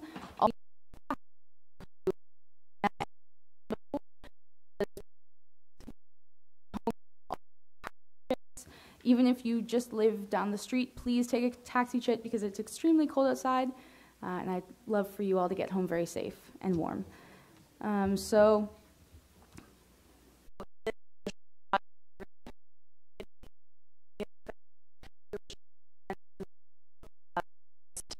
Make finding proxies easier for everyone on council. Therefore, removing the constituency restriction would make it fair and easier for smaller faculties and affiliates who don't have as many councillors.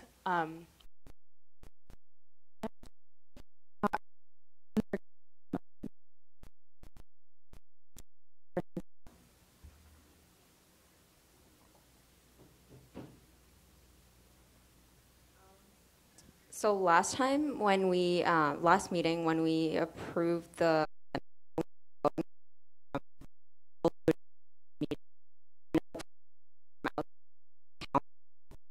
didn't have much knowledge on council. So by allowing the proxy to be anyone on council, do you think that it could lead to a constituency being underrepresented?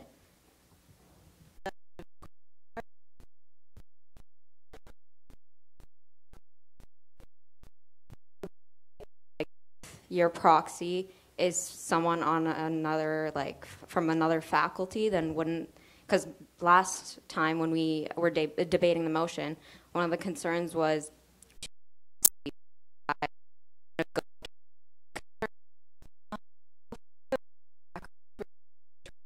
multiple counselors. That probably would be something you're already going to choose. But for faculties who only have one representative here on council, the policy that was passed at our last meeting doesn't benefit them in any way. So we're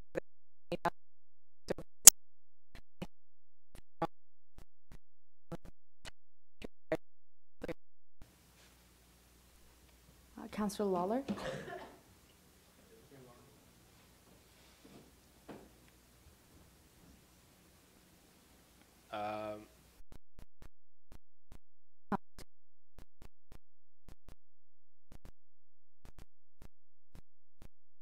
Call to question.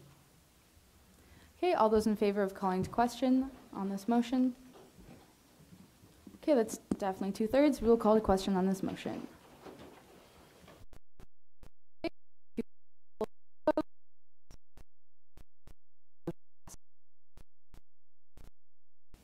Okay. Our final for action item of this evening, motion to approve the early outreach program review. This motion was moved.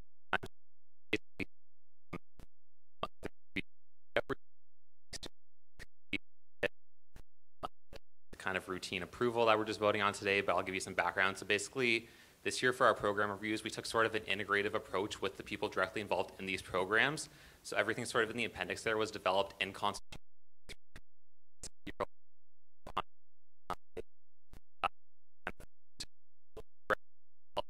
Everything in there, so I think everyone's basically on the same page, but if you do have any specific questions, feel free to let me know. Councillor Fernandez, would you like to speak to this motion? No? Okay. Are there any questions regarding this motion?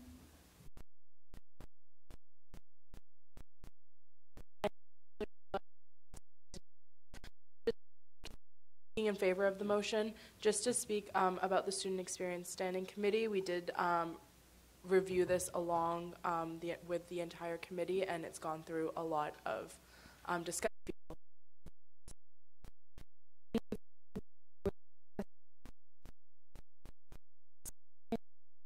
Question on this motion. Oh, okay. It's okay. The polls are now open.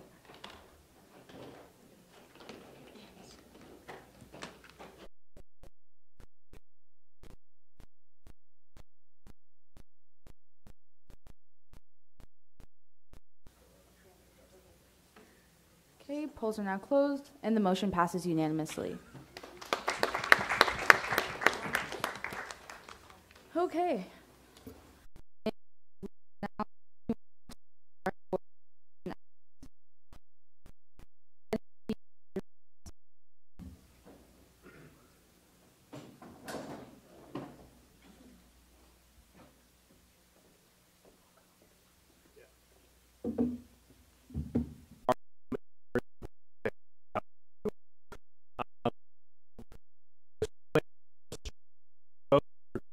Our normal kind of executive reporting, but also there will be a joint kind of presentation from Danny and I in between our two presentations on provincial matters and updates. So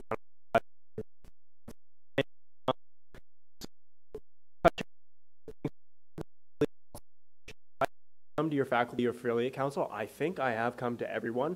This was kind of an initiative undertaken at the start of the year. I think all of you probably would have seen me talking or ranting about the USC at some point and why this is important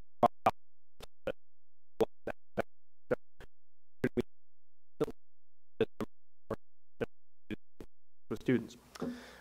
So job descriptions. So shout out Carla Pacheco, our head of HR. So she has actually finished some of the first comprehensive job descriptions for these executive positions, because often one of the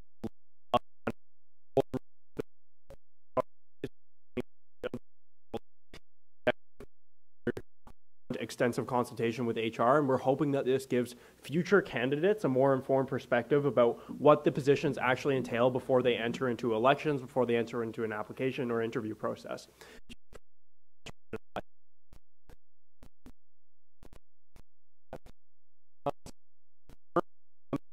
The alumni, student outreach for education. So I've been visiting most of the residence councils as well. That's just an ongoing piece.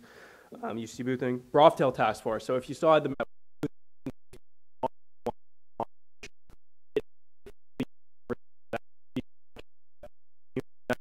and And this is something we very clearly reiterated to everyone who is in the room at the USC's partner breakfast, which is members of higher administration, members of the municipality, members of the city, members of the London Police, who are all present.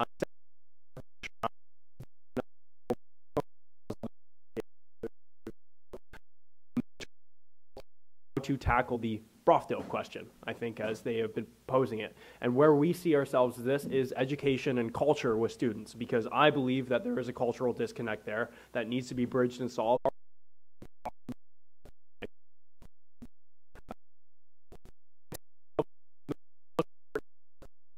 Is transition planning. So actually tomorrow we are going to be going on a full day retreat to start discussing what the transition of our successors looks like, because now more than ever, as I keep saying, now more than ever, we need to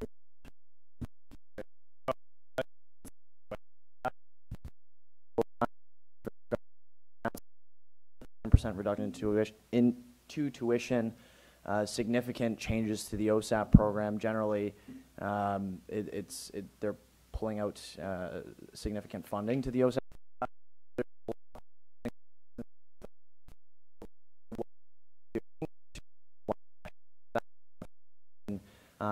Separating some of our resources, and so yeah. So I guess I'll let Mitch start off with the on-campus stuff. The on-campus piece.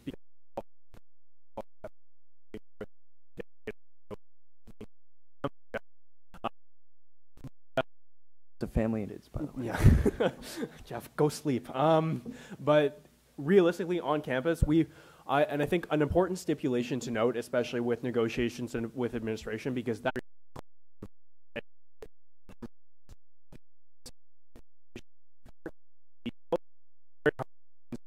actually educate themselves on and kind of dissect to learn how to mobilize around. So we are still awaiting technical briefings for the third part, which is the student choice initiative, which is inherently the part that impacts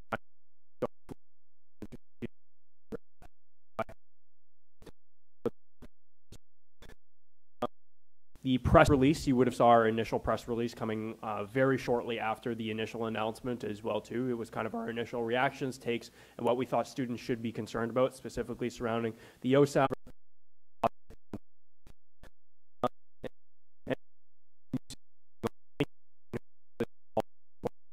One thing I want to iterate, because this government has come up with such a large-scale announcement, is that we need more to educate students. I almost said now more than ever again. We need to educate students.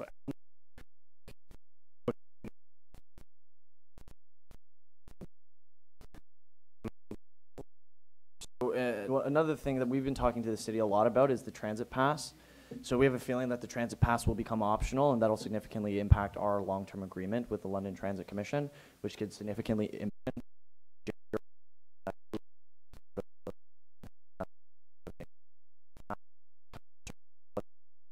We've had our research team kind of crunching the numbers, and currently it's looking like about $100 million worth of guaranteed revenue for local transit authorities across the province is going to be impacted, as well as about $275 million.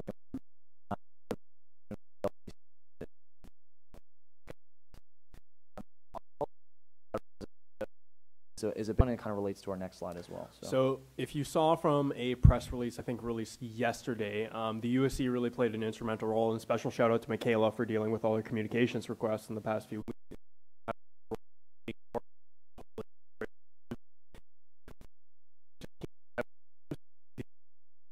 Union president's hard, try around 80. But of course, this was kind of a national consideration that I really wanted to deliver, because for me, it's not just its decision alone and how it impacts Ontario Student Union.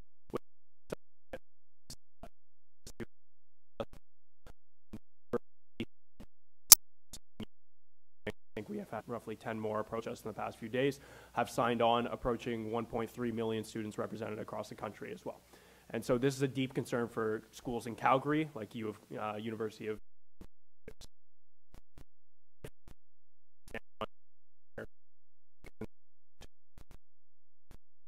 The last and sort of the big piece is provincially, and so obviously in my role as vice president, I'm also the president of USA, which advocates to the provincial government on this matter. And so one of the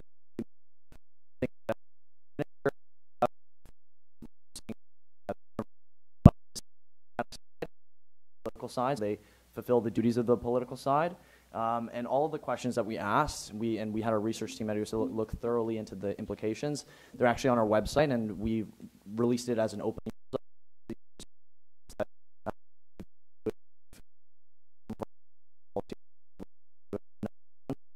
to stress concerns and to talk about how this policy is going to have really far-reaching implications.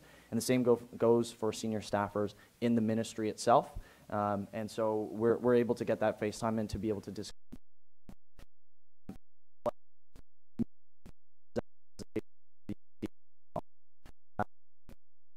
Finance, Minister of Transportation, during the budget consultations that were in London last week about the far-reaching implications again of this and how it's going to impact not only students and families but also the taxpayer.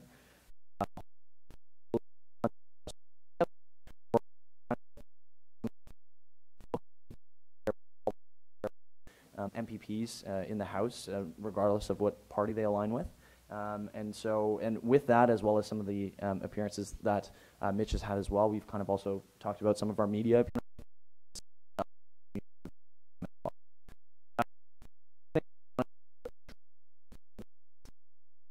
So a lot of people have been coming to me regarding, what has USA been doing? I understand the implications of how far-reaching this concern is. One thing I really want to stress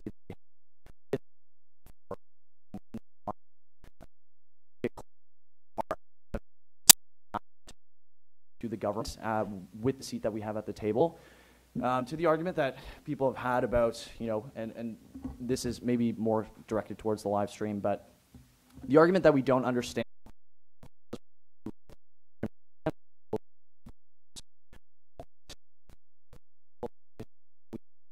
we wouldn't have had the OSAP program that we had this year. So I want to really, really clearly sort of dispel some of those myths, and we do understand the far-reaching implications because it wouldn't have existed without the USCP.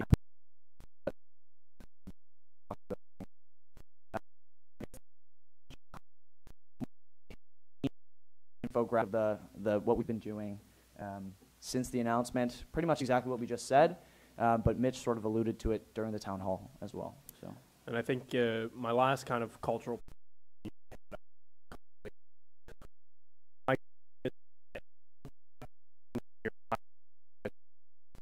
and that is something that needs to be reiterated because in Australia and New Zealand, when this was a national policy implemented, you saw roughly 20 to 30% opt-out rates at universities, and to our operators,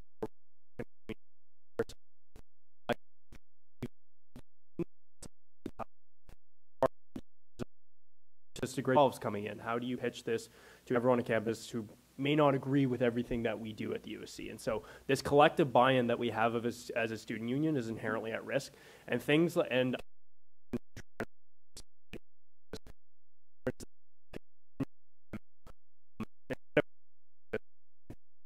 thinking about what new initiative am I going to implement to benefit this group of students on campus? How can I do a Purple Fest? How can I enhance O Week? How can I do that? They're going to be thinking about what piece to cut away.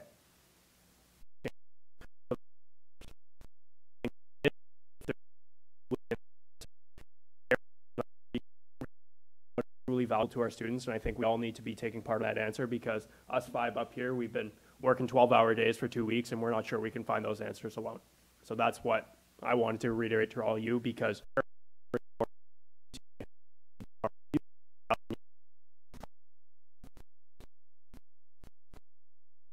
don't think it's appropriate for us to just take questions at the time specifically related to this.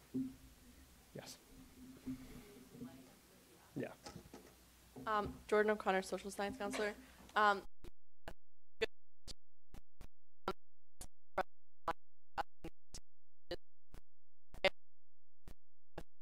Until I saw your retweet of what someone on your USC said one time, and they had no idea what my USC was, but they didn't understand the concept of how much it impacted them. So I think it's important that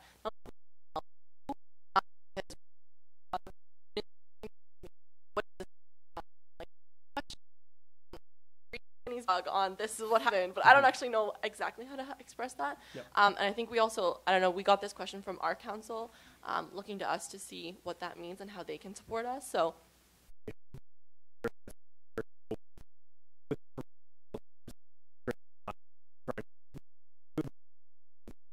this there because this government is most likely going to come with more cuts to other services in different sectors soon. And so the more that our narrative falls behind, the more this might just fall by the wayside. And I think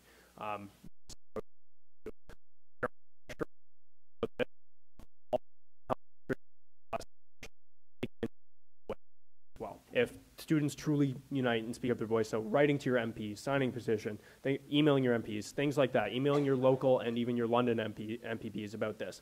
I think expressing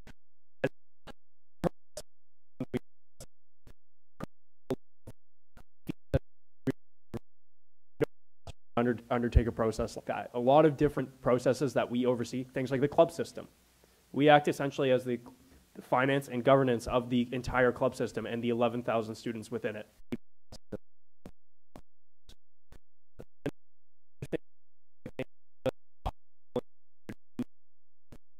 Supply things like grants to faculty councils, many different, I think, aspects of this as well too. Yeah, and we're waiting on the technical briefing from the ministry because we don't know what the stipulations will be.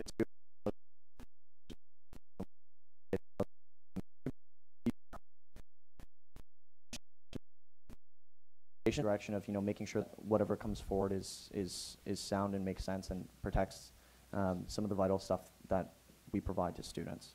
And so Jordan.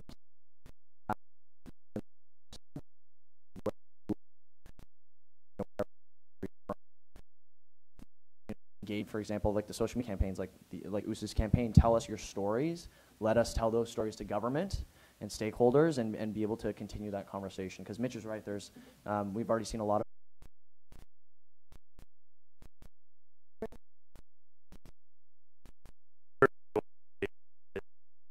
now more than ever, we really appreciate the work you guys are doing on this front. You mentioned the technical briefing comes out Tuesday. Will there be a sort of a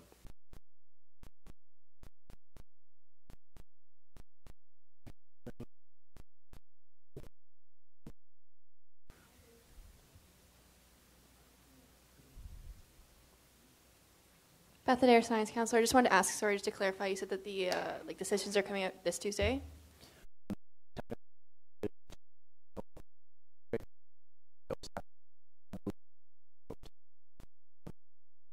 Law stipulations are out. A lot of those things, though, are very hard to sort of understand, especially if students are just taking a glance. Mm-hmm. So please ask us if you want any clarifications. One thing that we've gotten questions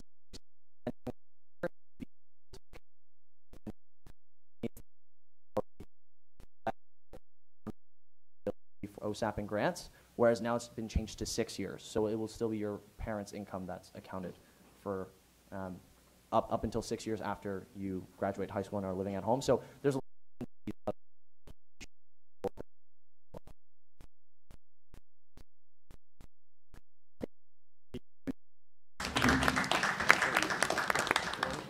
Sorry, I still have to do my update. Great.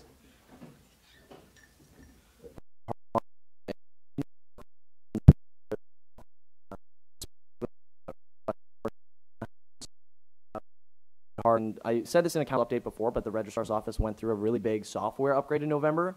So you might have seen that article about being able to pilot like a course wait list this summer. That's because of the software.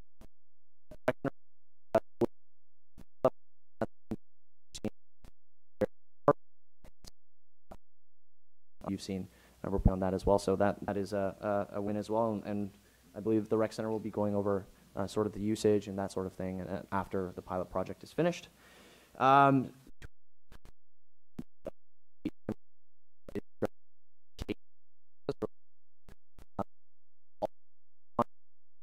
Looking at the intersection between those things, recognizing that it's not just they're not just mutually exclusive.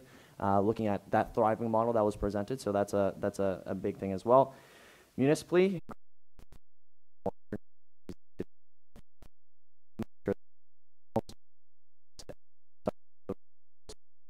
we've now connected pretty much all of new city councilors and the mayor, and we also attended the State of the City address. I think there's one councilor we have yet to meet, but will happen in the next couple of weeks.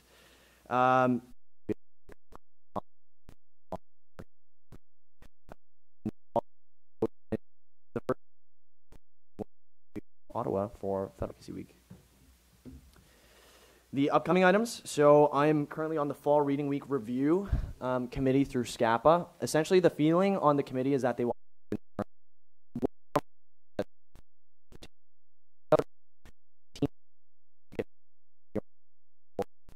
certain date, and that's putting them under a lot of stress as instructors. And also, we've heard from students that some professors aren't even abiding by that rule right now.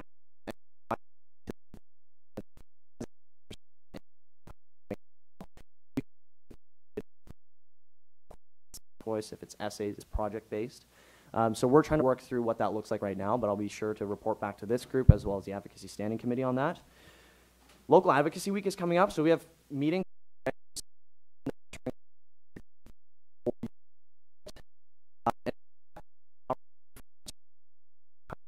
next 4 years. True advocacy right here. So basically we're talking about things related to, like I said, growing the economy, getting students attractive opportunities for me.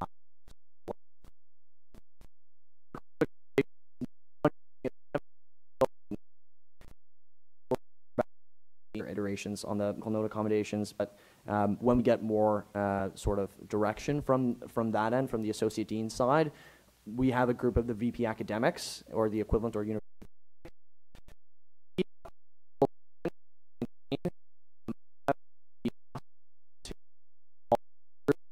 15 schools, and so we'll be releasing a policy document on student priorities going into the federal election. Then we have USAGA coming up. We'll be doing delegate training as well. Mitch mentioned.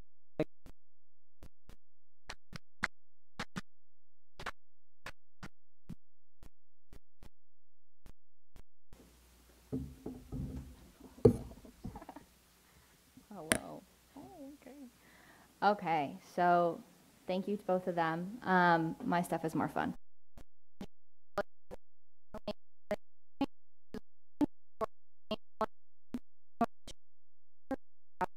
And if anybody wanted to talk to me about why that name change occurred, be happy to do so after the meeting. January had my Vice President Student Events Roundtable with all of the individuals from all of your constituencies. Really, really great to see all the programming that's going on around campus.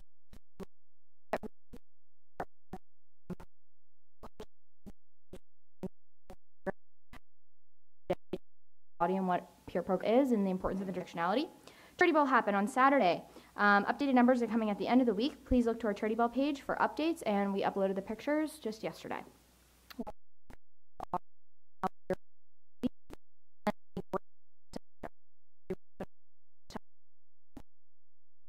As well, we had the concert with Tri-Sci. Okay, moving into the club system. We had a session about how to start a club info session. I'd really like to emphasize that under Declan's leadership,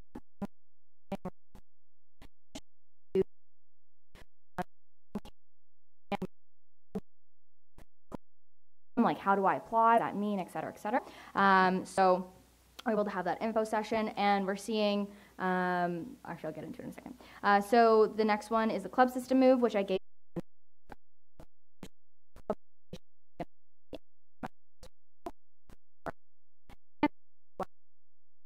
We have been mentioning it a bit at these council meetings because it's a really important focus for me this year. I'm happy to announce that we have like a number of solutions that I've been able to pass along, not just to clubs that dance,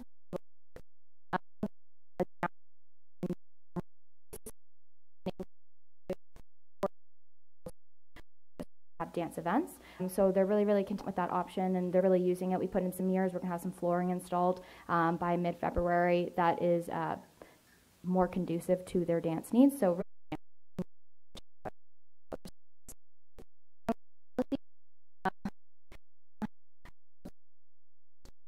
we've updated ratification application procedure policy for clubs. We've created a club bill of rights. It's the first one, and it includes an article on freedom of expression,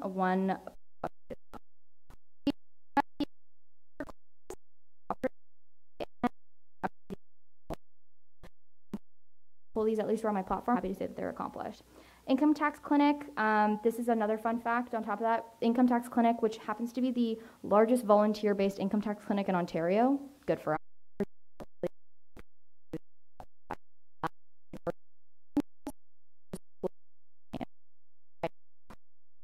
for good reason though.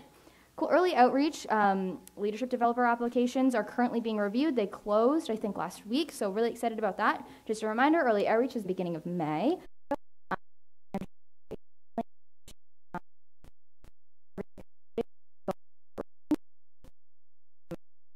Budget. Peer Support Center, Let's Talk. Some things happened in the atrium today, I'm sure you saw. Peer Support Center was an integral part in essentially the programming that happened, so really happy. Matt, to my associate, thanks for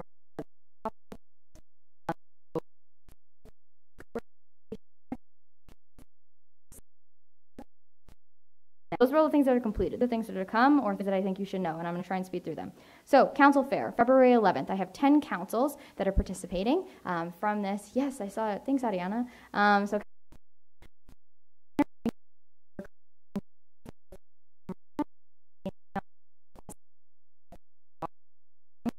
Black History Speaker, I'm doing something with BSA and ESS, my ESS coordinator, Ethnocultural Support Services. We're going to be bringing in a speaker for Black History Month opening ceremonies, which I believe is February 4th.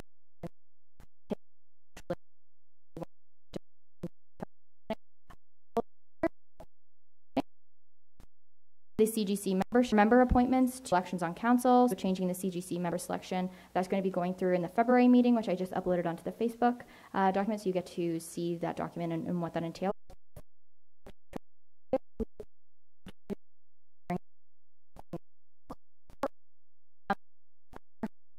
Extremely passionate about the system, and it's literally an absolutely phenomenal peer network system. So we're doing a club survey. We just launched it late last week, I think it was, mid last week, and it's for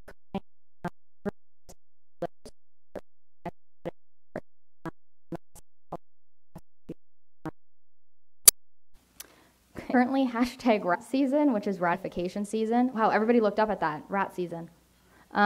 Which is ratification season. Declan's like overly excited about this. Essentially, tomorrow,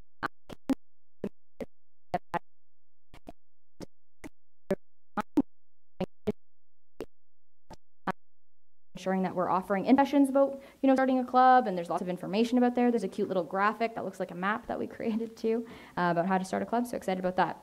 We're also doing some club showcases on the US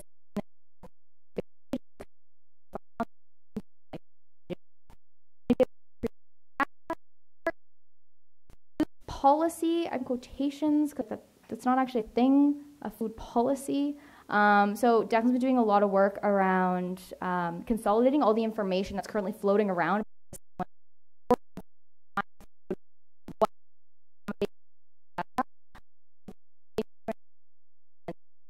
Guidelines, and I don't feel like that's been covered up till now. So we're going to be providing that to our club students. It seems to be a really hot topic right now too, among certain candidates. So just making sure that everybody knows that it's already in the works and it's happening.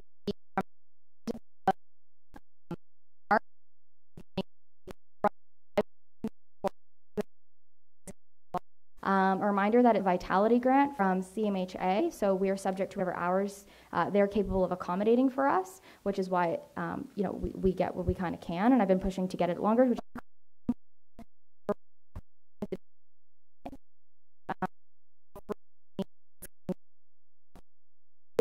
Thursday, some fun facts about crisis counseling last semester. Additionally, Red Frogs is a really great organization that I'm going to be working with them and Food Support Services, our food bank, to create some cool initiatives.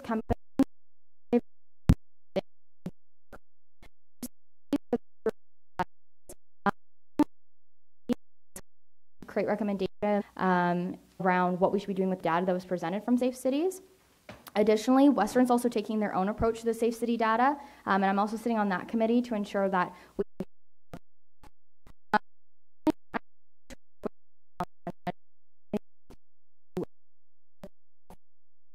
way, and it's a great committee because it consolidates all different parts of our campus, from affiliates to experts to people that work in student code of conduct, etc., to get them together.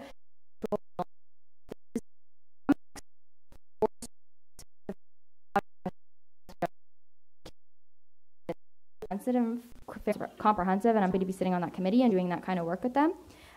So stay tuned for that. If anybody would like to know more, please let me know. Some of the other stuff my coordinators are doing: Relay for Life. There's going to be water week.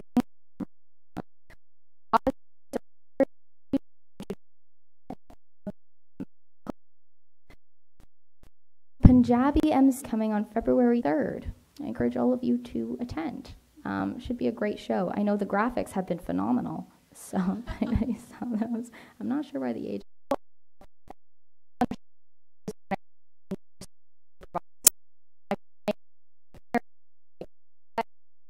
Together, and they're doing like those about what their service offers, so we can start putting up to students so they realize this is what the USC provides and they get invested in this. We're going to be having our Break This STIgma.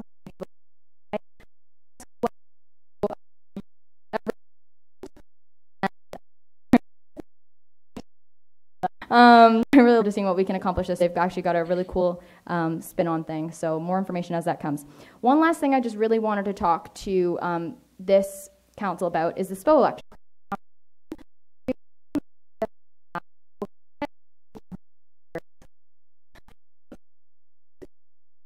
During the campaign. Everybody who knows this. Campaigning is really, really hard, and it takes a toll on your mental well-being, your physical well-being, and I just want you all to keep that in mind when we go into this.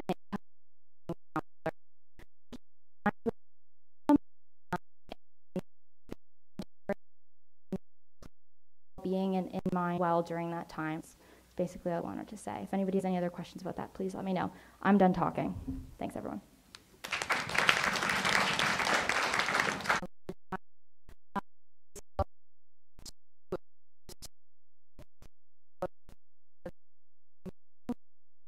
Allotted, Councilor Stebbing, who would like to propose an extension of time. Motion to extend the allotted time by 15 minutes.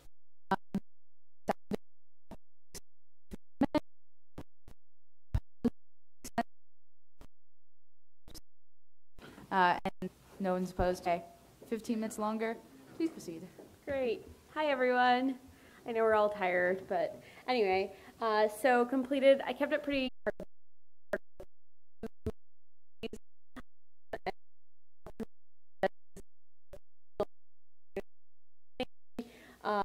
Through my strategic plan committee, which I'm a chair on, we passed some amendments to our strategic plan and did a bunch of fun things like that.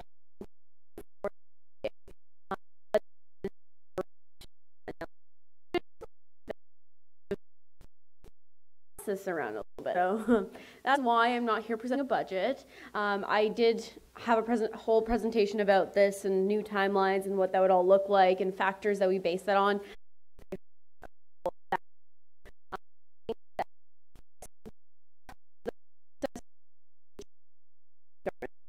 It doesn't make sense to pass a budget. We'll have to change 2 weeks later because it'll look completely differently based on how the government wants us to structure it and what those those mandates.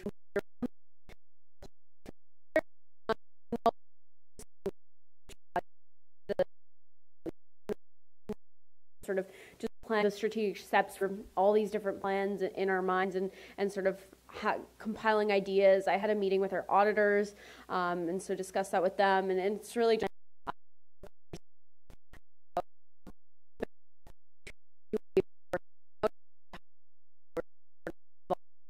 I'm asking everyone to be patient with me on that one and sort of be ready that the process this year might not look the same as it has in past years.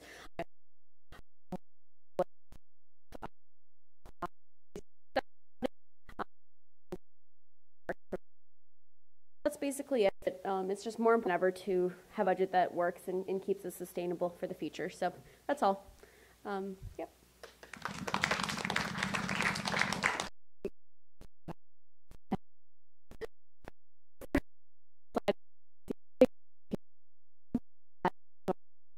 We brought in docs. I haven't seen them. You should look. I worked with Karina on the Women's Representation series. It's a video series. If you haven't seen it, it's called Women Who Lead. It's on our Facebook and on our YouTube channel.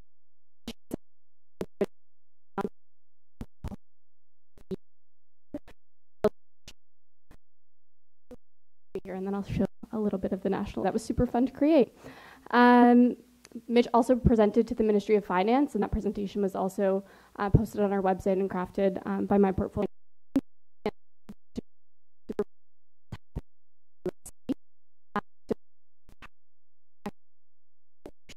The news section of site. So press releases and other important updates from the USC are all hosted there.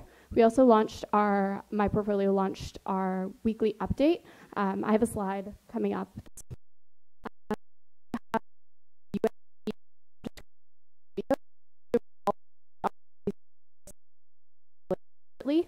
I've also probably all seen executive job descriptions in those videos, which are all going out and have gone out already.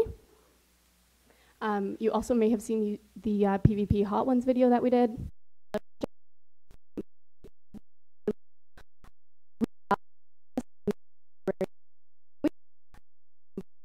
Partners at REC to figure out the solution moving forward. And then you can flip. So this is a sample of the weekly update. If you sign up, if you go to westernusc.ca/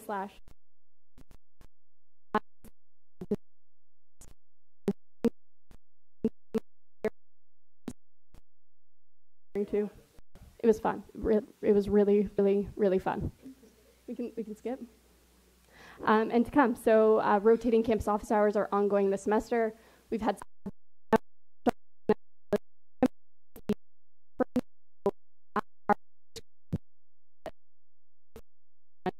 campaign, having a booth in the UCC atrium to communicate what the health plan offers for students and what the referendum options will look like. They've also indicated that they've put up posters throughout campus. So those should be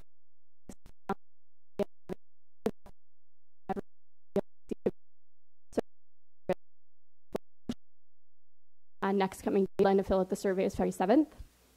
The national letter we've already talked about, and I'm also working on a value campaign for the USC, which we'll be launching once we hopefully have the national.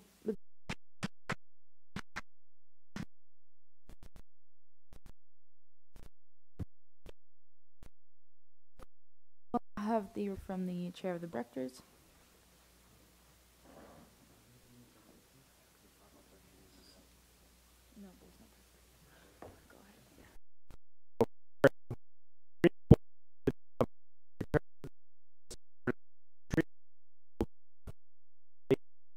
Special thanks for being such a great representative. Thank you, Joanna. Upcoming meeting, our next meeting is February 8th, and we will be approving the Quarter 2 agenda as well as some HR policies that were up for review.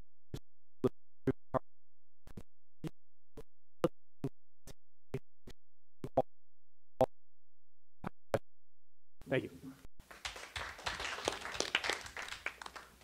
Okay, we will now have the report from the chair of the student senators. Or not.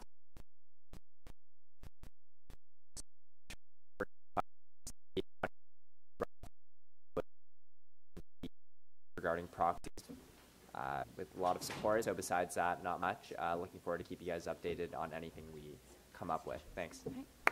Thank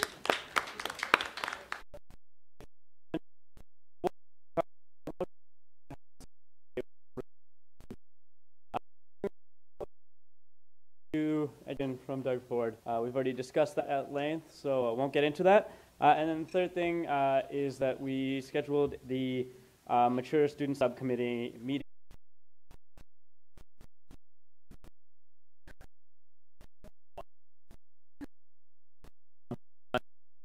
Experience meeting discuss our fun potential cuts from Doug Ford, because that will probably affect the student experience in some way. We finished the early outreach review, which we approved today.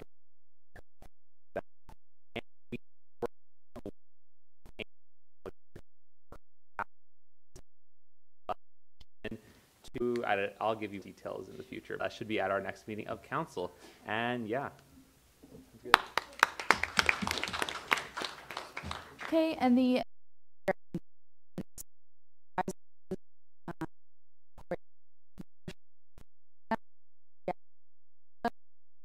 yeah, that's it.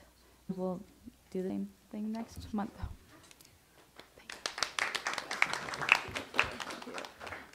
Okay.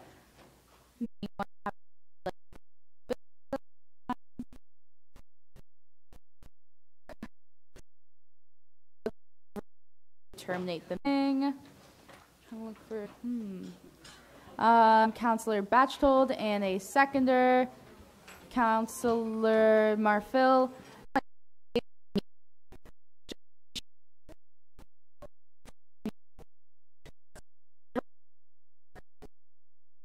31st and the meeting, February 30th, just in case. The chit goes to the taxi driver so that they can bill the USC.